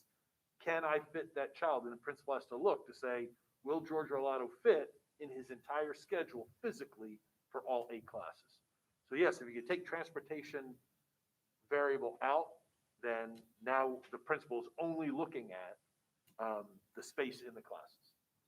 Right. Okay. Thank you. And when the initial survey mechanism, went out, Ms. Ellis, one of the options available for students who were transportation eligible was essentially, yes, I do want my youngster to go to school, but either I'm going to drive him, or he's got his own car, or he's going to carpool or something. So, we have many students that are eligible for transportation that don't avail themselves of that. Right. And that's clearly as applicable, tomorrow as it was a year ago. But I guess my question, thank you. I guess my question, I don't know how you ask this question of the parent, but do you need a bus?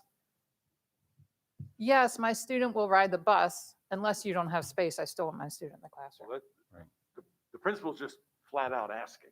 Okay. And they'll tell them, I can get them into class. There's room in the Okay. second grade That's what I wanted class, to know. but there's no room on that bus run. Right. Okay. And if the parent says, I got this, I can get my child to school, they're in. Right. Okay. They're asking very directly. and giving them those, because it's, again, it's a two-piece equation. Right. Classroom or classrooms and bus. Okay, thank you, Ms. Shawhan. Yes, I agree with everything that you said, so thank you for pointing that out. I mean, I would say at this moment that the chance of a bus being over capacity is about zero, based on what I've looked at, of our 602 buses that are on the road. I guess my additional question had, again, to do, thank you, Ms. Antoine, had to do with bus driver shortages. So how short are we now? Because Howard County consolidated down 20% of their routes because they were short.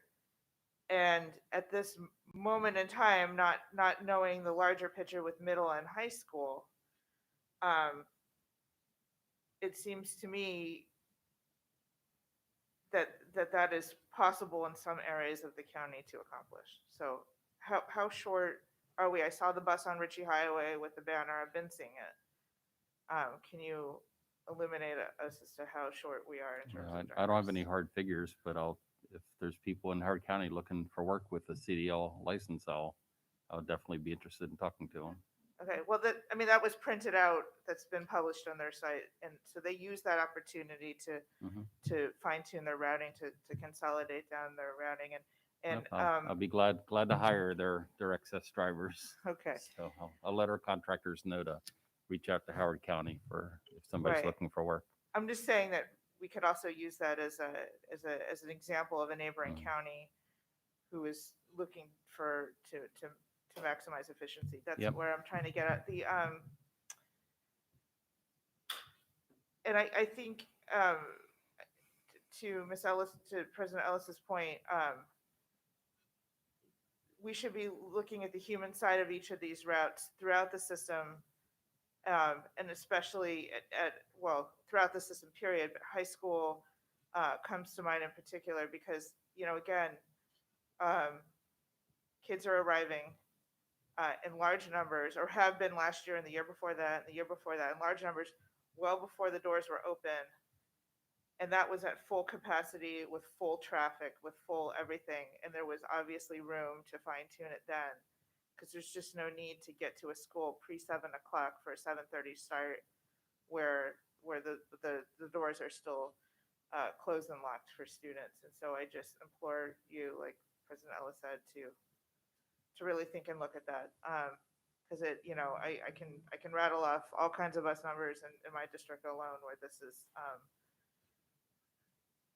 problematic. And we've been the silver lining of the pandemic has been these decent starting school start times, which is now out the window now that we're back, at least for the moment. And so and then when we spring forward in a couple weeks, it'll feel like starting school at 5:30 in the morning. I mean, so for a while, we need to look at all this from soup to nuts, and thank you.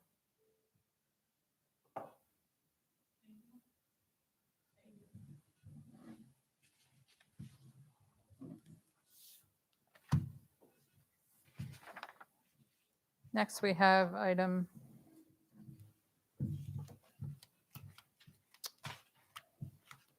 6.01, electrical supplies. President Ellis? Yes. Motion to bundle all items under section 6 consent item. Motion to bundle items 6.01 to 6.13. Second. Any discussion? All right, I have consensus. All right, items have been bundled. Any board questions or discussion? Ms. Antwine?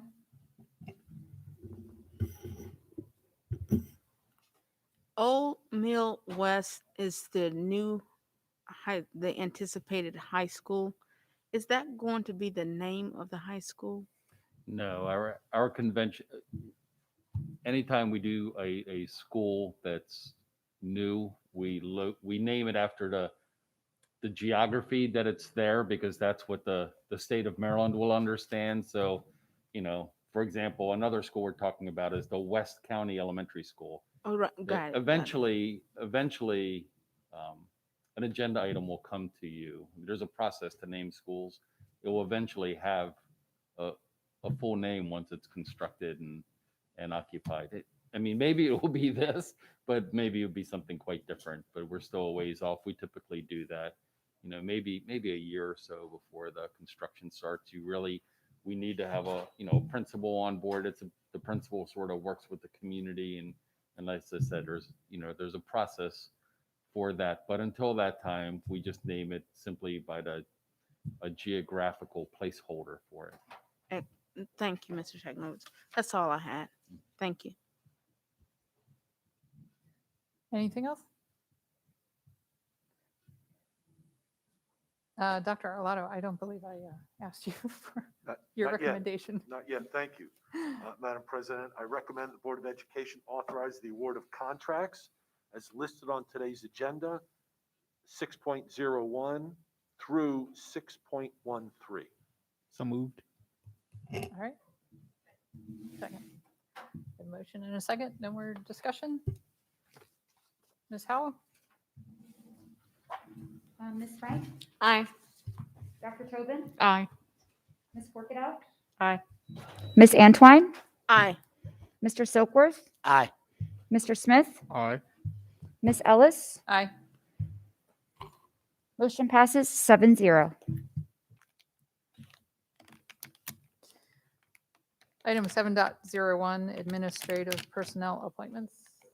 There are none. Item 7.02, personnel. Dr. Yes, Arlotto? ma'am. I recommend the board approve the actions as stipulated on the attached sheets. So moved. Second. Motion and a second. Ms. Howe? Ms. Frank? Aye. Dr. Tobin? Aye. Ms. Corkadell? Aye. Ms. Antwine? Aye. Mr. Silkworth? Aye. Mr. Smith? Aye. Ms. Ellis? Aye. Motion passes 7-0. Next, we have item 7.03, items of legislation. Ms. Ortiz, I apologize. We didn't surprise you with a early call this time. That's okay. I'm just very grateful that this is a day meeting and not an evening meeting. Indeed. So I indeed. keep that gratitude. For the record, Jeanette Ortiz, Legislative and Policy Counsel. I don't have any bills to discuss or for a vote from you today, but I'm certainly happy to answer any questions you may have on legislation in Section 3 or any other bills that you may have questions about. Ms. Schallheim? Hi, how are you? Good. How are you? Good to see you. Good to see you. I'm back in the room at the right moment. I don't think it's presented in your wonderful packets yet, but I have a question about it because it certainly will impact our students in some negative ways. And that's Senate Bill 840, House Bill 1013, moving the school, no, not school, but putting us all on what folks like to call never-ending summer daylight savings time, which obviously will result in an 8:30 in the morning sunrise in the winter, which is not good for safety and student transportation and all that. And so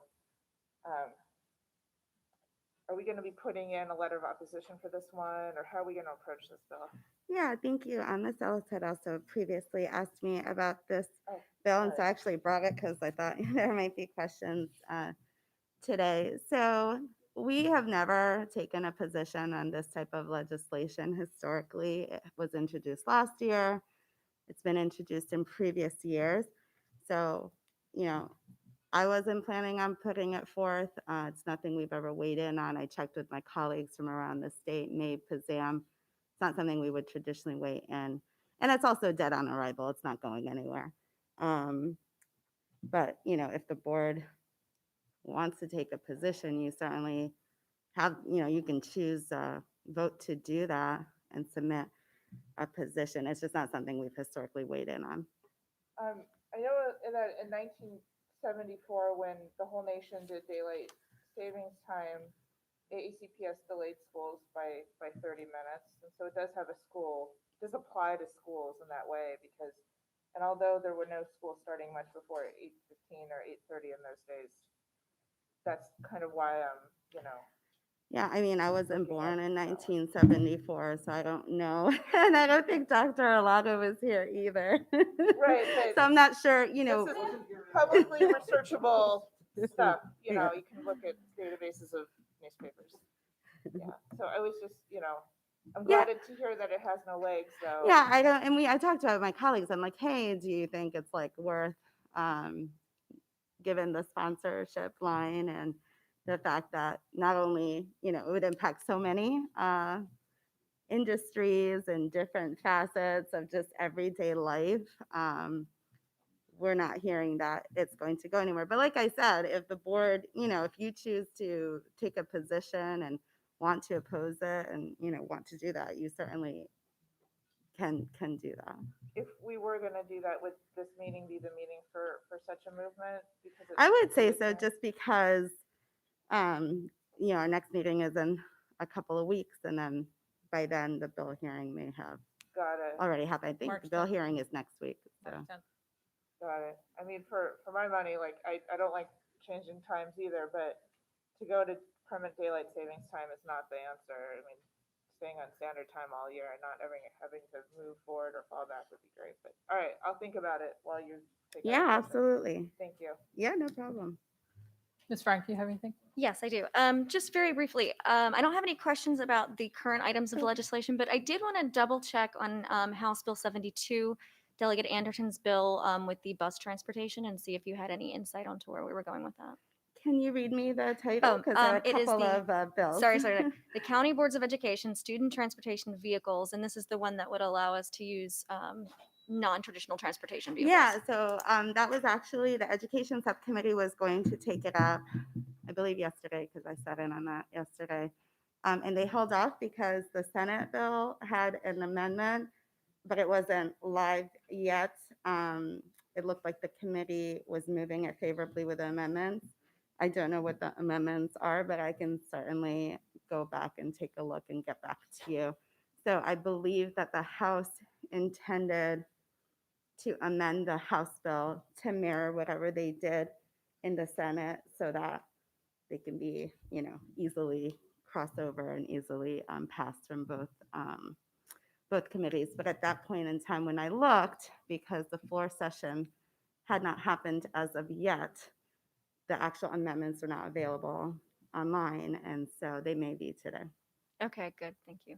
All right. You're And then just from your colleagues, have you heard, are there any crazy amendments, or is it all just sort of technical? I didn't hear anything crazy about it, so I don't know if it's something substantive to like make the bill even better, Yeah, or if it's more clarifying. But like I said, I'll definitely take a look Yeah, at that if because you that could- piqued my interest also. I was Yeah, like, oh, yeah. what did they do? I was afraid that it stalled, so I just wanted to keep up on that. And then just if you can circle back with me or email us as you Yeah, absolutely. I'll email the board. Mhm. Great. Thank you so much. And that's all of my questions. Thank you. Dr. Tobin? Yeah, thank you, Ms. Ortiz, and thank you for sticking with us for a very long policy meeting yesterday. Much appreciated. So I have a question. It may be a little tangential, but it's House Bill 1166, Education, Physical Restraint, and Seclusion Requirements, Reporting and Training. Yes. What caught my attention, and this is sort of a broader concern, is that there's a statement up front that in the support with amendments section that AACPS does not use seclusion within our AACPS schools. However, there are non-public schools serving AACPS students who do use seclusion. And I guess I'm perplexed and sort of wondering about, I mean, presumably we as a school system have made certain decisions, I would presume based on best practices and appropriate data and all sorts of things about what we don't use. And it would seem to me that part of our amendment here for this bill has to do with enabling or making sure that these non-public schools that serve some of our students aren't too hampered in that process. I mean, I understand part of it is with the reporting. Yeah, there's a lot of reporting. The reporting, requirements, and yeah, so I workload do issues. understand that Yeah. part. That's a different issue. But Yeah. it just sort of jumped out at me that there's a differential in policy in this area, potentially, if I'm reading it correctly. I may not be reading it correctly, in what we consider appropriate practice and what some non-public schools. So I don't know if I can ask Yeah, I that. can try to answer. Yeah. Dr. Arlato, please tell me to be quiet if I'm saying something wrong. Definitely will not claim to be a special education Yeah. expert, but it's my 5th session, so I've learned quite a few things over Yeah. the years. And so I would say that our non-publics are very specialized schools, and the individuals who work there, the experts, they have medical experts, they're teachers, are in a different category of our public school teachers, right? They're very specialized in dealing with the unique needs of the students that are in those schools. And those some of those students have very unique needs, and in very rare instances, seclusion may be needed, and that would not be the same for the special education population in the public school setting. So the reason why then it's still allowed is given the fact that you're dealing with a very unique population of students. You're also dealing with staff, teachers and staff that have even more specialized training and expertise in being able to use this if needed in very rare instances. And so there's level of scrutiny and staff and supports available in those schools that we don't have in our public schools. And so that's the difference there. So I don't know if you want I to think add that's to exactly that. right. It is a level of student need, and that's the reason they're no longer with us. Right. And that the student is now in the non-public setting because we're not able to provide the right supports for that student, and we've had to go out with the consent of the parent to look for a place that can serve this child best. So it is the unique needs of the student. It is as absolutely appropriately as Ms. Ortiz states, there's a unique skill set training and certification that the teachers at those schools have that many of ours do not. The only thing that I would add is there are facilities in place at some of these places that allow them to accomplish that. Right. I can't speak for any of the non-publics and the work they do around a possible seclusion that would not be appropriate. But I am familiar with schools around the country that in dealing with certain students, they may have facilities that are established where there's appropriate cameras in place to keep an eye on the student that's been secluded, that may have been a danger to themselves or others over a period of time. I don't know if that's the case in any of the non-publics that our students are attending, but those are the 3 areas that I would emphasize that there is a difference with regard to the non-publics. And keeping in mind that non-publics are all certified by the Maryland State Department of Education to operate how they are operating. And if I could also add, I think I referenced it in here. Sorry, I'm like losing my eyesight. Back in 2018, I believe it was, there was, or it may have been 2017, that there was a work group as a result of previous legislation to look into this issue of restraint and seclusion. As a result of the work of that work group, and our staff participated, I attended several meetings. Based on the recommendations that were issued by the work group, state regulations were amended quite significantly, actually, as it relates to restraint and seclusion. And so we updated our regulation here to meet those. And so I will say that even though seclusion is still allowed by the Maryland State Department of Education, it's in very limited circumstances. It's very prescriptive as to when and how it's to be used. So just wanted to add that piece. Thank you. Well, thank you both very much. That's very helpful to me, and puts my mind at ease somewhat. But also, thank you as always for your presentation. It's a lot of work goes into this, and we're very, very grateful to you. Thank you. Thank you. I'm glad you find it informative. And Ms. Corkadell. I have no questions, but I would like just to share with my members, if they're not already aware, you can actually register your AACPS email to give you the updates on every bill that you would like to be tracking to come to your box that tells you your meetings, the outcomes, amendments that are become official. So I would just encourage everybody, because that's why I don't have any questions, is because Yeah, I I'm have tracking my my bills 400 and doing something that I get to a one or so I'm every doing my morning. work like I'm supposed to, like a member, and get her done. So thank you so very much. So Ms. Antoine. everything. That's good to know, because I was like, how did they know all that? But okay, thank you. Ms. Ortiz, I have a basic question, especially as this is also the cycle of ethics. I normally testify at the state capitol for bills outside of education. As a board member, can I do that for education if I'm just little old me? Or is there some conflict? Yeah, with and that? I know, Mr. Burns probably want to provide some guidance, separately, but I know that we've had other board members, but what I say is, please give me a heads up so that I know. I don't, it's, it's like, I got you don't on like to that. be surprised. It's always helpful when I know. But, I think generally, I would say speak with Ms. Ellis and Ms. Schallheim. The important thing is, if you're speaking on anything education related, whether it's determined that you will be speaking on behalf of the board or it's determined that you will be doing so as an individual, a member of the public, it should not be in contradiction to the whatever positions the board has already taken on legislation as it relates to education related legislation. That's always sort of the standard.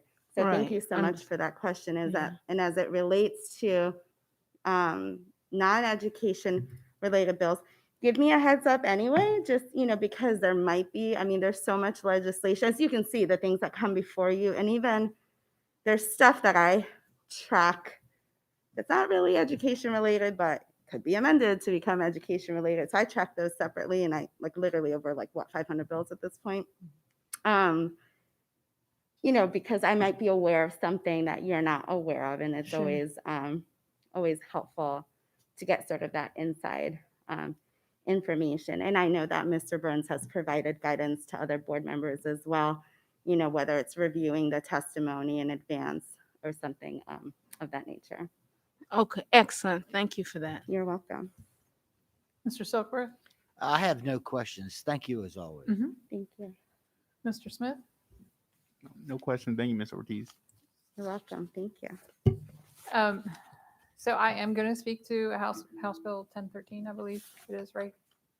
Yeah, that's I forget the Senate crossfile, but that's the Yeah, I House know. bill. Yeah. I never picked that one up. So while I would love to just relax and be Senate Bill 840, and be certain that it's not going anywhere, I would be really kicking myself if we did not take a position on this and there was a surprise. So I just want to make it clear, because obviously it's not in our legislative package. So as Ms. Schallheim said, the bill relates to Maryland's observance of standard time and daylight savings time, and it would change the state of Maryland to full daylight savings time.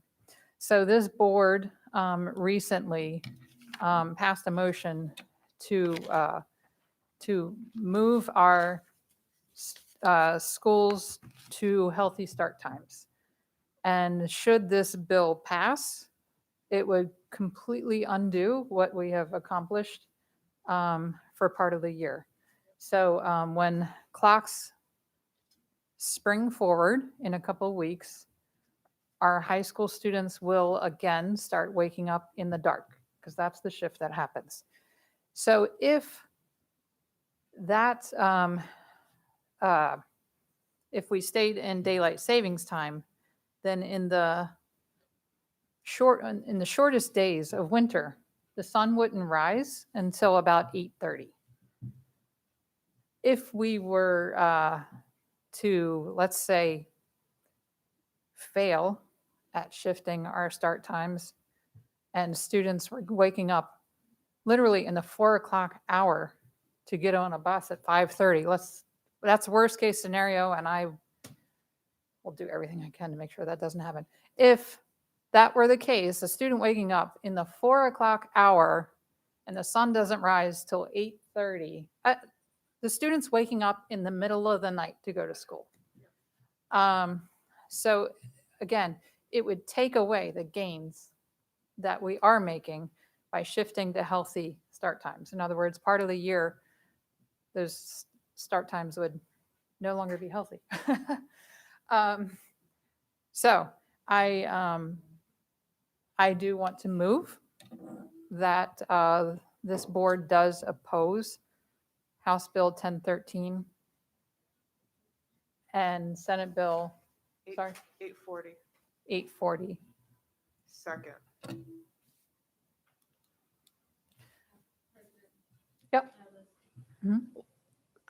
So I know you said that this would be the meeting to do that, but I have not read either bill. And I want to make an informed decision on that if we could have the time for that. I understand, and every member is going to have to make a decision for themselves to be, what they believe to be the right decision, but there is a hearing on it on March 10th, and I believe this board does need to take a position now if we're going to. I mean, President Ellis? it's pretty simple. It is what it was described to be as changing Maryland's time to If it's year simple, round. can you guys just float us the actual bill? So I we can read it to you. I have Okay. it. I need to see this. Thank Yeah, you. I was just going to ask, can we at least have a couple minutes to read it? Do you want me to read you the language while Ms. Howell finds? So it seems long, but it's just a lot of existing code. The change would be, current law says, the standard time in the state shall be that of the 75th meridian of longitude west from Greenwich. So whatever that means, I should have paid more attention in geography class. And so then the language would be changed. The standard time in the state shall be Eastern Daylight Time year round. And Ms. Howell just emailed the Senate bill to us. And they're identical. They're cross files, so that, the language will be identical. Ms. Ortiz, does it not also, this bill would, if passed, be enacted if the federal government. Oh, sorry. Yes, thank The you. federal government has to change to daylight savings, and then this would follow suit. If the federal government does not change to daylight savings, then this becomes null and void. Yes, thank you. That was in the special section on the back. So, right, thank you so much for that reminder. Something to remember when you're dealing, whether you want to change, bless you, to daylight savings, bless you, or standard, whatever, standard daylight. I don't know if that's the actual official term. You would still need the federal government to do something. So even if the legislation were to pass, which, like I said, I don't think it will, it doesn't become effective until the federal government And other states. and other states. Right, because it reads that the Secretary of State, meaning for Maryland, determines that all of the necessary states have enacted a similar act to this act, and the federal government has made the change of, in accordance with the section, the Secretary of State shall notify the Department of Legislative Services within 5 days after the determination is made. So that's on the end. That's all, I should have known better. That's all special section language, which isn't codified. It just kind of tells you the process by which this bill would then become law and implemented. So thank you for pointing that out, Dr. Olato. So it's a process. I can't remember if it has to be 2/3 of states or 3/4 of states. And I think a lot of states have been kind of doing the opposite, going in the opposite direction. Ms. Corkadell? I do have one question for staff. So I'm not focusing on the spring, but rather on the fall. When we go to fall back, I know that not all of our, or at least I believe, not all of our sports programs are working on fields that have, there's lighting. So in the spring and in the fall, there's some of our fields that have lights and other fields that do not. Do we know if this bill would have any negative or contradictory implications as it relates to accessibility to our athletic programs and other extracurriculars that may be using outdoor facilities for their club and co-curricular activities? No, I think the answer is no, because this extends daylight in the afternoon and evening when we would have practices. Okay. It reduces the daylight in the morning when we would not.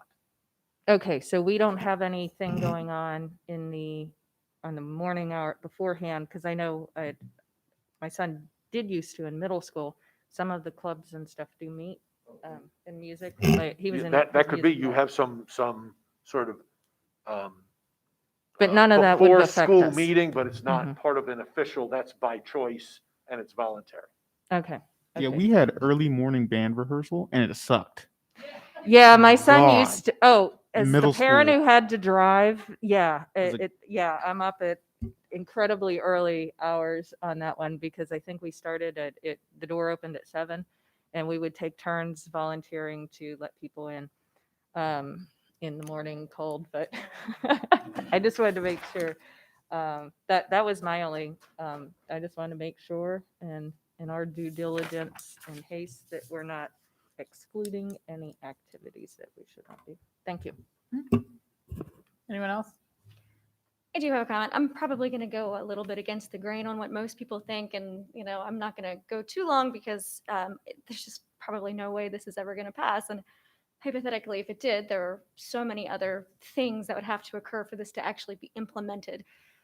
But just for the sake of putting at it as another point of view, if we're talking about mental health, it is pretty well documented that after these massive changes to people's routine, there are upticks in mental health issues. And additionally, when we look at, yes, we would be going to school later in the spring, but we would be getting out earlier. So we're, again, prioritizing our older students and putting our younger students in the dark. So I want to be cognizant of that we do tend to do that to our most vulnerable children a lot. And I want to just point out that this would be better for them. Thank you.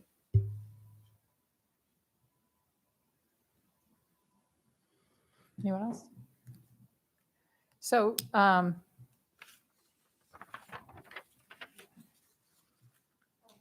Then Alice, we do have other members. I'm sorry. Okay. Oh.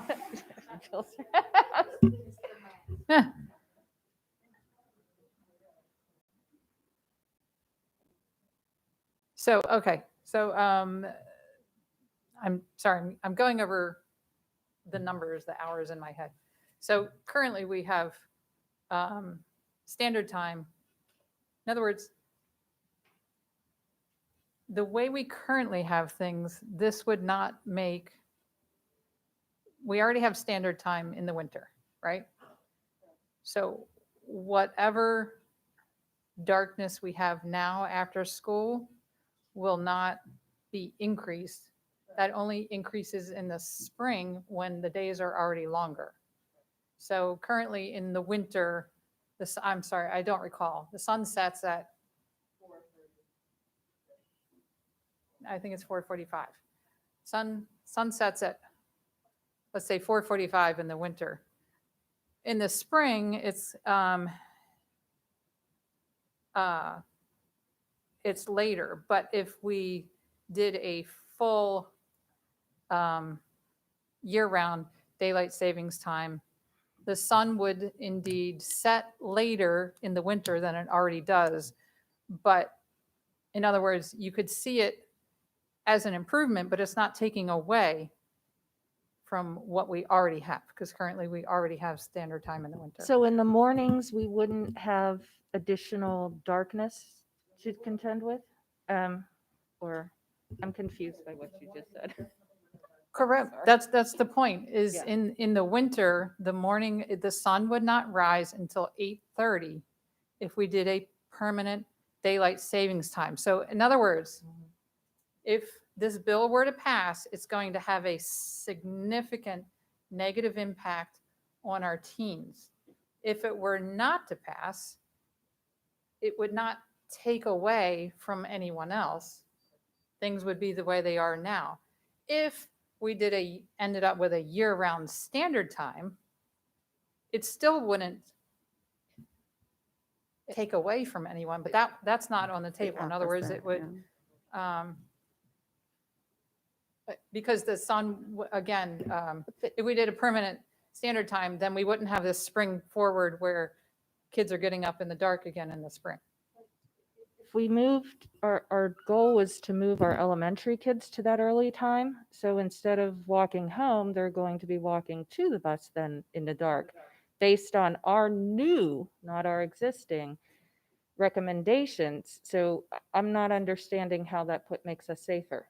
If they're having to now, they're either walking in the afternoon or they're walking in the morning. Morning is with abject rush hour and evening is the start of rush hour. Daylight savings time makes the sun rise later. Yes. So if we have them starting at the 7 or whatever, they're going to be in the same position that the high schoolers would have been in walking Correct. So to the dark. then this bill would be very bad for our elementary students. Correct. Okay. So Yes. a yes is it is yay pro for high students. school, nay for elementary, and the other way is correct. Oh, I'm not. Right. So you would have, if the bill were to pass, the sun would rise at 8:30 in the morning at the shortest days of the year. Whatever students are going to school first are going to be negatively impacted by this bill. That's a better way to summarize it, I think. Okay, so then our elementary kids instead of our high school kids Correct. will be walking in the dark, but just not in the afternoon. So correct. Yeah, that sounds more game. Okay, thank you for the information. Okay. That's all the discussion, Ms. Howe? Ms. Schalheim? Aye. Ms. Frank? Nay. Dr. Tobin? Aye. Ms. Corkadell? Nay. Ms. Antwine? Aye. Mr. Soakworth? Aye. Mr. Smith? Aye. Ms. Ellis? Aye. Motion passes 6-2.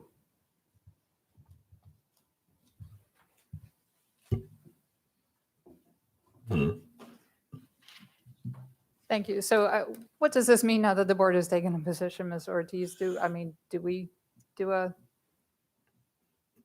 letter or- We'll need your position. Okay. So that's what it means. So I was just going to jump in. So if you can give us your talking points. Okay.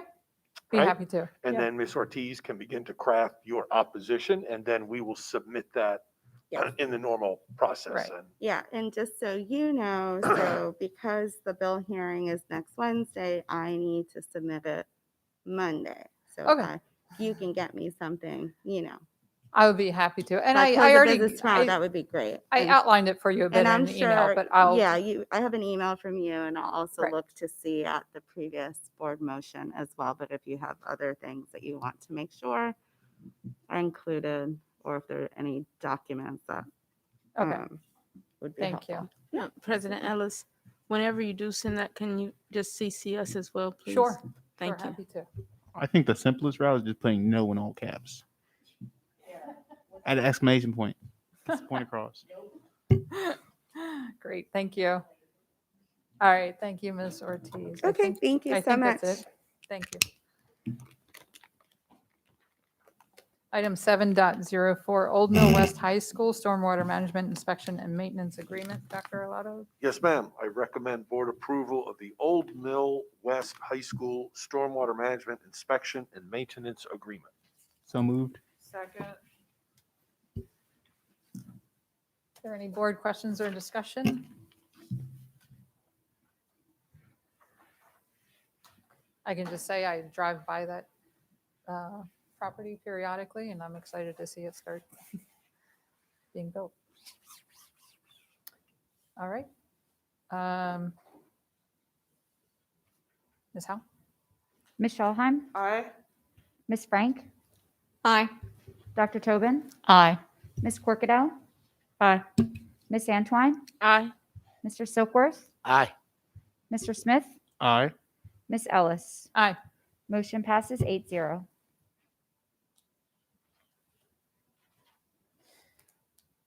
Item 7.05, Remembrance Day. Dr. Tobin? Yes, thank you very much. As you may recall, at the January 6th meeting, I made a request that I would like to examine further the possibility of the development of a day of remembrance of covering all of the AACPS system. And so to that end, and thank you, Dr. Ellis, I'm calling everybody doctor today, sorry. Ms. Ellis,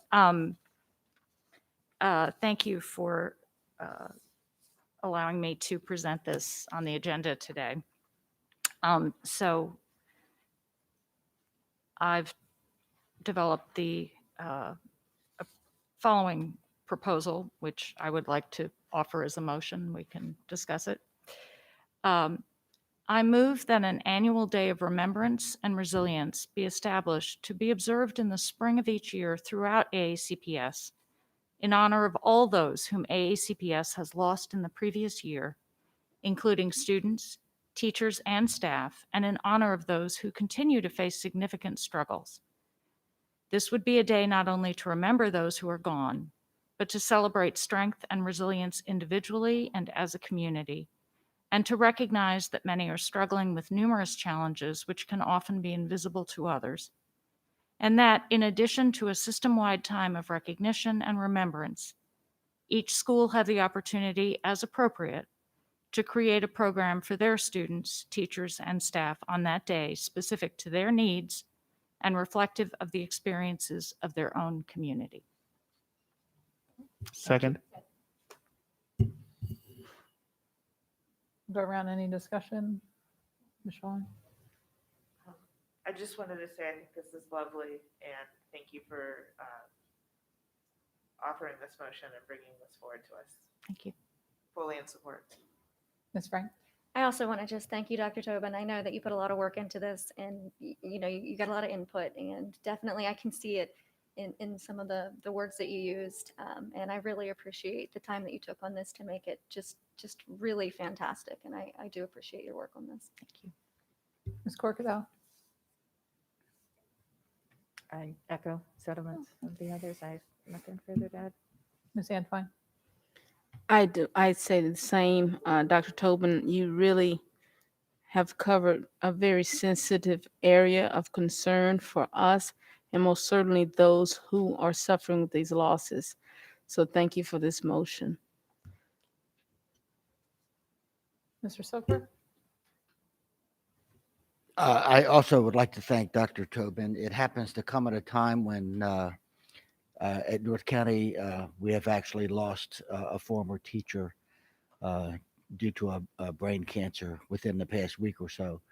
And of course, I guess the younger I get, the more that's going to happen in terms of losses. But there is such a need.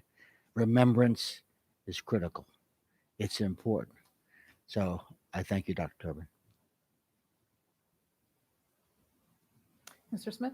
You know, in a perfect world, we wouldn't need days like this, but I'm glad we will have a day because I'll tell you, my 4 years at Meade High School, we lost quite a bit of students. I mean, not quite a bit, but a few students. And, you know, each loss, it's the students and teachers. And each loss is just, there's a hole. They say time heals all wounds, but it's still not the same. So hopefully, you know, days like this will help, I guess, fill that hole and let students know that, you know, this is a part of life and it's okay to talk about. So thank you, Dr. Tobin.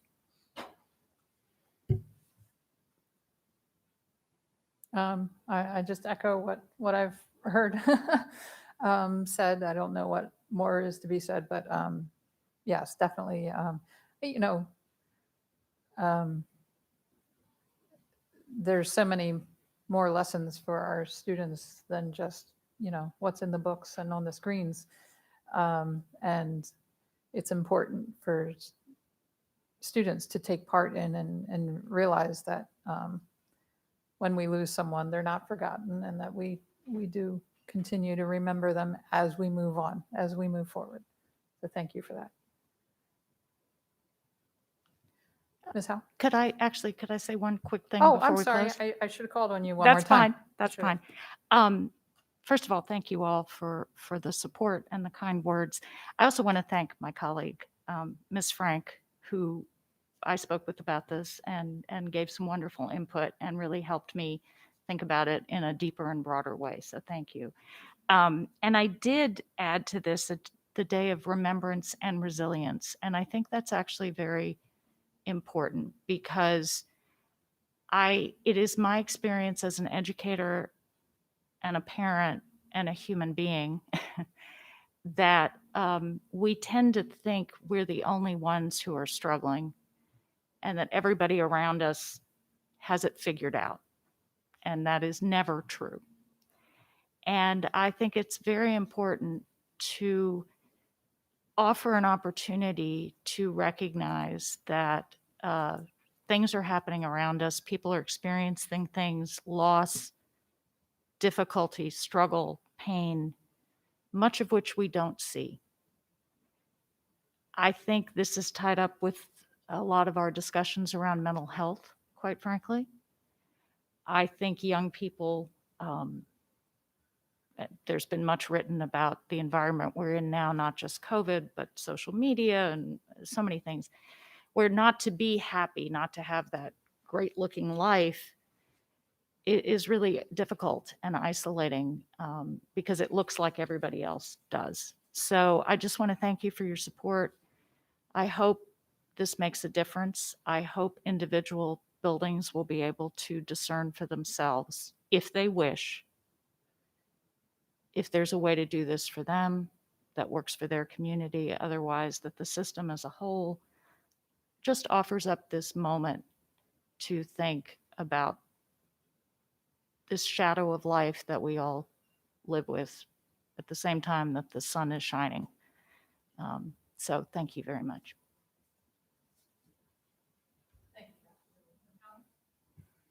Ms. Schalheim? Aye. Ms. Frank? Aye. Dr. Tobin? Aye. Ms. Corkadell? Aye. Ms. Antwine? Aye. Mr. Silkworth? Aye.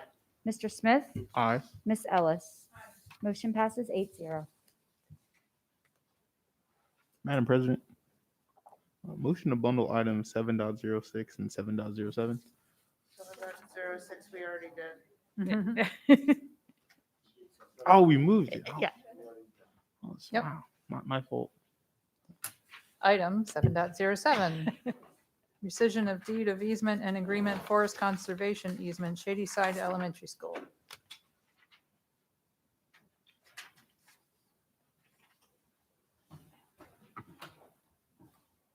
Mr. Burns. Good afternoon, Darren Burns, Board Attorney for the record. As the board is aware, from litigation we've discussed, as well as construction project updates you received in the past, there was a forest conservation easement that at one point in time in 2020, the board believed it had to provide by deed to the county in order to support a project that came out of your contract for the construction of cell towers at approved sites. Turned out, after the board approved the forest conservation easement, which again passes by deed, it turned out that the county no longer required that for the particular project, which was the Shady Side Elementary School cell tower project. Because the forest conservation easement was no longer required, the county attorney's office, Mr. Swain, who was here earlier, they actually just simply sent back the deed unsigned, unrecorded. So we ended up with the same piece of paper that you all approved and signed back in our own possession, unnecessary. And we've got, I followed up with the county. When I learned about that, I found out that the change in the law had dictated it. They had made a developer instead, as noted on your cover sheet, plant and reforest 13,000 and some square feet of trees. And as a result of that change in the law and the county's change in requirement of the developer, there is no legal reason, let alone practical reason, for this board to give up any of its property rights. And so while we still possess the paperwork and it's never been recorded, it's my advice to you that the cleanest thing to do is to rescind the action that you took. That way we close the loop on the public record that you in fact did not intend to concede any property rights to the county. So what I've recommended, and I believe the staff recommends, and you'll hear from the superintendent in a second, is that you simply take a vote tonight to rescind, and you all have done this before on a few actions, to rescind the action that you took approving the deed of forest conservation easement, and that ends the process. And there's no paper, by the way, there's no paperwork to sign. This is literally a vote that on the record would, in essence, reverse what you did before.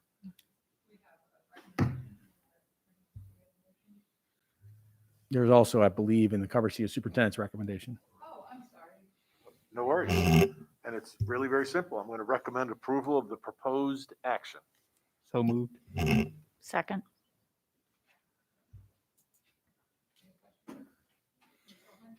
This is a statement, not a question. Well, firstly, thank you for bringing this back before Sure. us. I want to make clear to all those listening out there that, we're all individuals, but yes, we took board action on this particular project. If that doesn't change my personal thoughts on this, and just so anyone watching at home, whether or not we took this action today wouldn't change, obviously hasn't changed, won't change the outcome of this project, which is, as I understand it, at or very near to completion at this point. So I just wanted to be on record with that in case anyone out there is watching.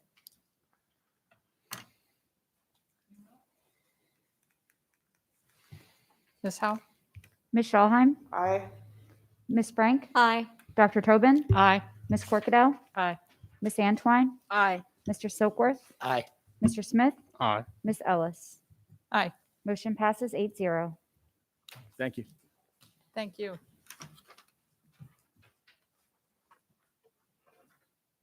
Where am I missing? Yeah, okay. Item 8.01, 2020-2021 reopening update. Dr. Arlotto. Yes, ma'am. Thank you, Madam President, members of the board, for the opportunity just to give you a brief update.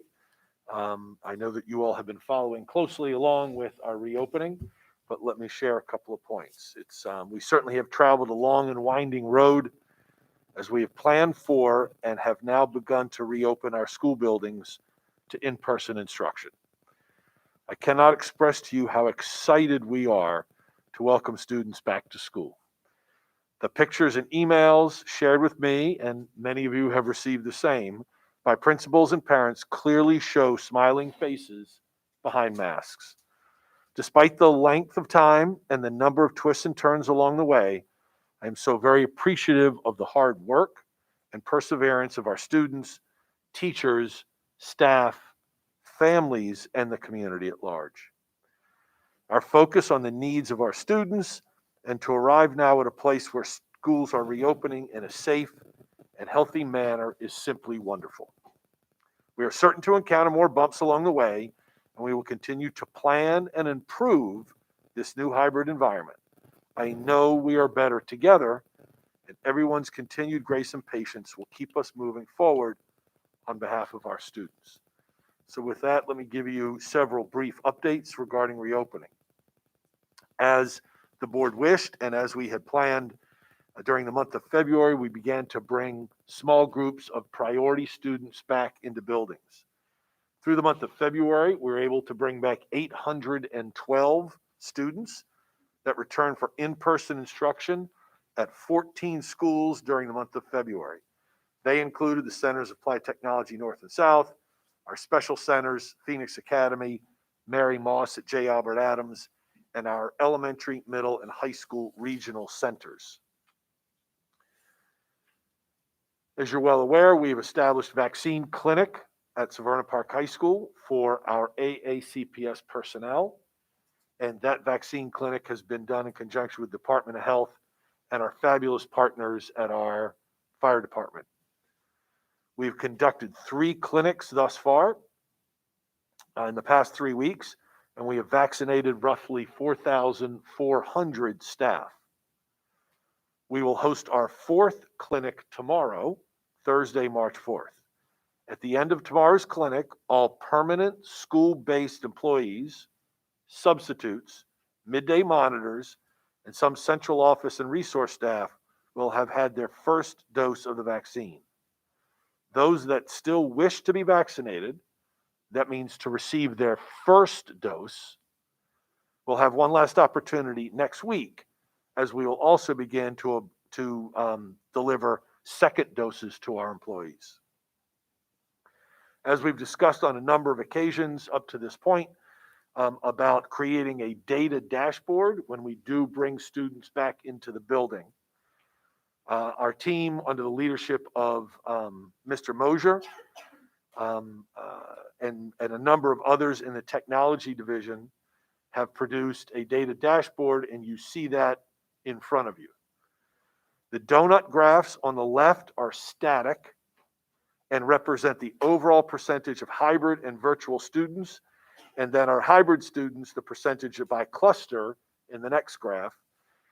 Note that the percentage of each cluster that have chosen to go hybrid. The 2 numbers at the top right catalog at a quick glance are active cases for students and staff. Cases are active by definition for 14 days from the date of the positive test. So that number can go up and down each week. The level chart at the top right will catalog on a running basis from information entered into the database by our contact tracing team. So as they are doing the contact tracing, confirming positive cases with the Department of Health, as they enter data into the the database, that will automatically update this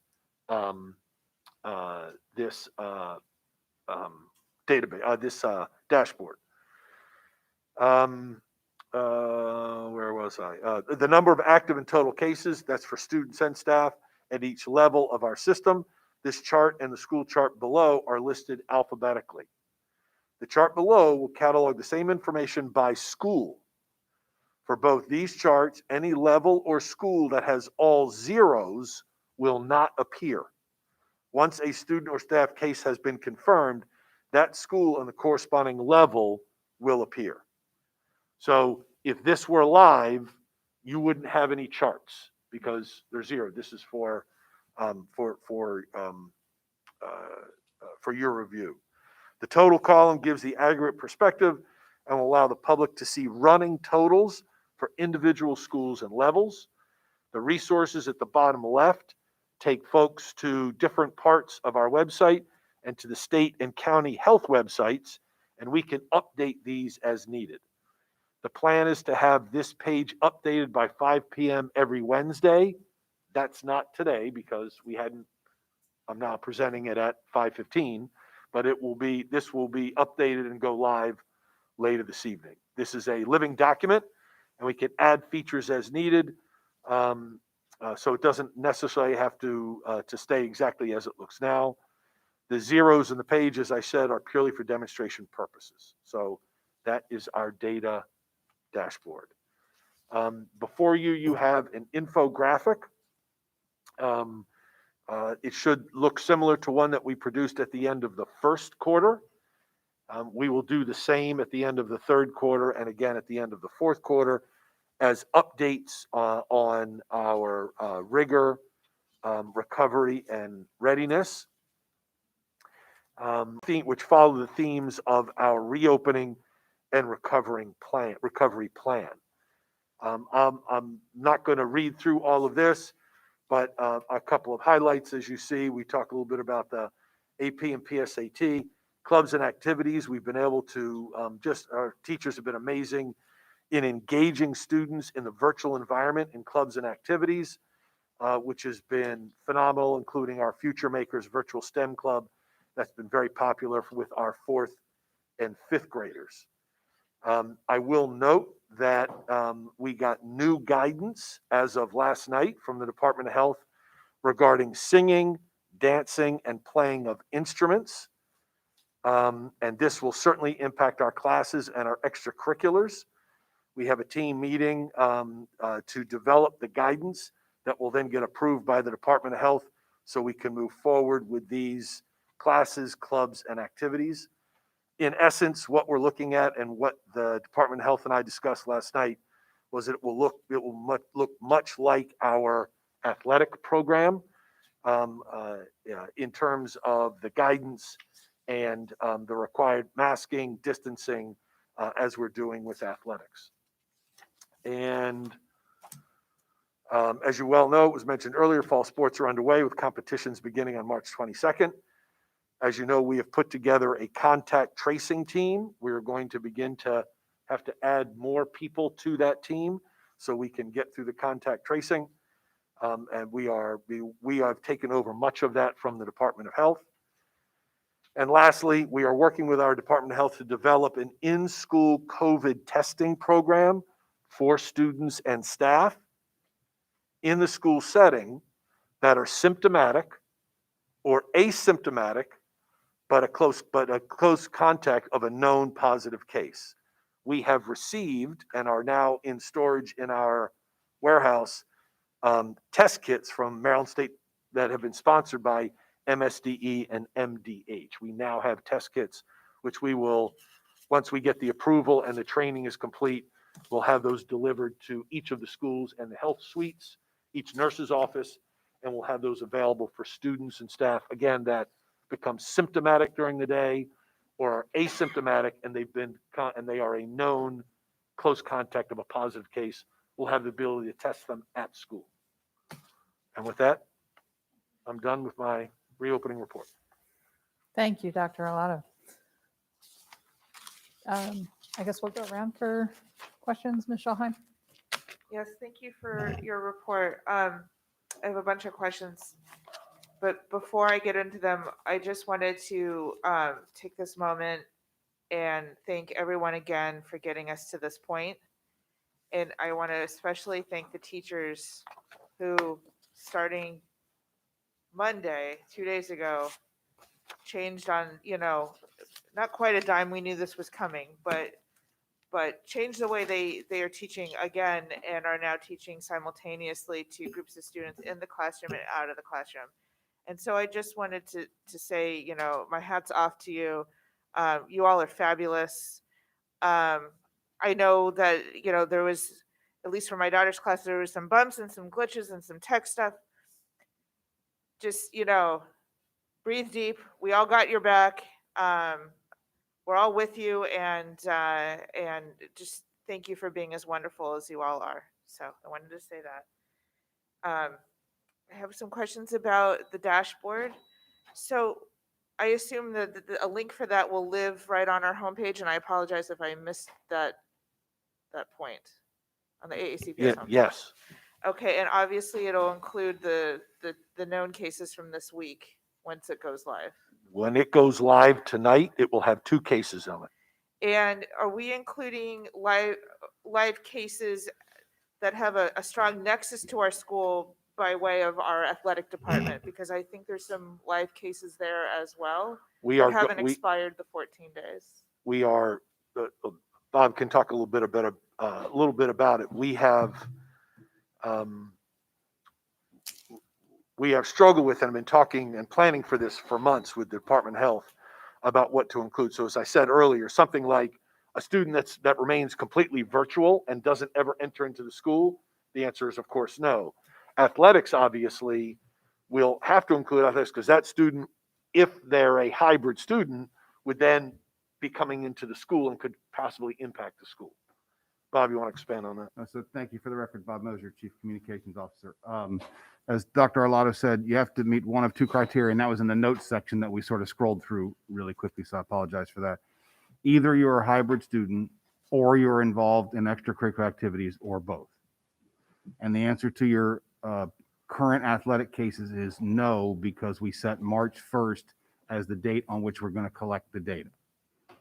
So we had to set a date somewhere. Got it. And so those cases were public, as you all know, right? There are letters on all those school websites, but those cases happened prior to March 1st, so they will not be in this data.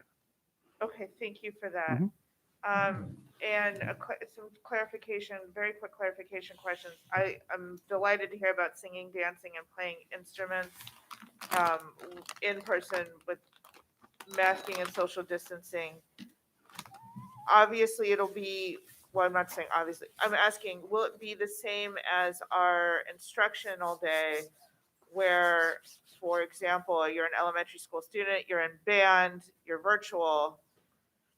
Will there still be an opportunity to participate virtually in those situations? The idea, well, first of all, we got this last night, so we haven't quite worked out all the guidance of I how this is understand. going to look, right? So I don't have any specifics. The team under Dr. McMahon's leadership began meeting today to say, all right, because we have to get this out to teachers and club sponsors and theater sponsors and the like. So this is really going to impact the middle school and the high schools, and not necessarily and not the elementaries. The elementaries will remain virtual in their in their music, if they're taking music required, that will remain virtual. This is really going to impact the secondary schools. Okay. Thank you for that. And were there any additional athletic cases since March 1 that we are aware of? I'm not Any of the aware of schools? any cases that have occurred in athletics in the last 2 days. Okay. But I'm not checking my email, and Okay. so I don't know of any. All right. Ms. Schallheim, I'm going to move on, and if we need to come back, because everyone's opportunity. Yes, of course. Yes, please come back around. I have more. Yeah, thank you. Ms. Frank? Thank you, Dr. Arlato. So I definitely want to thank you. It really was exciting to see everybody, and I think just saying thank you isn't enough. I mean, really thank you, because I know this is a big lift, and people are so appreciative. So just that extra little thank you on top. There was a little bit of an issue with some of the ECI that I was going to bring up, but I believe, handled it before I even had the opportunity to broach it with you. So I really appreciate that you were on top of some of those issues that people are emailing in, and you're working through them in real time. And I just am so grateful. And, I really am excited that we're helping so many people, and that so many people are getting what they need. The only real question that I had that I don't think was answered yet, and I haven't seen anything on, is I have also gotten some questions about SAC programs, because there's furniture. And I don't know if this is a huge issue or not. I don't know how many schools this would affect, but a couple schools, especially Bodkin, people were reaching out and saying they couldn't do their SAC program because there's furniture there. Do we have any thoughts, updates, considerations for when that might come back? So in the short term, unfortunately, the answer is no. It's not going to come back in the short term. We'll see how things go and what we're allowed to do in terms of the numbers of students in school and in a building. We're very fortunate that we have the SAC programs throughout, and our before care and after care. Those programs, and I think it's in 22 buildings that have their own space, are up and running. They have been up and running, and they will continue to operate those that have their own separate space. What you're referring to are those that use, say, the gym or the cafeteria, or both, for the before school or before care, after care.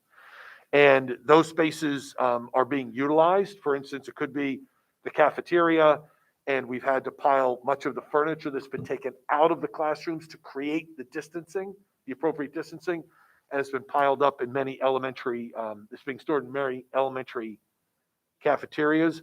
Likewise, we have to use the gyms in some cafeterias to spread teachers out. When they're on planning time, I can't allow them to go into the faculty lounge as they would in the past, because there would just be too many people too close together in a confined space. So we're setting up spaces in some of the gyms and cafeterias where they can go and do some work and planning, or eat their lunch separate and apart from their colleagues where they've got plenty of space and distance. So that's how some of those spaces are being used. So right now, we're just unfortunately are not going to be able to accommodate all those before care and after care programs. And then the only other thing that I want to mention is I know this might not be the best day for this, but I do really look forward to the conversation that we hopefully will have soon about getting them back into the building more than 2 days a week. And I'm sure that everybody's sort of thought about it. If you have any long-term plans, let me know. And if we're still kind of figuring that out, I get that too.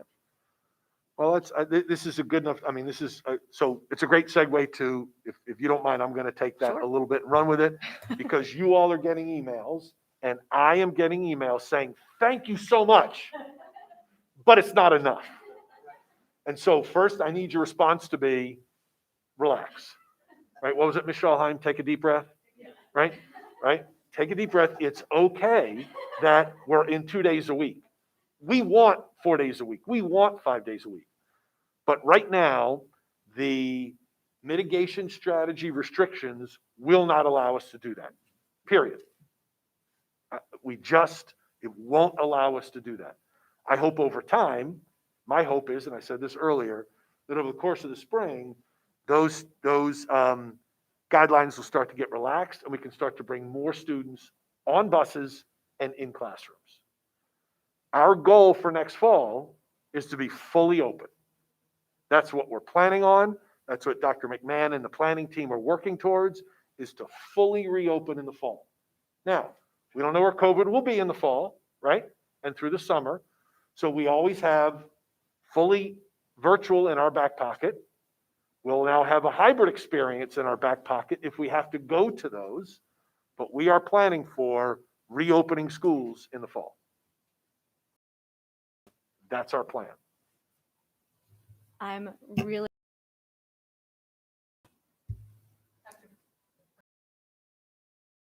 Thank you, Dr. Arlotto, and thank you who have worked so hard to make this happen. Like Ms. Schalheim, I extend my gratitude and my deep admiration to our teachers, because I know how daunting this has been, but I also know how thrilling it is to so many families and so many young people to be able to see their classmates and be in their schools. And I wanted to add another kudo looking over this printed version of the update that you gave us. Looking on the second page, I think the tutoring and mentoring section at the middle school and high school level particularly, I have heard so many positive comments about that.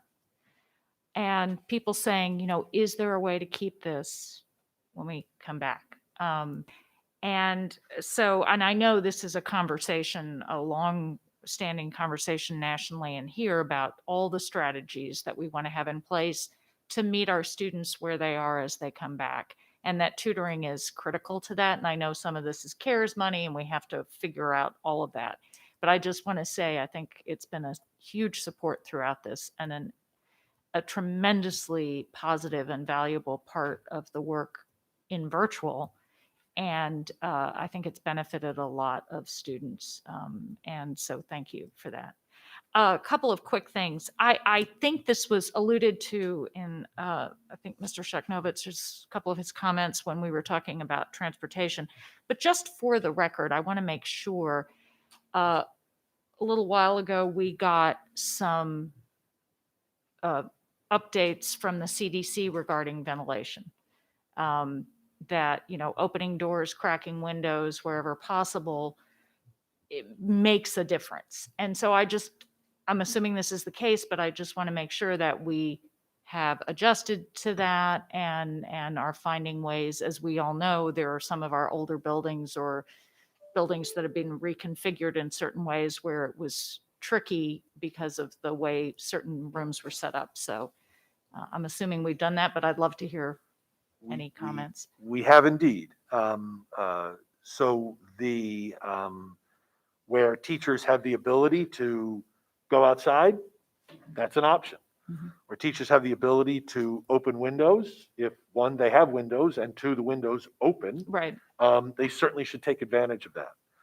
One of the things that has been done systemically is that our HVAC systems are operated remotely by our energy management team. That energy management, so meaning they can operate by computer Right. and open dampers and turn systems on and off. So one of the recommendations, and I'm assuming you did read carefully through the CDC guidance. Interestingly enough, our team was already doing that. Their new guidance is to flush the school 2 hours prior to the start of school and to flush the school 2 hours post the end of school. Right. Our team has already begun doing that, in addition to adding as much outside air as that system, and every system's different based on, as you said, the age of the building, but as much outside air as we can take in and appropriately circulate, we are doing. So those are all some of the recommendations by the CDC that are in operation now. And I know one of their other recommendations was literally, if you don't have a window that'll open the door. So are we allowing that? Because I know that, I mean, there are all sorts of reasons you don't normally want that to be the case in a school, but obviously this is. We're operating in different times, so absolutely. Yeah, great. And just a quick question about the dashboard, because again, like all of us, I get questions and I want to make sure I have the correct answer.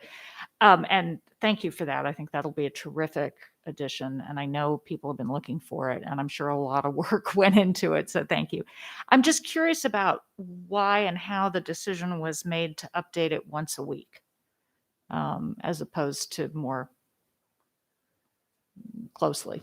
Yeah, I think really it's because it takes some time for us to get the results when a family member says, "Oh, I'm a positive," and then they test their child.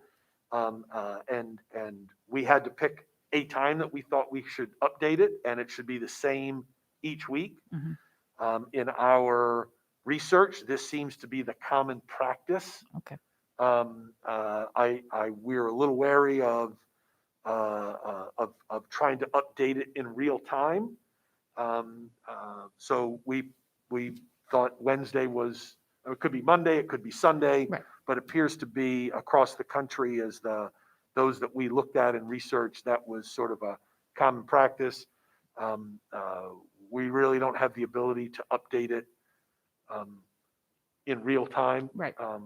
So nothing more than that. Okay. Those numbers will stay once a school has had a positive case, it will remain on the list. Right. If it never has a positive case, Yeah, it no will change. not show up on the list. Right. Right. Okay, excellent. Thank you so much. Yes, ma'am. Ms. Corkdale? Thank you, President Ellis. So I did have a question about, two questions. The first one is about graduation. I know we're still too far out to do the detailed planning, but I think maybe, are we talking about doing something this year? Because we do have hybrid back, we do have groups back. Is that something that the health department seems willing to work with us on yet? Or are we still too far out and need to know more about what we've just launched? Oh, so. I know. So no, I mean, it's a great Yeah. question. Everybody's already asked the question, right? You opened your doors 2 days ago. Hey, what about graduation in June? Correct, So, I know. right, so it's. That's why I didn't say the word we're trying to- PROM. We're trying to move forward, but the bottom line is, we have a group under the leadership of our Office of School Performance that has been working on graduations. It involves a group of high school principals and a group of high school students that we are getting some input from about what graduations could possibly look like. You've heard me say previously that graduation is, it's either going to be a full-on graduation, no more COVID, and we're back to normal. It's going to be a no graduations possible like last year, and maybe we'll do the drive-up graduations that we did before, or something in between. My guess is, based on, as you say, where we are now, we're into hybrid, the metrics are getting better, the vaccines are available and getting out there, that we're going to be somewhere in the middle. So I don't know what the middle looks like. We're exploring a number of possibilities. Of course, you know that we have been and have a great partner in Live, and Live entertainment venue is very anxious to work with us. They are glad to host in any way, shape, or form they can be. And so they're a great partner. Unfortunately, we can only put 100 people indoors right now. Yeah. That's the state, that's the governor's executive order. 100 people doesn't help us for graduation. No, not when there's 600 and some kids Even our per smallest schools, graduating 100 class. people Yeah. doesn't help us with graduation. Mhm. So Gotcha.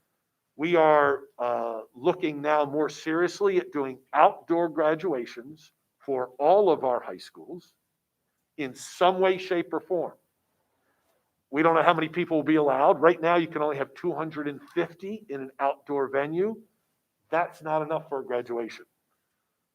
But we're going to assume, and we've been having conversations for months with our Department of Health, that over time, those guidelines will relax and we'll be able to put more people in. The bottom line is, we believe we will have more flexibility being outdoors than indoors, if that makes sense. Mm-hmm. So we're planning for lots of different possibilities, but your point is spot on, Mrs. Corkadell. We got to make a decision. We got to make a decision soon, because we've got to move forward planning and let people know. So it could be a full graduation of 600 graduates.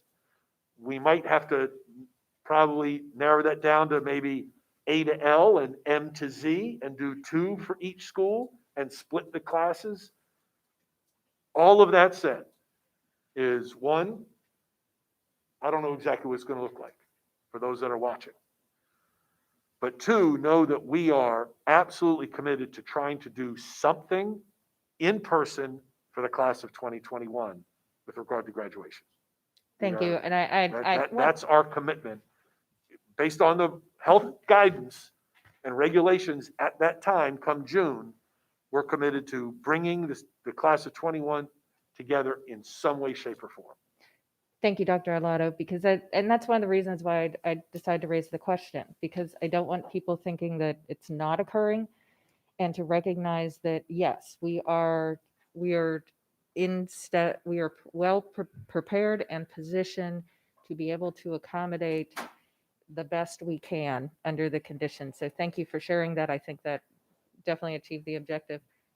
And then the second thing is, could you expand a little bit more on perhaps some of the plans as it relates to our recovery education, specific to like the summertime efforts? I know that we had some limitations last year and it was totally on the fly, and we didn't move just any mountain. We moved, Kilimanjaro, clearly, if not Everest. And so I know parents that are, still in virtual for family and other choices, and we've got some kids back in hybrid, but the need for this for some students, I mean, not that virtual is going to create an environment for every student to need it, clearly not. That is not the case, and it is not terrible for them to be there. However, we do recognize that some kids, whether they have been able to return hybrid or not, may need that help. And it may be good for some parents who are having that second, should I have sent my kid or not, to maybe better understand how we are going to make sure that they're taken care of, regardless of why their decision is there and their kid. Yes, ma'am. So we are planning for some really robust offerings over the summer. They will be free of charge to our students. That will include transportation and meals.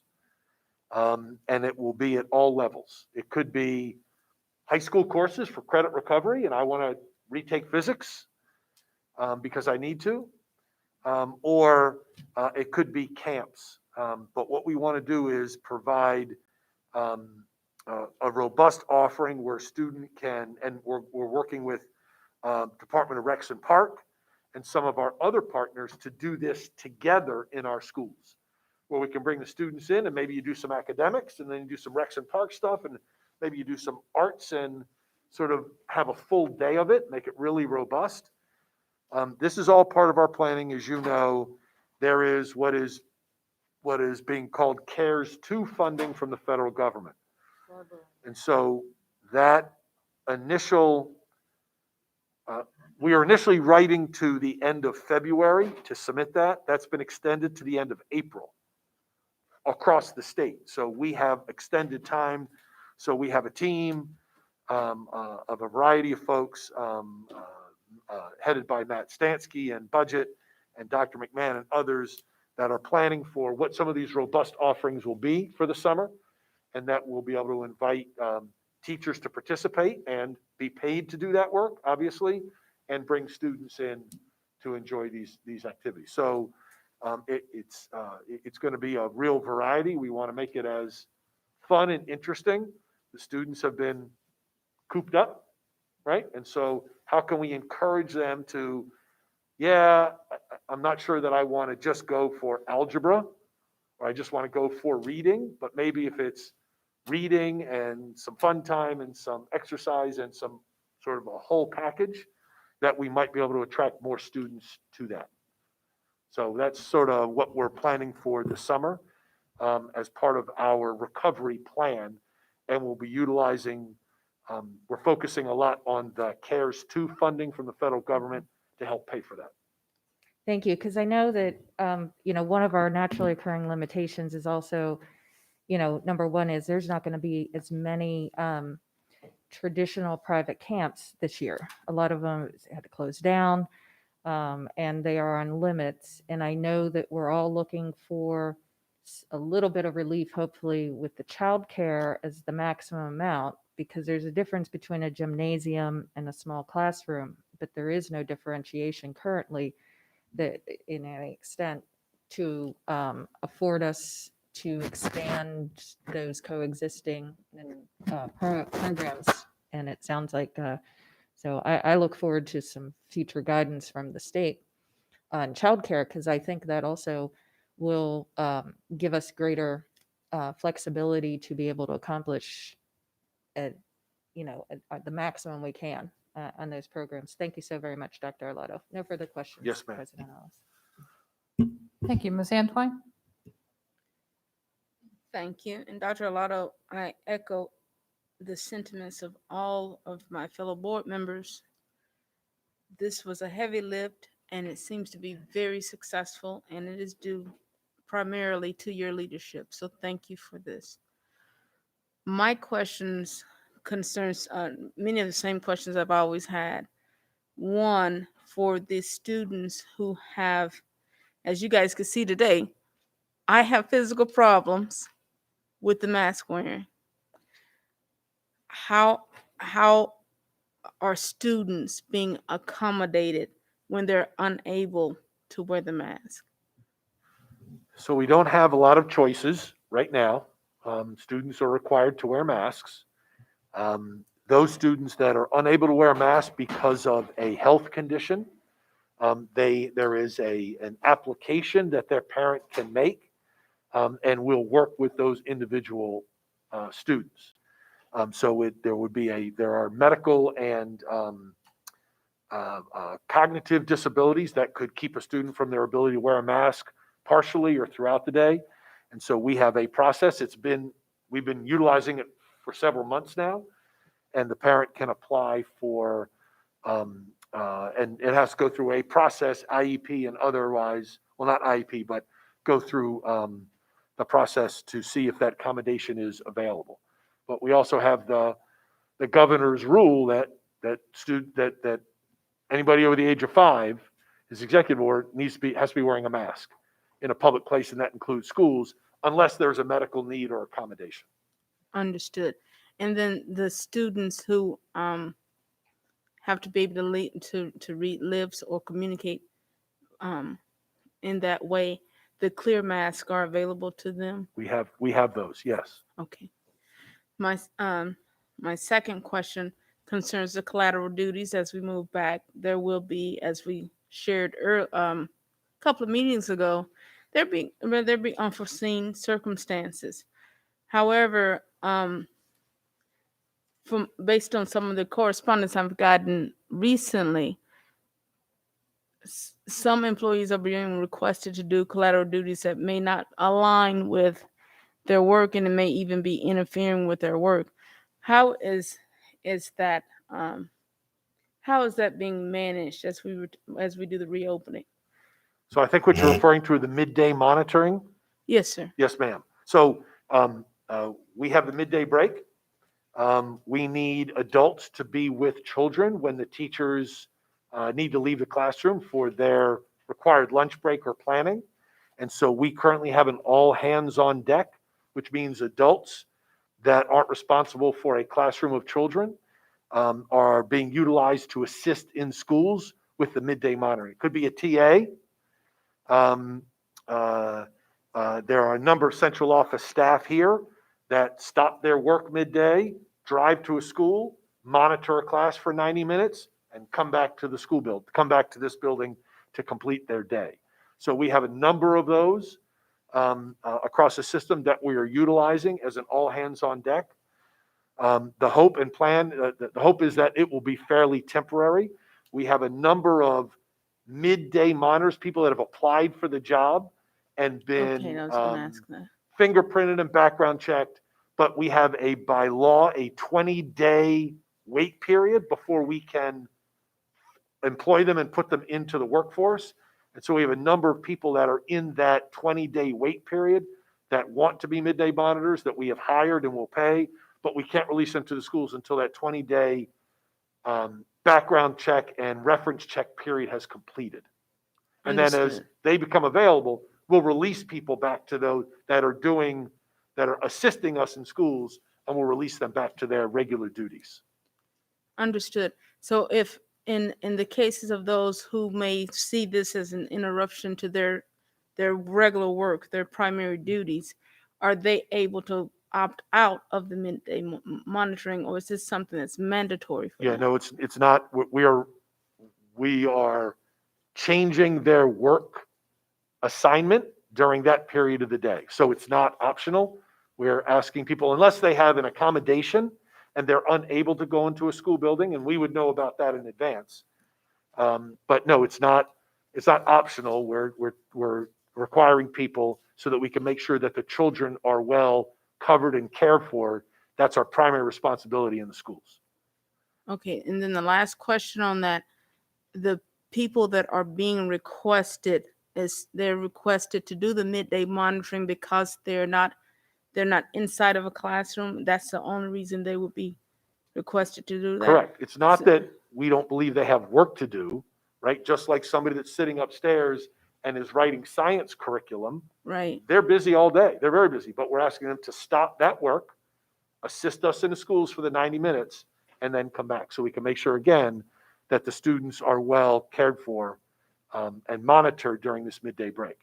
And again, the hope is we'll continue to hire more midday monitors. We have a number that are in the pipeline right now that over the course of the next week or two will start to get released out, and then we'll be able to bring people back in. We realize it's an interruption to their normal work day and workflow. We're not in normal times, and so we're asking everybody to kind of step up and help us with this. Understood. It's my only concern is based on what the correspondence I'm getting, these are still people that have students that they may be working with, and that they're requested for whatever reason to stop doing whatever they're doing for the student in order to do the midday monitoring. So I wanted to better understand the rationale behind that. So thank you. Yes, ma'am.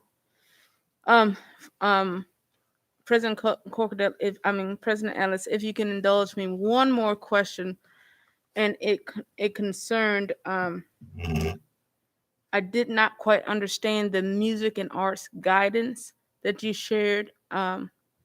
Arlotto. So are you saying that the students are returning to a normal atmosphere as we reopen for music and arts and other extracurricular? with, of course, the social distancing and COVID considerations in place?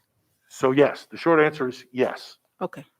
But masking, distancing, cleaning of instruments and materials, all those other things that we would have to in place. It's also important, particularly for the extracurricular activities, that very, very precise attendance records are kept so that we can have, so that our contact tracing can move forward should it need to. But yes, we're working on all of those, get all that guidance to hand out to schools because we got this change. It's basically 180 degrees from where we were 24 hours ago. Right. And I got this from the Department of Health last night. Got it. So, President Ellis, that's all I have for this round, but I do have more questions. Thank you. Mr. Silkworth. Thank you, President Ellis. Ladies and gentlemen, we are in uncharted territory. We're doing something, reopening. We've never done anything like this before. It has been exciting and fantastic to see so many smiling faces, whether they were students, parents, or teachers, and we have seen so many. We're all getting emails. Several stood out to me. An email from a parent in which the parent went to pick up their 6 or 7-year-old child from school. And when the child opened the door and got into the car, the mom said, "How did your day go?" And the child looked back at mom and said, "Mommy, I had an amazing day." That is absolutely amazing. I would like to thank Dr. Alada for his updates, particularly the recovery planning, which I think is a marvelous idea, as well as the goals that we have for September. I also, of course, would like to thank all of our teachers and staff who have worked so hard because they care so much about our kids to make this happen. And I know a lot of them had smiles on their faces as well. I'd also, of course, like to thank our great students and their parents and their families. And then it was mentioned earlier today, the 5th grade student from Crofton Woods Elementary, who that was very touching when I read that a few days ago. And I just have to repeat the last 4 lines in which this child says, "Oh, bring me back to school to see my teacher in the sun. Oh, bring me back to school to be together as one." No one else could have said it any better. No one could have said it any better. So thank you so much. Thank you, Dr. Alada.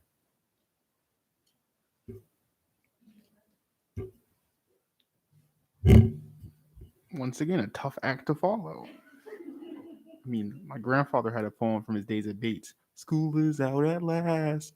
I'm so glad I passed." I can't say the rest, but no. But no, I think schools are reopen, but let's not let our guard down. We're still in a pandemic. Keep wearing your mask, and so we can bring more students back, but only if everything's safe. I had a quick question based off of Ms. Corcadel's question on graduation. One, can the graduation plans be shared with the Board of Education in a presentation format? When we have them. Exciting. Absolutely. Very exciting. And I guess, are you considering the fairgrounds for a venue? Are we considering the fairgrounds? Interestingly enough, the brilliance of Mrs. Jackson brought that up in a meeting we had early this morning on graduations. So I had not thought of the fairgrounds, but she has. So that will be part of our consideration. It's like I'm psychic or something. Now, quickly, Dr. Law, me and you talked about this in a meeting on Monday, but I thought it'd be good for the public to hear. A few schools, including my own, Meade High School, they've managed to cohort all their students to just one section. So all students will be back Monday and Tuesday. No students will be in the building on Thursday and Friday. So will those teachers be able to teach from home when there are no teachers in the building? No, we've got teachers back in buildings, and the expectation is that they'll have students in person on Monday and Tuesday, and we'll teach virtually on Wednesday, Thursday, and Friday from their classrooms. Can you elaborate on the reasoning, like you told me, but It's we're we're back in school, right? We're trying to get back to the new normal. And so the requirement is to have the teachers back in their buildings where they have their materials, where we're able to provide the internet service, having to provide internet service for themselves, all of those pieces. This is walk back to normal. It also could be that Meade students want to come back in the Meade cluster. Vaccinate, whatever the reasoning might be, there might be more that want to come. Want to have those teachers available if we want to then add Thursday and Friday classes also. Fantastic. And then it's funny you speak of Meade because my next question has to do with the response rate of Meade. I'm sure we've all seen only 19% of Meade students are coming back, and like 52% didn't even respond to the survey. Now that's no response, not choosing one option over the other. So I assume, and that's probably across a lot of the no response rates, we might have students that or families that probably wanted to go back, but they just somehow missed the survey. And now we might have a situation arise where they're in a spot where virtual learning's not really proving successful for them, and now they can't go back. So that's going to probably widen the equity gaps we have in the county. So has any thought been put into that, trying to make sure that students, I guess it goes back, this is not to say one method is better than the other, but just to make sure that they're on equal playing grounds, virtual versus hybrid students, or at home versus in person. So you confused me there at the end. What I thought you were asking was, there may be, if I understood this, there may be Meade students, families that missed the survey for whatever reason. Virtual's not working for them, so they want hybrid. And I believe we have space in the Meade cluster to bring back more students purely based on the numbers that you just shared, right? Not many picked hybrid, so there is space inside classrooms and on buses in the Meade cluster to bring back more families. We want as many families to come back as want to come back, and that we can appropriately accommodate based on the space guidelines in the buildings and on the buses. Of course, and not just Meade. I was actually referring to the entire county. Absolutely. But no, I mean, no, really, to those people, the students are going to, I guess, remain at home for the rest of the school year, even though that might not be where they're succeeding at. I can foresee that the opportunity gap would widen. Well, so we hope that they'll take advantage. If they don't feel like they're being successful in the fully virtual environment, we hope that they'll take advantage of and come back in person.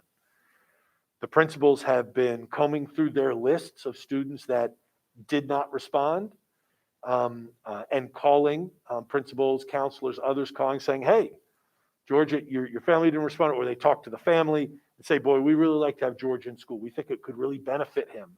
So maybe you should pick the hybrid. But if people stay with the choice of virtual, we don't believe that any one, as you said, is better than the other. Virtual versus hybrid, we want to engage the students fully. And so whatever's not working for them in virtual, they need to be having conversations with their counselor, with their teachers, with their principal or assistant principal, so that we can find out how we can help make it work for them. If they've purposefully picked for virtual the remainder of the year, we want them to be successful, and we want them to tell us what's not working for them. Great.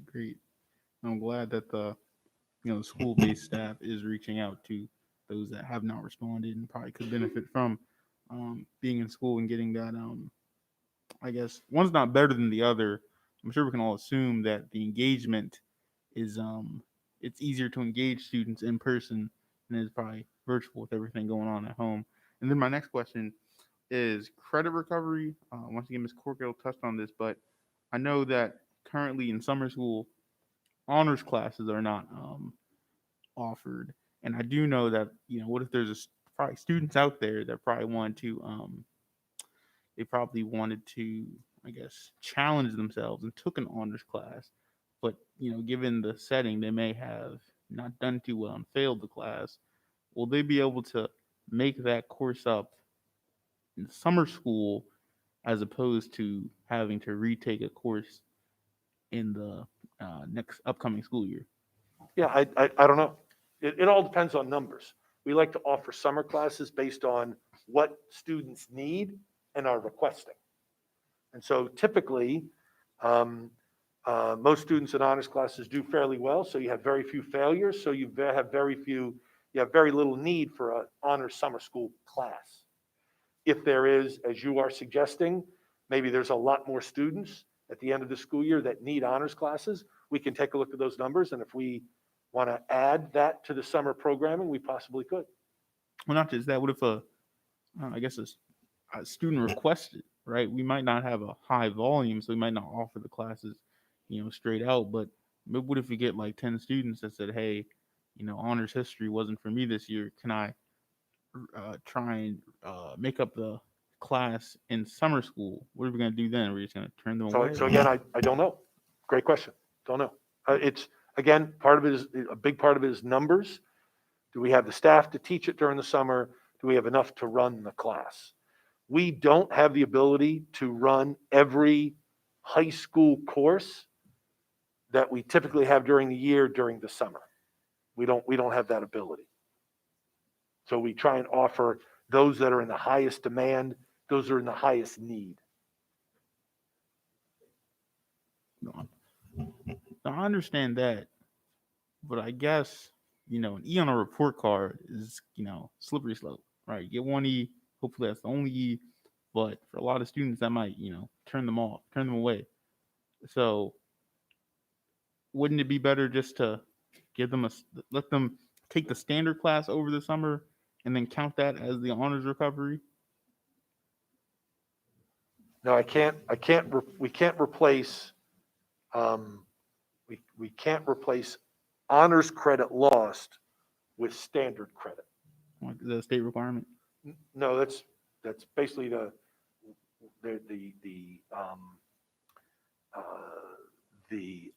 what's the word I'm looking for? The focus, the engagement in the class is different and a little more extensive at the honors level than it is at the regular level. And so that's the reason you get that additional honors credit. But still, wouldn't we want the student to get something out of the class, right? If you have an E in a class, you didn't learn anything, right? You weren't successful at all in the class. Right. Wouldn't you rather have a student, instead of taking honors again, take standard just to get something as opposed to nothing? Sure, and they probably would need that class to graduate. Oh, but right? If they need that class to graduate, then they could take it as I didn't do well in honors. I don't want to do that again. Too much work. It was too difficult, whatever it might be. So I may have to take that class as a standard to earn the credit so that I can graduate. But they still have an E on the report card. Correct. That's correct. But you see I'm trying to get at? Right. You want to erase the E in the honors by taking the standard.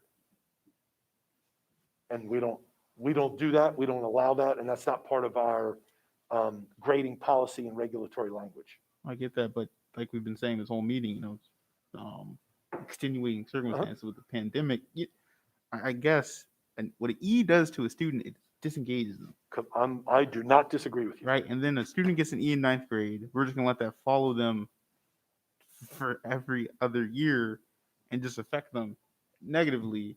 When in my mind, it just seems like we just, tweak the rules just a tad bit, right? It's not like we're saying, we didn't fail, so here's an A. We're saying, well, you failed, here's a chance, but it's not exactly the same, but it's better than nothing. I think that just seems like a fair and viable option. I know it's not what we would normally do, but it's not a normal situation. Right. Okay. Thank you. I mean, I would hope that you really take that under consideration. Just think of the student impact. Thank you, Dr. Thank you.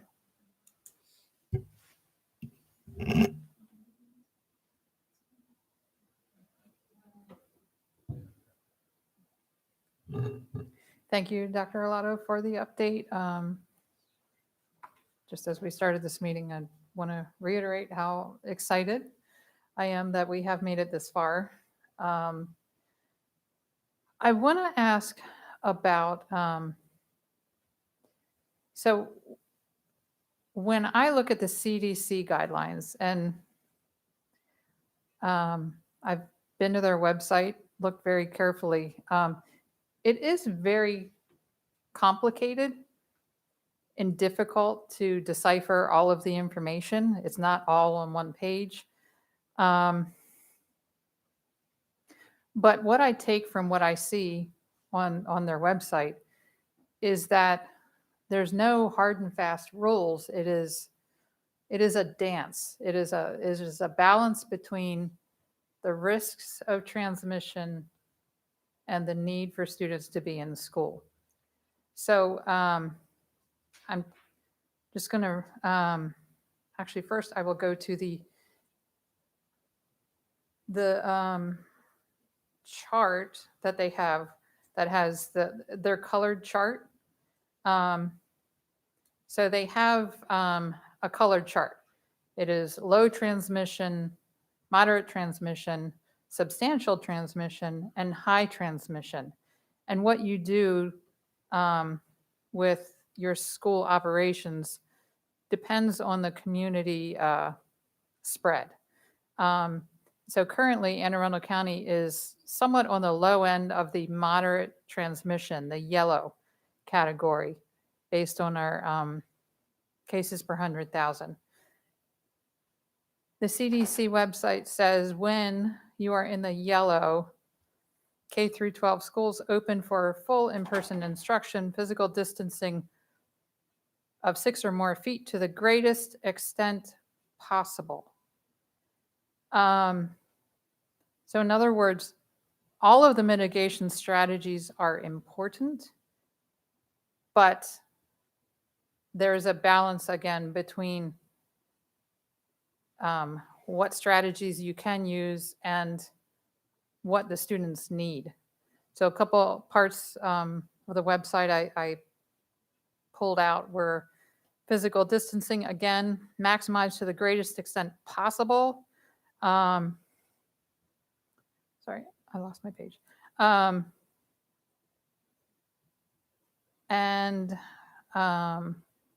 Cohorting or podding is recommended to minimize exposure across the school environment. At any level of community transmission, all schools have options to provide in-person instruction, either full or hybrid, through strict adherence to mitigation strategies. Recommended learning modes vary to minimize risk of transmission by emphasizing layered mitigation. And the recommended learning modes depend on the level of community transmission and strict adherence to mitigation. So that being said, I'm not reading in there that there are absolute what's the word we were using before? Shoot, I'm drawing a blank. Metrics that, again, based on if you're in the blue or the yellow or the orange or the red. Yeah, in the orange, it has a hybrid model. So, Dr. Arlotto, I am very hopeful that we are moving, I'm hoping, rather quickly towards full in-person learning, at least starting with our elementary schools. So I guess I just want to ask you to talk to that a little more. I know you said you're hopeful that the recommendations are going to shift somewhat. But I'm reading from what's already there. We could start making plans to move in that direction. So I think one of the things that also says in that report is it says the two most important mitigation strategies are masking and 6-foot distancing. And it says it over and over and over. Those are the two most important. We have sought clarification, with our local Department of Health, all 24 superintendents meet regularly with the Maryland Department of Health. And when this new CDC guidance came out, we sought clarification. They didn't say 3 feet. They didn't say 2 feet. It says 6 feet.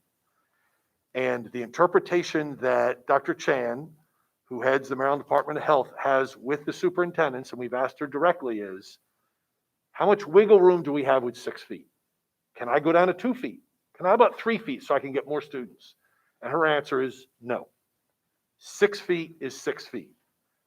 her interpretation, their interpretation, and my understanding of the CDC's interpretation, and several of you joined me on a webinar with, I believe Ms. Corkadell was on that webinar, you had joined that webinar, and this question came up from people from around the country several weeks ago on that webinar when the new CDC guidance came out, and the CDC said that, you know, when people ask, please clarify what you mean by to the greatest extent possible, really their interpretation or the reason they put that in is they realize that people will not have yardsticks between them and they will always be perfectly 6 feet apart.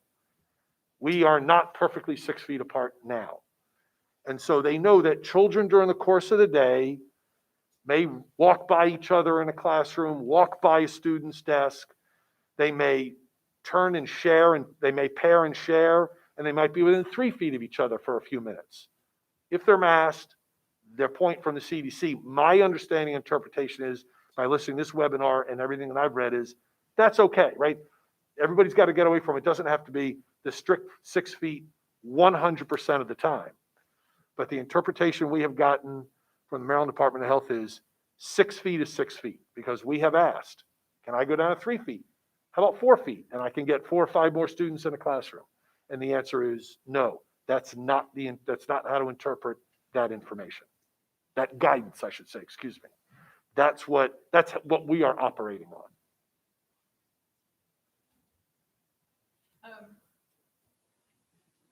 And I'm sorry, I would have to do a little more research, but is Carroll County not going back to 4 days per week? I don't. thought they were. Somerset is the one that's back full-time.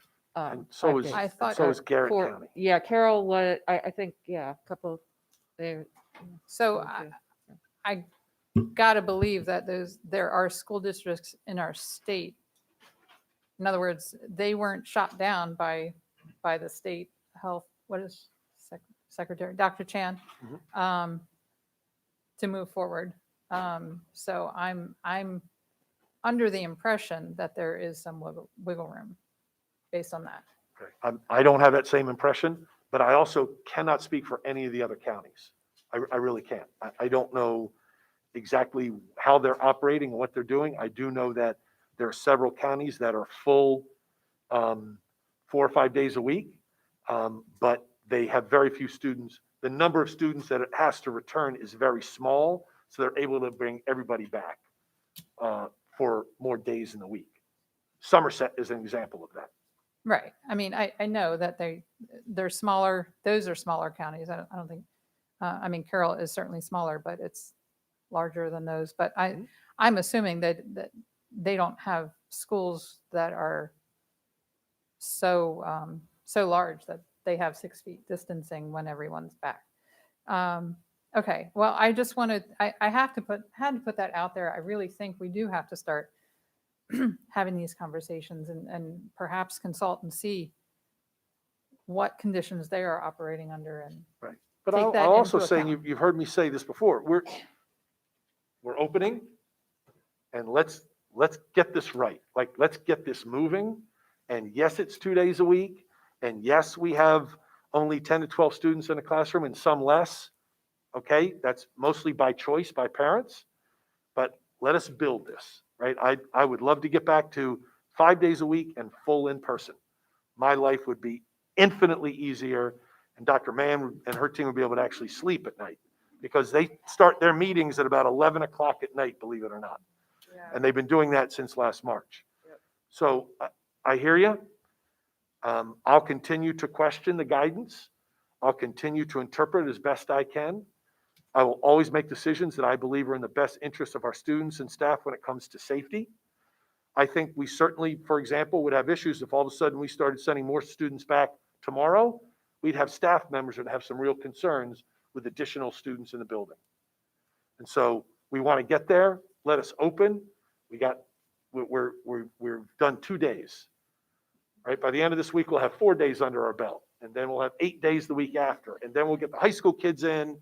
And again, I've said this to my team, and my direction to the team is, let's plan to bring more kids back this spring, because I think things are going to get relaxed. And let's plan to bring everybody back in the fall. Like, that's going to be our focus. We're going to have contingencies in our back pocket because we have learned, if anything, you just don't know. But that's the direction they have. That's the direction we're moving. I hear you. I'm just going to be as enthusiastic as I can to move to move in that direction as quickly as we can. And certainly there will never be enough thanks for how hard everyone is working. So for the few of you in the room here who I know have been working round the clock, thank you. But please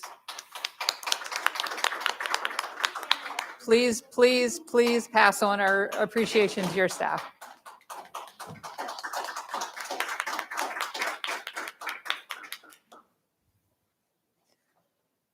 Okay, we've been around. Ms. Schalheim, you have something else? Oh, yes. I've seen a few high school schedules from the various clusters, and I have a question about wellness on Wednesdays. In some clusters, that time starts at 8:30, and the student has nothing before that. And in some clusters, it starts at 7:30. And I've seen copies of several.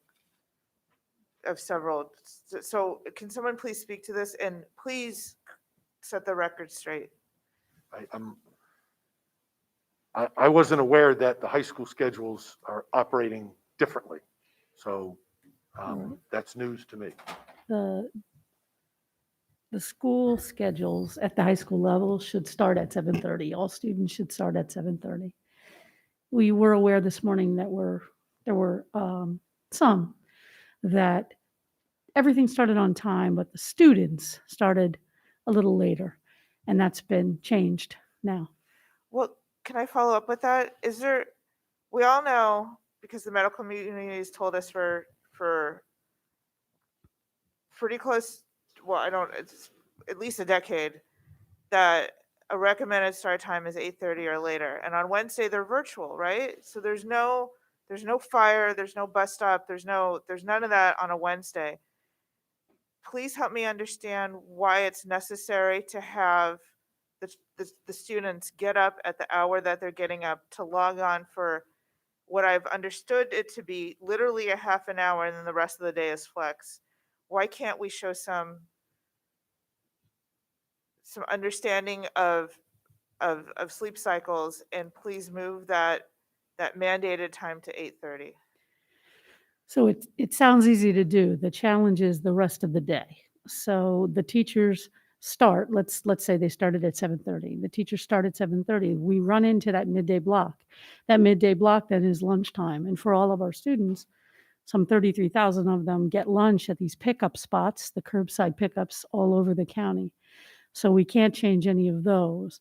So we have a schedule that starts at 7:30. It has a midday block, which students have to honor. Many of them have sibling duties to younger siblings, et cetera. And then we have, underneath that, we have teachers in professional development for the remainder of the day. So if we adjust that block, we really have to adjust everything. And to adjust everything, meal-wise, almost impossible. And then also that the second part of that day with planning and with professional development is locked in to others other than just the secondary high school teachers. And actually over half the district is in professional development at the same time. So it's not as, I understand totally, Ms. Schalling, what you're saying. It's just not that simple with respect to making it work. Is there any part of the Wednesday professional development that's self-guided or not synchronous? Some days and other days, no. Some Wednesdays, absolutely. Other Wednesdays, absolutely not. Because an easy way to fix that would be to have a half an hour of self-guided planning or PD at 7:30. Have your community wellness at 8:30. Still run into that midday block though with lunches. It's okay, but a challenge. So wait, if no students are in school, what time is the midday block for high school? I don't have it memorized, but somewhere right around between 11 and 11:30. I believe Okay. 11:15. Right, but the midday block no students are in buildings, and elementary gets out at 12, well, my daughter's elementary gets out at 12:10. I'm sure others get out up to an hour There are and 18 different 10 minutes elementary earlier. schedules. Yeah, so I guess I'm still not understanding I'm not understanding the midday block argument. I'm not understanding the lunch argument. If no student is in person that day, I guess I'm just not understanding. I just think the easiest probably way to think about it is if we give the students back an hour in the morning, where do we take it from? So if we lose that hour from 7:30 to 8:30 and the whole day continues, where does that time come back? That becomes the Could question. an hour of that synchronous PD time again be moved to 7:30 to 8:30? I mean, it doesn't have to like. Right. stack I and understand what go- you're saying. yeah. It's a complex set of variables though that has to do with professional development planning time and midday block that actually has to align not just with the high schools, but with other schools around the district and PD time across the district. So it's not that your idea, I And get the question. It's just we tricky would have, if we take an hour in the morning from the students, we'd have to add an hour in the afternoon. somehow. Right? We'd have to, right? In that's the easiest way to think about it. It is. If we give them an hour more to sleep in the morning, we have to add an hour to the day. We still have a 6.5 hour day. Right. We still have mandates we have to meet, right? And On so, a Wednesday? Yeah, so- But I thought the rest of the day was flex on for most it of is, the. but it's still available for students to utilize. Okay. Right? We can't just And it's we can't just say synchronous. you're free for an hour. We still have to account for all of that time. And our plan is synchronous, so our teachers have to teach during that time. It's not check in, check out. No, I know, but they're not synchronous. Well, yes, I guess there's some synchronous, but we were able to accomplish this during all virtual. So I mean, you know where this board is headed with start times. It's, and I'll be a broken record, but I think it's a shame that we're making kids get up at that hour when they're not getting on buses and going to school on a Wednesday. And I just implore y'all to think creatively about this and to help solve this issue. Thank you. Yeah. So yeah. So there that is. Thank you so much. I You're welcome. appreciate you You're very much. All right. Oh yes, I do have another question about buses, but it's all germane to this agenda item because it's part of reopening. So, Mr. Sheknovich, if you'll indulge me, when I was looking at data, it occurred to me that, we'll just take, I don't know, any elementary school and, say that elementary school has, I don't, 10 buses. A couple buses come from Annapolis Bus Company, a couple come from Huber's, a couple come from Smith's, a couple come from, wherever. Is there a reason why it's set up that way and we're not, say I'm Smith Bus Company and I have 200 buses, why aren't they the exclusive for school A, B, and C, and then whatever's left over, there are some schools that maybe have half of one and half of another. Why is it, a sprinkling kind of throughout the whole system with, many bus companies serving a singular school? Can you help me understand? Because it's competitive low bid, so they bid on those routes. I can't jerry rig that these routes are going to go to this contractor and that those routes will go to the following. That's kind of illegal. So they, So you do it by we route, not by put them out school. and they bid on them competitively and they win what they win. And over time, I mean, the same contractor could, have possibly, right? I mean, there is some incentive for them to maybe bid more aggressive for routes that are around their lot or maybe in a cluster. That works beautifully on paper, but in reality, we've got 18 companies bidding for myriad routes, and at the end, it is what it is. They win their route for 12 years, and we rebid 1/12 at a county. So there's a continuous sort of like churning, reordering, reshuffling of all those routes. Otherwise, it would really be gerrymandering to private companies, and that's Well, no, I'm not. Oh, my words get twisted so often. I'm not talking about handcuffing or gerrymandering or rigging or whatever. I'm just asking a question because from a layperson who ate, slept, and breathed data all weekend, I think I've been looking at data for 20, 25 hours since Friday afternoon. It just occurred to me that it was a little odd that, that they weren't more, yeah. um, No, I totally get it, right? But like I said, I mean, we started some decades back. We said God's going to say we're going to start school, and then 1/12 of the county gets rebid and rebid, and that's just been going on for decades now, right? Right, So it's again, and it's competitive again, it's a 7-year minimum with an extensions up to 12 years, and those routes just get aggressively competed on, and the more that happens, they probably were a long time ago. I guess, pure speculation, many years ago, they probably were more cohesive, more sort of, but but they've been bid so aggressively for so long. Contractors can't collude, they can't price fix, they can't do all those kind of things that may aid in a little bit more of a, that organization. And the public procurement just basically at the end says the chips got to fall wherever they fall.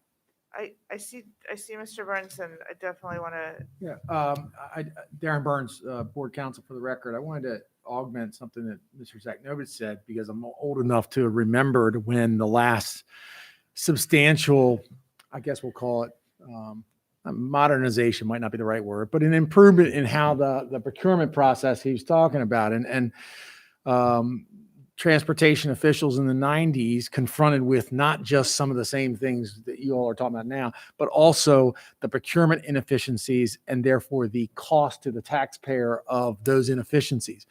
Came up with the concept of bundling contracts and bundling routes. And I think Mr. Zaknovich just said there's sort of a cycle in which different packages are rebid. But what you should understand is there was a time when it was much less efficient than it is now and much more costly. And if it had been done that way now, you'd not be talking so much about routes. In my opinion, you'd be talking about the unbelievable cost of the inefficiency. And so I think it's important to understand the procurement piece is important. The contracting piece is important. You couldn't just change the tires on this 18-wheeler like that because you're in a cycle of procurement. Now, eventually you could redo the whole procurement process. But I remember it was Winship Wheatley, I think was the supervisor of transportation at the time. And I remember when he first presented the plan, I was trying to make sense of it. I mean, just from a lawyer standpoint, I was trying to figure out how are we going from this model to this model? I can only tell you that when that process was over, it was a substantial improvement. And that's not to say there aren't other improvements contractually, but you need to take your time with any procurement changes when it comes to these bundled contracts, because it's a very complicated thing to save money, if that's the right word. Right, and I'm not suggesting that, I'm just asking questions. That's And I just want you to know that the procurement piece has a long history and that it is a complicated history. That's all. Got it. And when you say bid on routes, you're talking about you're talking about the existing bus 489 loop around Oakley Forest, or you're talking about mileage? Is that why there's maybe some hesitancy to consolidate or change how we do things? Like, help me understand that a bit. And Mr. Zaknovich can give you details, but I think it's important to understand. I think you're focusing on perhaps the wrong aspect of how these contracts are put out to bid in multi-year fashion. In a more rural school system or in another time, you often had individual, single driver, single LLC, or back then it would have been, a sole proprietorship, mom and pop running a single Yep. bus or two attached to a route or two. I mean, and you'd have to constantly deal with those contracts. Over time, you've gotten much bigger groupings of contracts, both geographically and I'm going to say bundle efficient wise, to look for ways to save some money and reroute things. So it's to say that nowadays it's based on a single route or a single bus or a single permutation, I think skips a couple decades worth of change. It's just not like that anymore. And I hope I've got that right. Yeah, and the other reason is that the old "don't put all your eggs in one basket" adage. If a single contractor had the entire school, like all of Chesapeake, and then that contractor went under or something like that, then all of Chesapeake would be in jeopardy. But by having different contractors, and again, over time, so you're spreading your risk portfolio. Maybe the contractor did go out of business, but maybe only 5 buses that service Chesapeake are impacted. So I'm scrambling around trying to fix the hole for 5, but I don't have 39 buses and a whole cluster that's kind of kaput. It's a diversified procurement. I think that's the best way to put it. I Keep an hear eye. you. Keep an eye. And I actually there was some litigation. Not everybody likes change, right? There was some litigation at the time of that change that some of the cases made their way up pretty far in the court system because some contractors didn't want it to be a more modern system, right? They liked the way it was. So Just from I can share that with a you layperson's offline. perspective, like not a transportation expert, it just, when I was going through the data, it just occurred to me that it was odd and I should ask for it. I'm very happy with. And I'm happy to fill in board with members the on any of that explanation. contractual or legal stuff, at another point, but just ask me and I'll fill you in. I just Thank wanted you. that. Sure. Thank you. And one more question regarding, I understand that the current executive order or the rule is 250 in a singular space. And I know that because there's nothing I like more than going to see concerts, and they don't exist right now because of it. But for the purposes of graduation, is there any way we could get a waiver, an exemption, or whatever? And that's and I know we're all thinking pie in the sky types ideas on the second day of hybrid. And this is all, I just looked at the numbers of cases, and we're second highest in the state in this county right now. And I'm it's all pending that, and I am worried about that trajectory. But is there any way we could, just because there's an executive order doesn't mean we can't ask. Would we ask when we get to that? Okay. All right. Got it.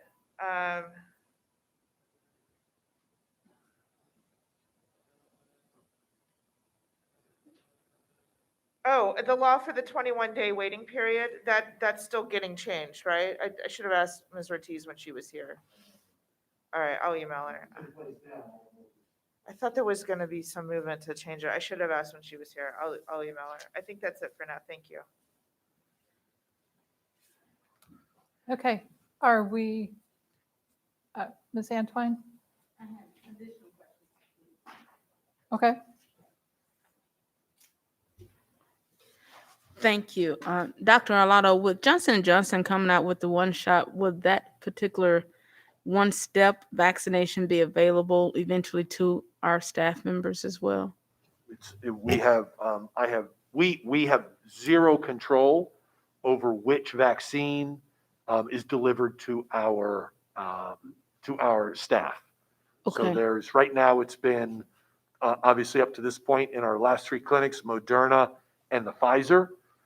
Whatever is sent from the state to the Department of Health is what's given to the fire department and given to our folks. Got it. Nobody gets a choice. Whatever, we just give you a choice of time, and whatever time you sign up for, whatever vaccine is available is what you'll get the opportunity to have delivered to you. It could very well be that the Johnson & Johnson becomes available to our Department of Health and therefore to our staff. Okay, good. Thank you. The good news about that is if it does occur, we don't have to schedule a second dose. Right. That assists us in our delivery process. Great. And then I want to piggyback on what Mr. Smith shared earlier. And Ms. Shalham, thank you for the stats on this. When we did the surveys of parents who wanted to, what we did identify at several board meetings that there were some no responses. And from what I have gathered, some of these non-responses are mostly farm students. So if it is identified that some of these students are struggling in the virtual environment, can more engagement be done with those parents to try to get them back into school before they fail? I realize by March we have like not even 90 days, but that's still 90 days of more aggressive engagement. The For me, one of the reasons I voted for going for reopening was to support students who were struggling. And I'm not sure that struggle, of course, was in some cases because they didn't have the support at all at home. If we understand that that support is not there, could we do more to engage and help them educationally before they fall off the track? Yes, ma'am, and that's been going on for months and months and months. Absolutely. So counselors are involved, PPWs are involved, social workers are involved, principals, assistant principals, teachers. So if a student, again, hybrid or where we've been for the past year, virtual, if they're struggling, if they're not engaging, if they're not performing well, then we continue to provide supports and get them engaged, and we want them to be successful. Okay, and then I guess a part B to that, some if parents are now, getting word, maybe they missed the survey or whatever the case, they're getting word, and there is a window of opportunity for them to make the choice to come back to the schools. How long is that window for? Well, I'm not sure there's a window. Okay. It's based on the availability of space inside each classroom. Okay. And if they require transportation, then if there's space on the bus that would transport them to their school. Got it. So we'll continue to, it's not a, that's what I mean by it's not a window, Ms. Antoine. We'll continue to fill those slots throughout the spring as long as those two variables can be met, room in the classroom and room on the bus, if transportation is required. Yes, sir. Thank you. And then finally, for our charter schools, is the hybrid environment working the same way for them as well, like at Chesapeake Science Point? Yes. Okay. Thank you.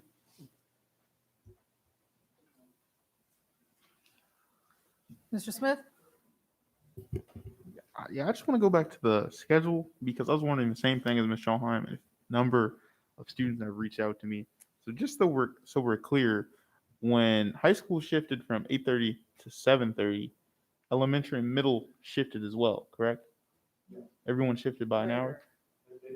They shifted They back. didn't shift similarly, meaning they didn't shift exactly the same. They reverted back to their start and end times prior to COVID. Oh, okay, and that's where Dr. McMahon was talking about with we run into confusion with the lunch hour, correct? And like professional development. Yes, we have those times built into the day. And so if we give the students, I hope I say this right, if you have an additional hour to sleep in the morning and classes start at 8:30 instead of 7:30, we're going to have to add time for you, the student, in the day, which it will take away from what we already have scheduled for the teachers to do, which could be professional development. Oh, wonderful. Okay, no, that makes sense. And as I was looking at I pulled up my Google Classroom and I pulled up Mead's schedule. So from 7:30 to 8:30 on Wednesday, student wellness. Then from 8:05 to 8:40, Flex A. 8:45 to 9:20, Flex B. 9:25, 10 o'clock, Flex C. Couldn't you just shift the student wellness block and like a flex and shift that? Start with the flex? Yeah, Could we? Sure. I think that's a viable option. Okay. No, because one, you're just, I guess, helping the students out because a lot of students, right? One, they don't like going back to the 7:30, but they know they have to do that to come back in person. And two, a lot of students don't like student wellness, right? So essentially, you're kind of, I don't know, I want to say like cutting them a break and increasing student morale. It's kind of like how we did with the regular schedule, right? Shows that the school board is listening to the students. I mean, we always listen, but perception is reality, and sometimes students don't feel all the changes. They would definitely feel this change. So I would really strongly encourage we just look at that, because that seems like a very simple fix. And even if you can't, shift it back an hour, just shifting like flex A and student wellness gives students extra 30 minutes, right? That's all the difference. 30 minutes versus an hour. So I think, whatever we can do, we should do it. I mean, any changes you do make, please, keep the board updated, informed. We made changes to the high school schedule, right? Remember that? Yes, of course. Okay. All No, right. And we went through what it was now going to look like, and we changed to we added the 20 minutes to each of the periods. We also talked about the Wednesdays and what Wednesday was going to look like, right? So that's the same schedule as we had in virtual. Now it's just, right, obviously an hour earlier. No. So, yeah, no, the problem is not with, I guess, the schedule, not the problems with the time. That, Right, like you right. said, You want to sleep longer on Wednesdays. Yeah, because I mean, Got it. Yeah, the options Got there.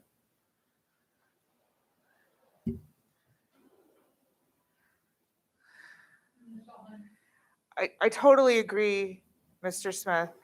This isn't about sleep. This is about what's developmentally appropriate and what the medical community has been stating for a very long time. And how can we possibly be about student mental health and then do this to them on a Wednesday when they're not getting on a bus and going in? So yes, I definitely encourage and implore everyone to please rethink this, and I thank you for doing so.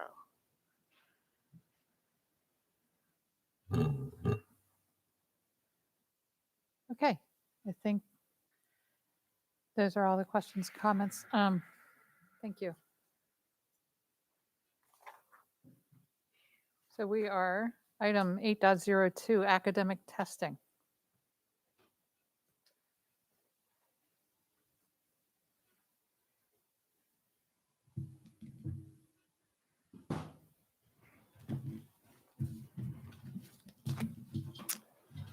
Good evening, President Ellis, members of the Board of Education, and Dr. Alato. For the record, I am Jason Dykstra. I am the Executive Director of Instructional Data.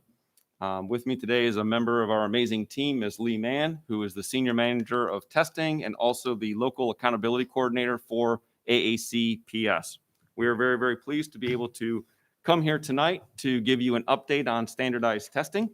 We're going to cover lots of information, and we certainly will take your questions at the end. We want to start with a little context. So we want to talk a little bit about the fact that the federal government has been involved in testing for a very long time, actually well over 50 years. And so this started a long time ago when the federal government decided to put money towards public schools in states and local school districts for educational equity through ESEA. Along with that money came testing and accountability. So we've been doing this a real long time. Some of us may remember as kids taking tests like the Stanford Achievement Test, or maybe the Iowa Test of Basic Skills, the California Achievement Test, Terra Nova, and NAEP actually still exists till this day. So those tests are really as a result of the federal government's involvement in public education. We really actually had a lot of change, substantial change. The act has been reauthorized every 5 years for that time frame, but we really saw substantial changes with what came as to be known as No Child Left Behind in 2002. That's where we saw testing increase to more grade levels. We saw more content areas included. That's where we started reporting testing data by student group. We heard about things called AYP. There were consequences for school districts and schools if they didn't meet certain targets and goals. And so testing really took kind of a front seat with the reauthorization of ESEA, then called No Child Left Behind in 2002. The most recent change really came pretty recently. In 2015, the Every Student Succeeds Act, we call it ESSA. ESSA still requires testing, but what it did is the federal government really gave the states and the locals a little bit more freedom to include other factors rather than just testing while we were measuring success, right? While we were measuring accountability. So they gave us some flex. We can really look at success in those school report cards a little bit differently, and that was certainly welcomed news for all of us. But the same testing requirements that we saw in No Child Left Behind are actually still in existence, and in some cases have actually been increased over time. We can go to the next slide, Bob. It's also important to remember that the federal government is not the only institution that is involved in standardized testing, right? We have COMAR, we have state laws that come to us either through MSDE or the State Board of Education, and also our state legislature has also gotten involved in creating some laws that govern testing in Maryland regarding, could be GT, could be kindergarten readiness, could be CCR, but there are state laws in addition to the federal laws that very much govern what we do and why we do it with regards to assessment and accountability. So that's an important context to remember. When we look at the history of testing in Maryland, when I started 30 years ago in 1991, we had the Maryland functional tests. We had a reading one, a writing one, a math one, and a social studies one, and they were tied to graduation as far back as then. We did move to some fun tests called MSPAP. We also moved to MSA. With the advent of Common Core, we started PARC. That was more of a national thing, but we also adopted it in Maryland, PARC. And that was really tied to the Common Core standards. The state of Maryland made a decision fairly recently that we really wanted our own tests. We wanted our own tests aligned to our own standards, the Maryland College and Career Readiness Standards. And so we now have what's an umbrella called MCAP, and MCAP stands for the Maryland Comprehensive Assessment Program. It's important to realize MCAP is not a test. It is a series of tests that we give to lots and lots of different kids. And I'm just going to take a minute to kind of go over a little bit of highlights on what's really included, because it's sometimes more than what people realize. What you'll see on this chart is that we really cross many different content levels. So you'll see math, English language arts, science, and social studies. You'll see multiple grade levels. You'll see multiple content areas and multiple tests. And so all of those tests are under the umbrella of MCAP.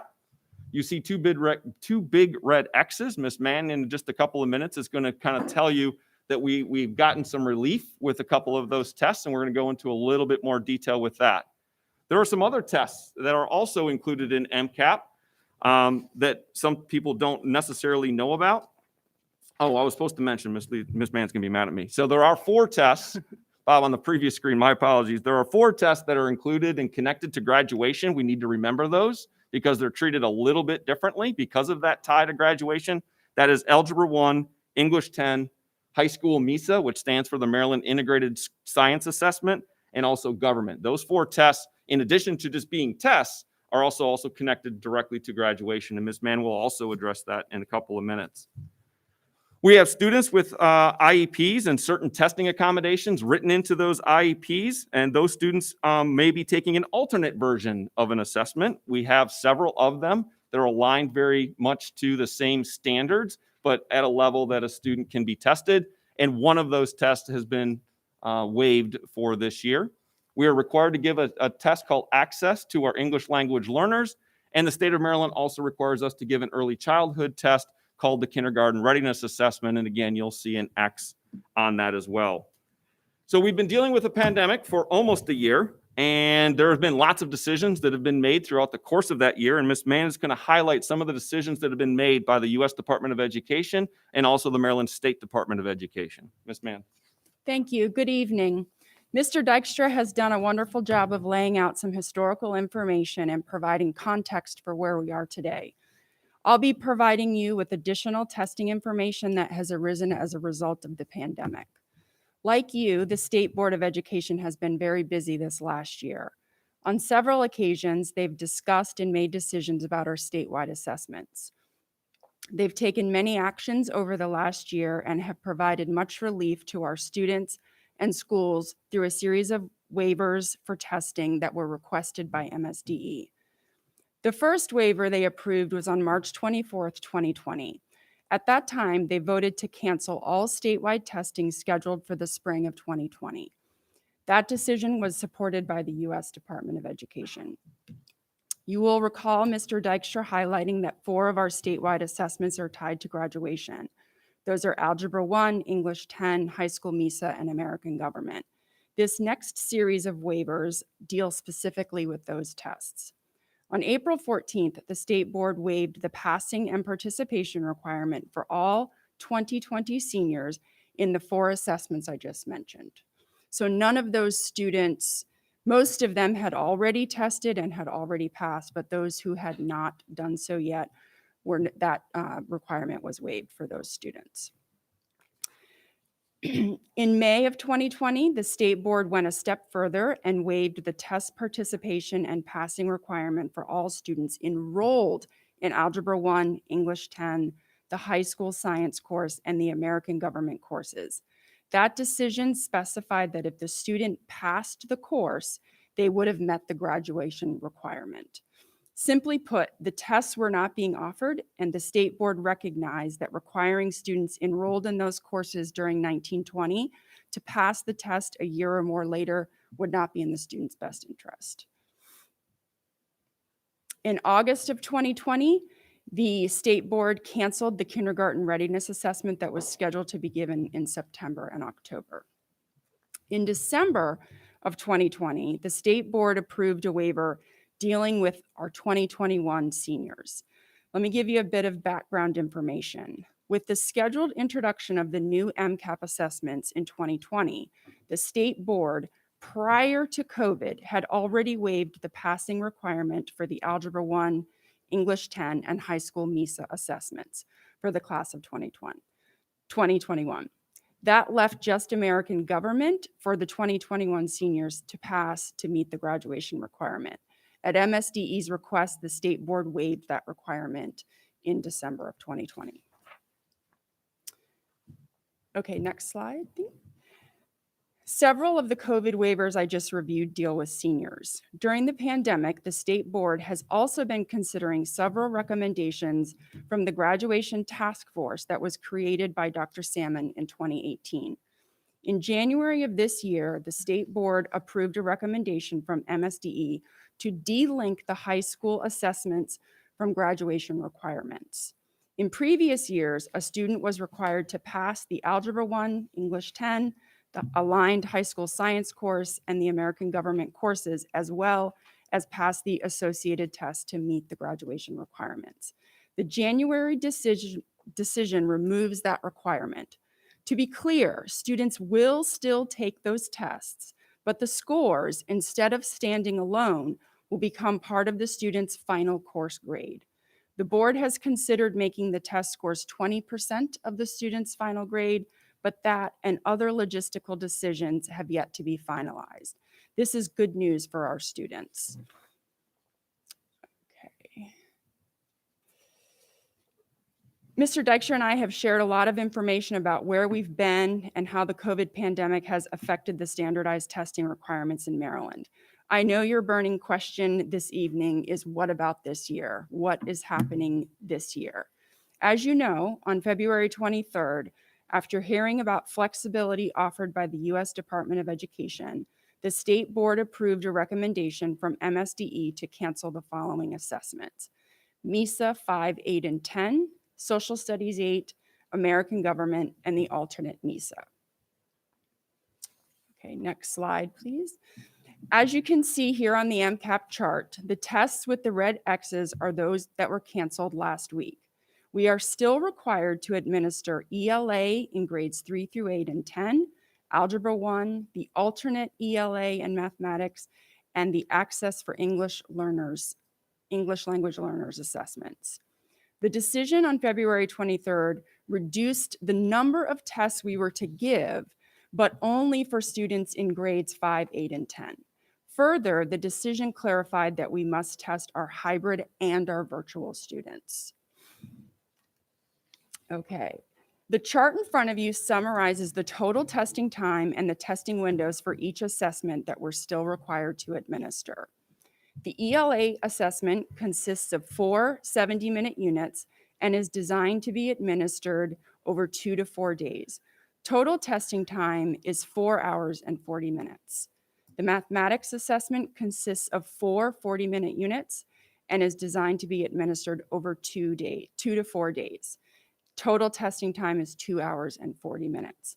MSDE has set the testing windows to open March 8th and close on June 4th. The alternate ELA and mathematics tests are untimed and consist of 6 to 9 sessions per subject. Each session has 3 to 9 questions and on average will take students 4 hours over 5 to 6 days to complete both tests. The test is administered one-on-one and is adaptive, meaning that the test adjusts the next question based upon how the student did on the previous question. The Access for English Language Learners assessment consists of 4 domains in reading, writing, mathematics, and speaking. The test is generally administered over 2 to 4 days, is untimed, and on average takes students a total of 3 to 5 hours to complete all domains. I would like to note that the alternate assessments and the Access for English Language Learners assessments cannot be administered virtually, so only students enrolled in hybrid learning will be taking those tests. Now I'm going to give it back to Mr. Dykstra, who's going to talk to you about our next steps. So where do we go from here? So we have a decision. The truth is we're still actually waiting for some details. And so we just found out yesterday that the State Board of Education has scheduled a special meeting about assessments tomorrow actually after late afternoon. And so we're anxious to see what that's going to provide. Is it going to be clarification? Are they going to change previous decisions being made? We certainly don't know that at this point. So Ms. Mann and I and her entire team will be tuned in to kind of see what happens tomorrow late afternoon. In addition to that, whatever decisions get made tomorrow by the State Board of Education, we still need to wait also for some direction from MSDE, right? What are the rules of the road and how this testing procedure is going to work, right? It's a new platform. We've never done this before. And so we really need to wait to see what the requirements are. How is this really going to work for students? How does this work for devices? How does this work for teachers? And so we'll be waiting for those details. So one of the things you may have noticed on that previous chart is that the window starts pretty soon. That really was more about MISA, the Maryland Integrated Science Assessment. So I want to just reassure both this board and Dr. Arlotto that right now, Anne Arundel County Public Schools is going to focus on the transition to hybrid and virtual learning. Even though you saw that those testing windows open very soon, like next week, right? We have absolutely no intention of testing students this month and possibly even early next month. So we're going to wait and see what the State Board of Education does. We're going to wait to hear from MSDE on how this new testing platform, new testing procedures will work. And then we're really going to work with our schools, our school test coordinators, who are an amazing bunch of people, and our principals, and we're going to put together testing plans that make sense. We're going to have a goal. The goal is pretty straightforward. The goal is actually pretty simple. We're going to try to minimize the impact on instruction and synchronous learning. So we're going to see what the rules of the road are, and then we're going to see what we can do to minimize that impact, because we want to stay focused on virtual and hybrid learning in Anne Arundel County Public Schools. So we're going to use the testing windows to our advantage. We're going to use the testing window to make sure that we're not testing kids multiple days in a same week. So we want to take advantage of the fact that we have until June 4th for many of the tests and June 11th for some others. So we're in a little holding pattern right now. So we're hoping for some information tomorrow afternoon. We're hoping that sometime this month that we're going to get some further insights into how this testing platform works for our kids and our teachers. And then we're going to work with our schools. And again, we're going to go in it with one singular goal. We want to minimize the impact on instruction and synchronous learning. That will be the goal of myself, Ms. Mann, as we work with all of our school test coordinators and principals. With that, we'll be happy to take any of your questions. Okay, let's keep it to 2, at least first round. Thanks. Good evening. Firstly, thank you for your presentation. I watched you go to bat for us. You're amazing. I was like, who is this person? And I immediately texted Dr. Arlotto. She killed it. Please thank her, so thank you for your testimony in front of the state board. I was hemming and hawing about whether or not I should ask President Ellis if I could say something, and then decided that that'd probably be a really bad idea, and then you were there and you just did amazing. So thank you. Thank you. For all y'all listening at home, I am totally against having state testing this year. I know you all are too, based on your testimony, which I again thank you for. I think this is a mistake. I think that if we really care about student mental health, again, we should not be sending our kids back to classes to do testing. We should be meeting them where they are, focusing on educational recovery, focusing on mental health, all of those things. So I'm furious at the MSDE decision. I hope they change course tomorrow, and I look forward to tuning in if it's going to be broadcast. I assume that it will be. 4:15. 4:15. Thank you. Noted. So am I hearing you correctly? I'm reading between the lines a little bit. Like maybe this is a Wednesday situation if we're going to minimize the impact on instruction and synchronous learning.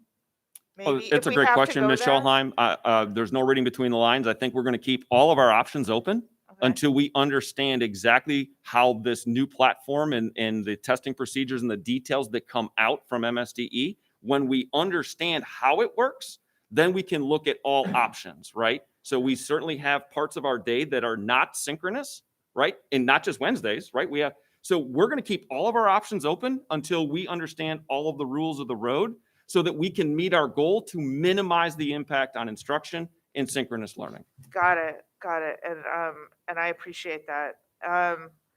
Here, my second question for this round is, we have iReady.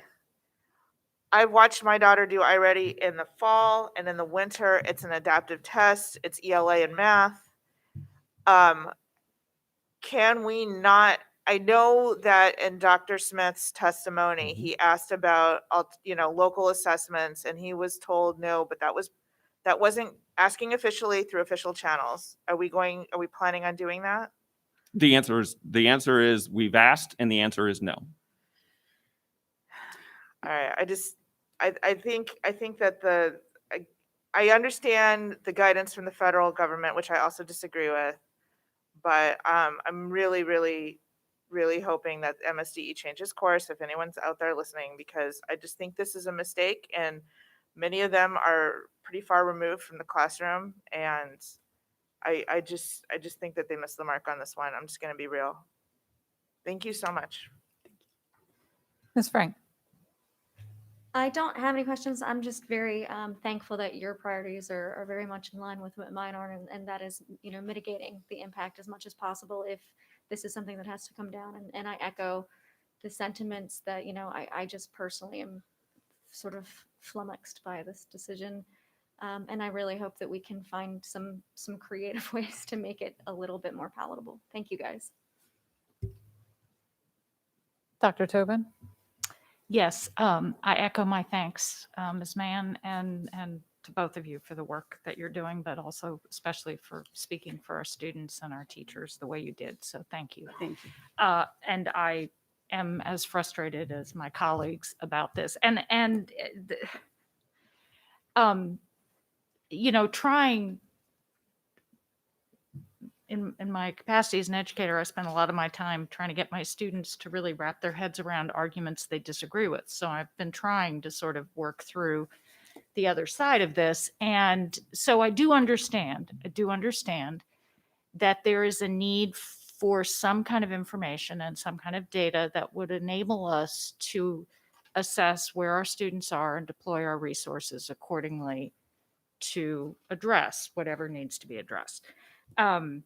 But the frustration to me is, if I understand this correctly, and I may not, but given the history that you gave us, we are essentially using new instruments in some cases, right? So we don't even have a baseline. So I guess my question is sort of two things that you may not be able to answer now, but I'd love to hear as things unfold. First of all, just what is the data going to look like, and what's it going to tell us that's meaningful? And second, we have the obvious problem of some students in hybrid, some students at home. And I know you don't yet, the platform and everything has to be worked out, but the obvious question has to be, what the heck how's a kid going to be tested at home? I'm assuming then all the kids would be tested on the virtual platform because you've got some in the building and some out. But in any case, those are just some of the obvious questions that that come to me. And so I share, as I said, my colleagues' frustration, and mostly because it's hard for me to see how we're going to get data that's really going to be tremendously valuable. So I do hope that in the discussion tomorrow, there is those issues come up, and I'm sure you do too. So thank you very much. Ms. Antwine? So, in your engagement with State Education Department, what is the insistence? Because they're living the same life we're living, and they're seeing the learning loss that we're witnessing as well. What is the insistence on doing the standardized testing this year? Ms. Antoine, it's a great question. I think we need to remember that the day before the state board meeting, the U.S. Department of Education released its guidance, and the federal government is ultimately the decision maker that decided that local school systems have to test in English language arts and mathematics. There was a formal communication that went to all of the state superintendents with that decision. So the state, while they were given some flexibility within the guidance from the U.S. Department of Education, the federal government basically did not waive the test for public schools this year. Got it. So what will my understanding of the test results that also it's often associated with performance as well as funding of programs and otherwise. Correct. So is the data, from what you all understand, is the data that, or the results from these tests, will they be utilized for the same situations in the future? Another great question. The federal government did waive all accountability. So the state of Maryland can apply for a waivers to not have any of the data included in any of the accountability measures associated with ESSA. So accountability has been waived, but the federal government didn't go so as far to eliminate all the tests. We eliminated some, but we still are required to give, the states are still required to give English language arts and mathematics. Excellent. Thank you. Yep. Mr. Silkworth? Yeah, I agree with Dr. Tobin. And I want to thank Ms. Mann and Mr. Dykstra. Your goal about minimizing the impact on synchronous instruction is absolutely where we need to be. Of course, there's some things here that are outside of our control right now. We'll know more tomorrow, and I have every confidence that once we find out where we have to go, that you'll come up with a great plan. In the meantime, we should continue to advocate for what we believe, and that is that the mental health of our students is so critical, and to bring them back and then test and test and test and test is going to be a negative, not a positive. So again, I thank you for everything that you've done. It was really very, very great, and we'll see what happens tomorrow. Mr. Smith? Yeah, I just want to say, first of all, thank you both for the presentation. I concur with my colleagues. This is one of those, if this world were mine moments, definitely waive the testing. And that definitely, as a student who has pretty much taken all the tests that you showed on the screen, I remember my biggest concern was the MSA. Times were good. But here we are, and we'll just see what happens tomorrow. And I trust that whatever happens, we're in good hands with you both and the rest of your teams. Thank you. And I have to echo, thank you for a fantastic presentation. It made me realize that pre-COVID, we should have had a presentation on testing, because I think it takes the mystery out of it for a lot of people. I mean, you so quickly and concisely wrapped up the history and what it is, what these tests are that our kids are taking. So I appreciate that aspect of it. I greatly appreciate your advocating for our students I can't thank you enough for that. Couple of questions. First of all, I have to make a statement. That clearly, I'm against state testing this year. I know last year they pretty much had to cancel testing because logistically they couldn't really deliver the tests. But it's so much worse for our students this year than it would have been last year. They had completed nearly 3/4 of their year. This year, there can be no meaningful baseline. I think I've said it before. I think there are good intentions. We're all worried about learning loss, and it would be wonderful to get a clear picture of where we are. But again, we have no baseline to base this off of. And getting that information just simply is not as important as having our students in the classroom and catching them up and doing everything we can for them. So off my soapbox. So I'm a little confused about, so the accountability piece of it is gone, you said, from the federal government. But I was under the impression that the high stakes aspect of the testing has been removed by the state. So, but I might have misunderstood your presentation. In other words, do we still have a graduation requirement tied to tests that are taken this year? That was included in some of the waivers that Ms. Mann went over. Okay, I'm sorry I missed that. Yep, no, we're good. And so for the class of 2021, we're all set. Okay, so a student taking Algebra 1 this year would take this test, but they will not have the graduation requirement. Correct. They just take, okay. I'm Seniors sorry who that- have not tested in Algebra 1 and English 10 today, they're still required to participate. We understand that the state board is going to take that into consideration and revisit the participation aspect for English 10, Algebra 1, and MISA, high school MISA. So right now, they don't have to pass, but they're still required to take it if they have not yet. But our understanding is they're going to revisit and address that at a future meeting. So participation is a graduation requirement? Am I At understanding that? today, yeah, right now it is, yes. Okay. It's also important to understand, let me just jump in that, because you mentioned the federal waiver when you began your comments. The federal government requires accountability in assessments, but the high stakes nature that you're referring to is a state decision. Right. Correct. That's the Right. state law. Right, so the feds don't say you have to pass Algebra 1 to graduate in a Right. Maryland school. They just say you have to take Algebra 1 and show us your scores. Each state can decide, and very few have requirements, those tests as associated with graduation requirements. We're one of the few. We're one of the few. We're one of the few That sucks. Sorry, no. that connect that, whatever the federal test is that we're turning in for accountability to graduation. That's a state decision. All right, thank you for that.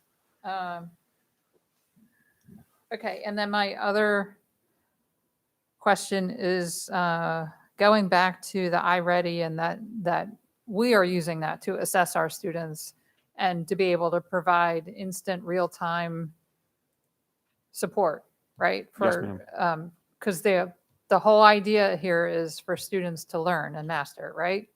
And so am I correct that so the federal requirement is still that states test? If a district were to request that the state use or consider our own assessments, whatever we're doing, in place of MCAP, do the states have the ability to do that? That's a great question, President Alice. I don't actually know the limits of their authority. What I know is that the many local school systems, because they put that requirement also on us, given the pandemic, that we had to have a diagnostic tool, right? We have to kind of know where our kids are, how they're doing, and we have to do it multiple times, throughout the course of the year. What I do know is that we've asked, up to and including Dr. Smith's testimony at the State Board of Education, and the answer has been no.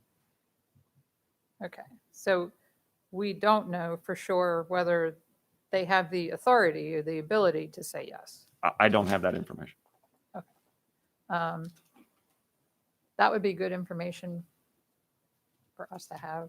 Can ask that Friday. I can ask that Friday. It's not, you didn't know I was going to ask the question. I'm just, as a follow-up.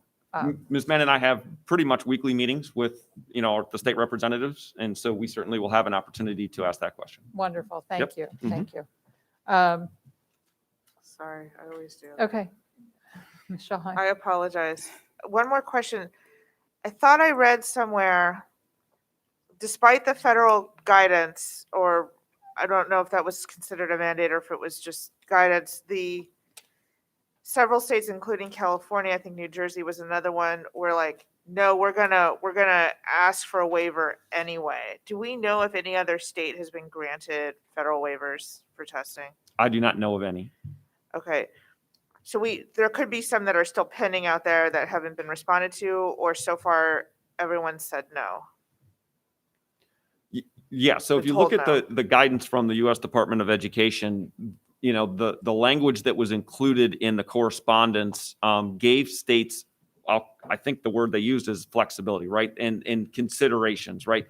You could use shorter tests. You could change when you give the test, right? So they gave them some flexibility that was fairly generic, but what they fell short of doing was telling states you don't have to test. That they didn't go that far. They just said you could shorten them. You maybe want to consider when you give them, but you still have to do it. Right, but it'll be interesting to see, and I know, we can't look at it, we can't know if and when the federal government would even respond, but if the government hasn't yet responded to some of these states, and if it turns out that they're granted a waiver, that's when I'm gonna suggest, or maybe even motion, that we ask MSDE to do the same, or we ask for some. Is there any other pathway to waiving out of this, I guess, is where I'm headed. Not to my knowledge. Okay, thank you. Dr. Tobin.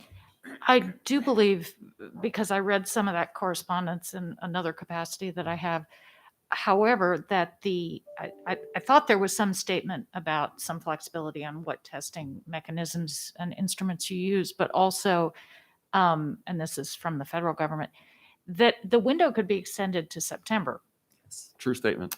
And so I was,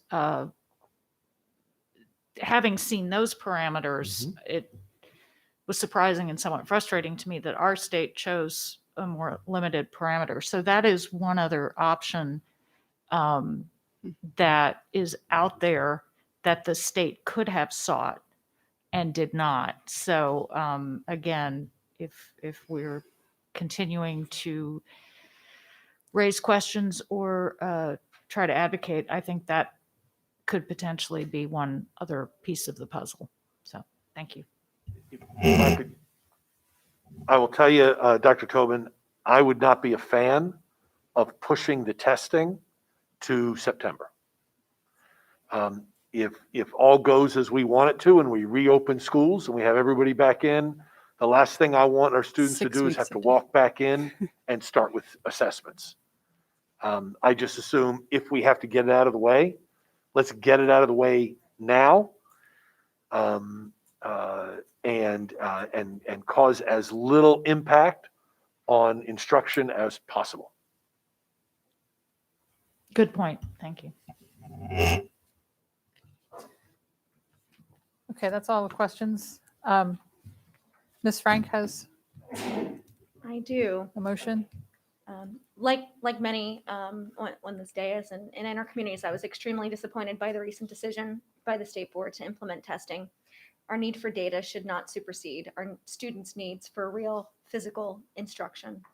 As we are just getting our students back into buildings, this decision troubles me greatly, and I'm hopeful that the decision to have a special session will result in a change of course. To that end,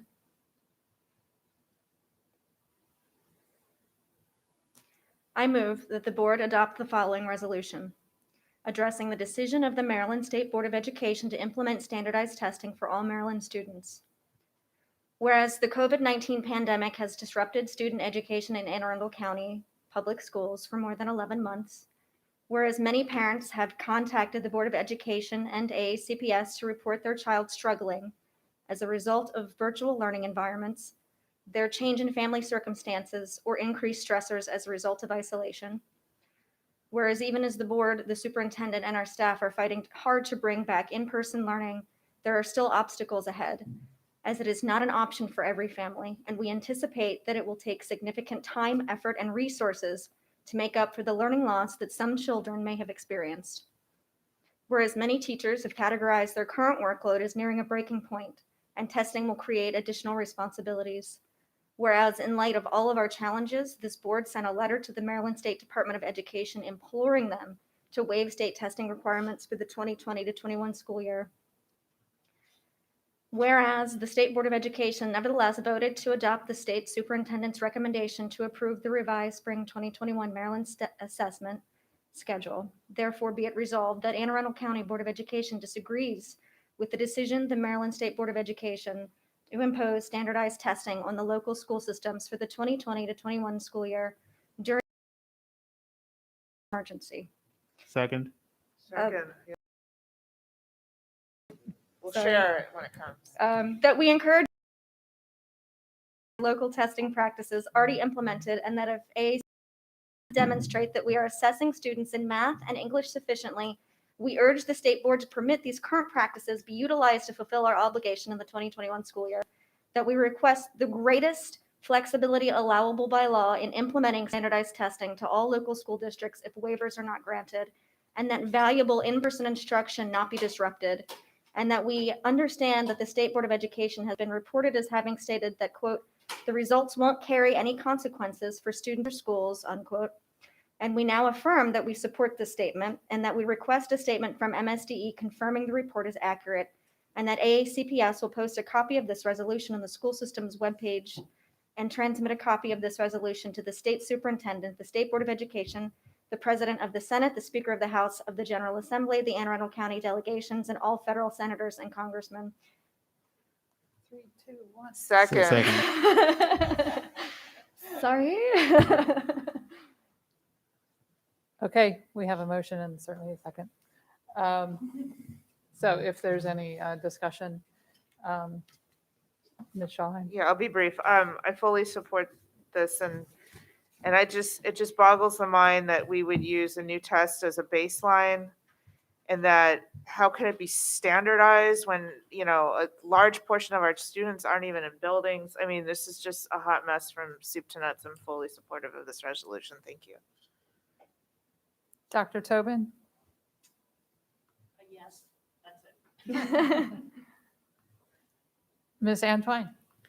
I not only support the resolution, Ms. Frank, I thank you for the detail that you provided as justification and support. Indeed. So I support this resolution. Thank you. Mr. Silkworth? I'd like to thank Ms. Frank for this motion. I clearly am in support of the motion because I think it's really in the best interest of our kids. Mr. Smith? Yes, thank you, Ms. Frank. And as you can tell from my premature second, I'm very much in support of this. Thank you, Mr. Smith. And thank you, Ms. Frank. But I have a technical question.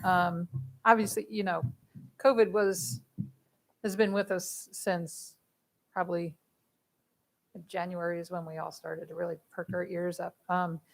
But I'm wondering, the first whereas, where you say more than 11 months, what you meant by the disruption, because we haven't, oh, no, you're right, 11 months, not 12.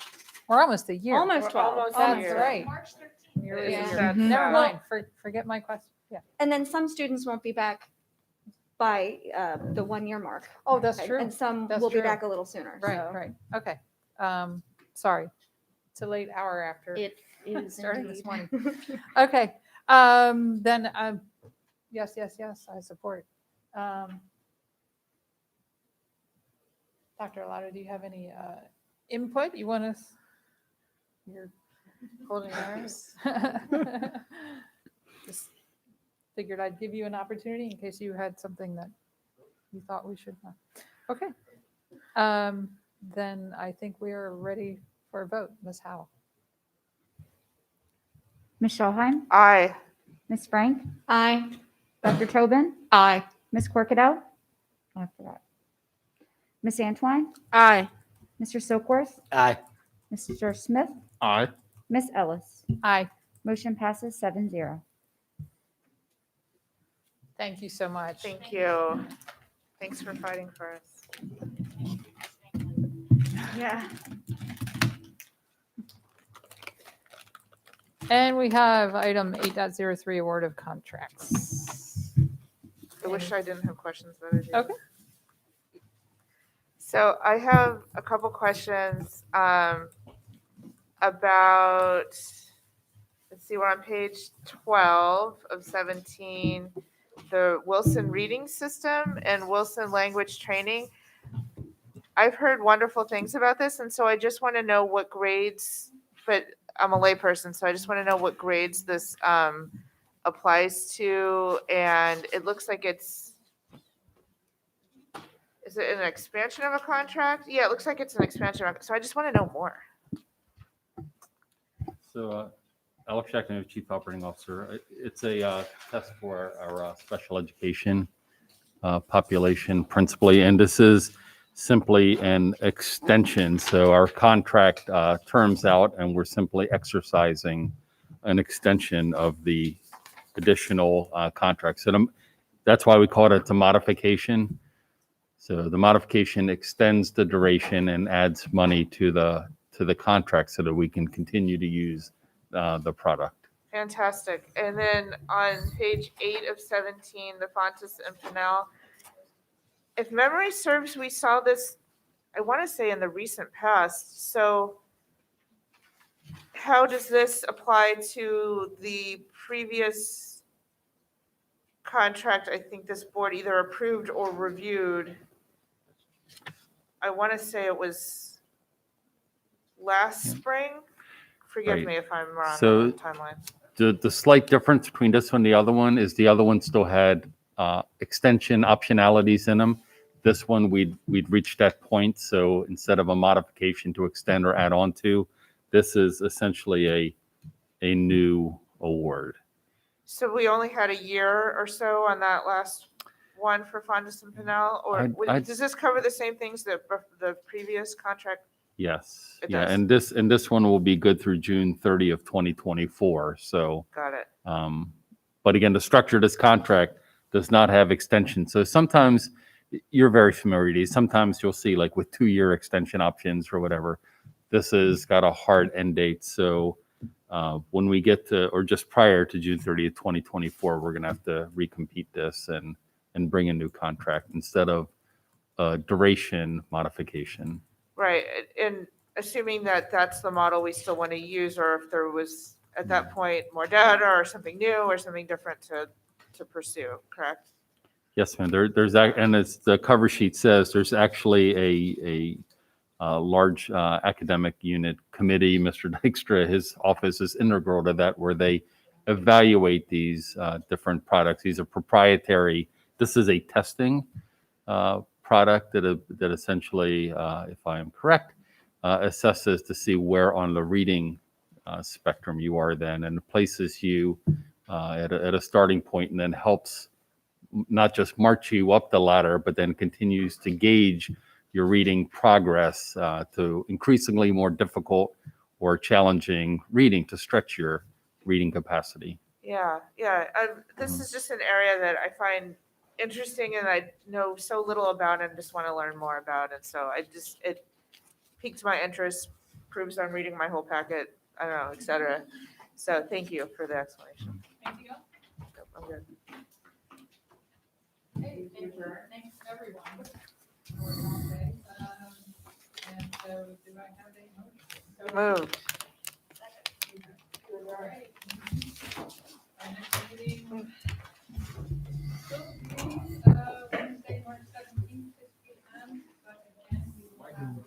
Microphone. Next meeting, 6 PM, March 17th, and March 9th, we will be having the community conversation. St. Patrick's